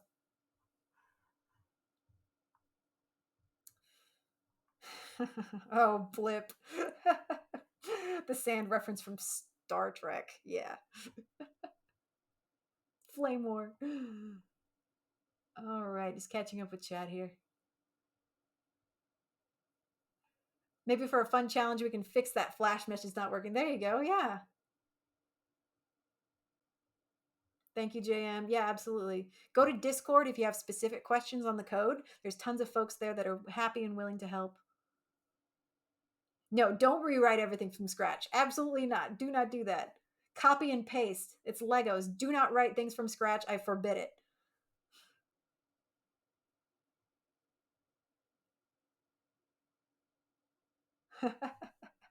Good. I'm glad folks got some benefit out of this. Let's find somebody to raid. before everybody drops off. We should raid somebody. Let's see who's online. Any suggestions? Yeah, coding from scratch equals your clipboard. I agree. Yes, it is verboten. No writing from scratch. Copy and paste only. Any suggestions on a raid target? Otherwise, it's either going to be Midnight Simon or Techie Girl.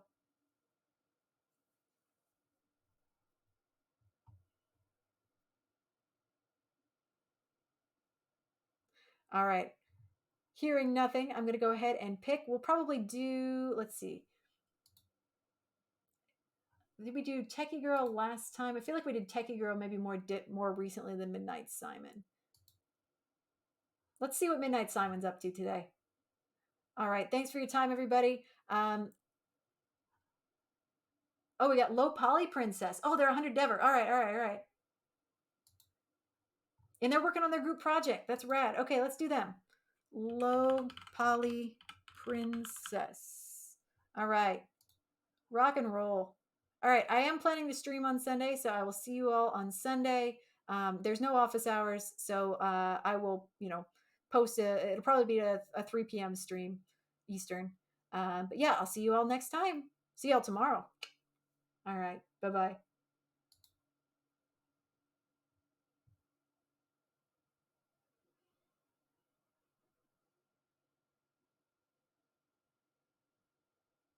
All right. Have a wonderful evening, folks.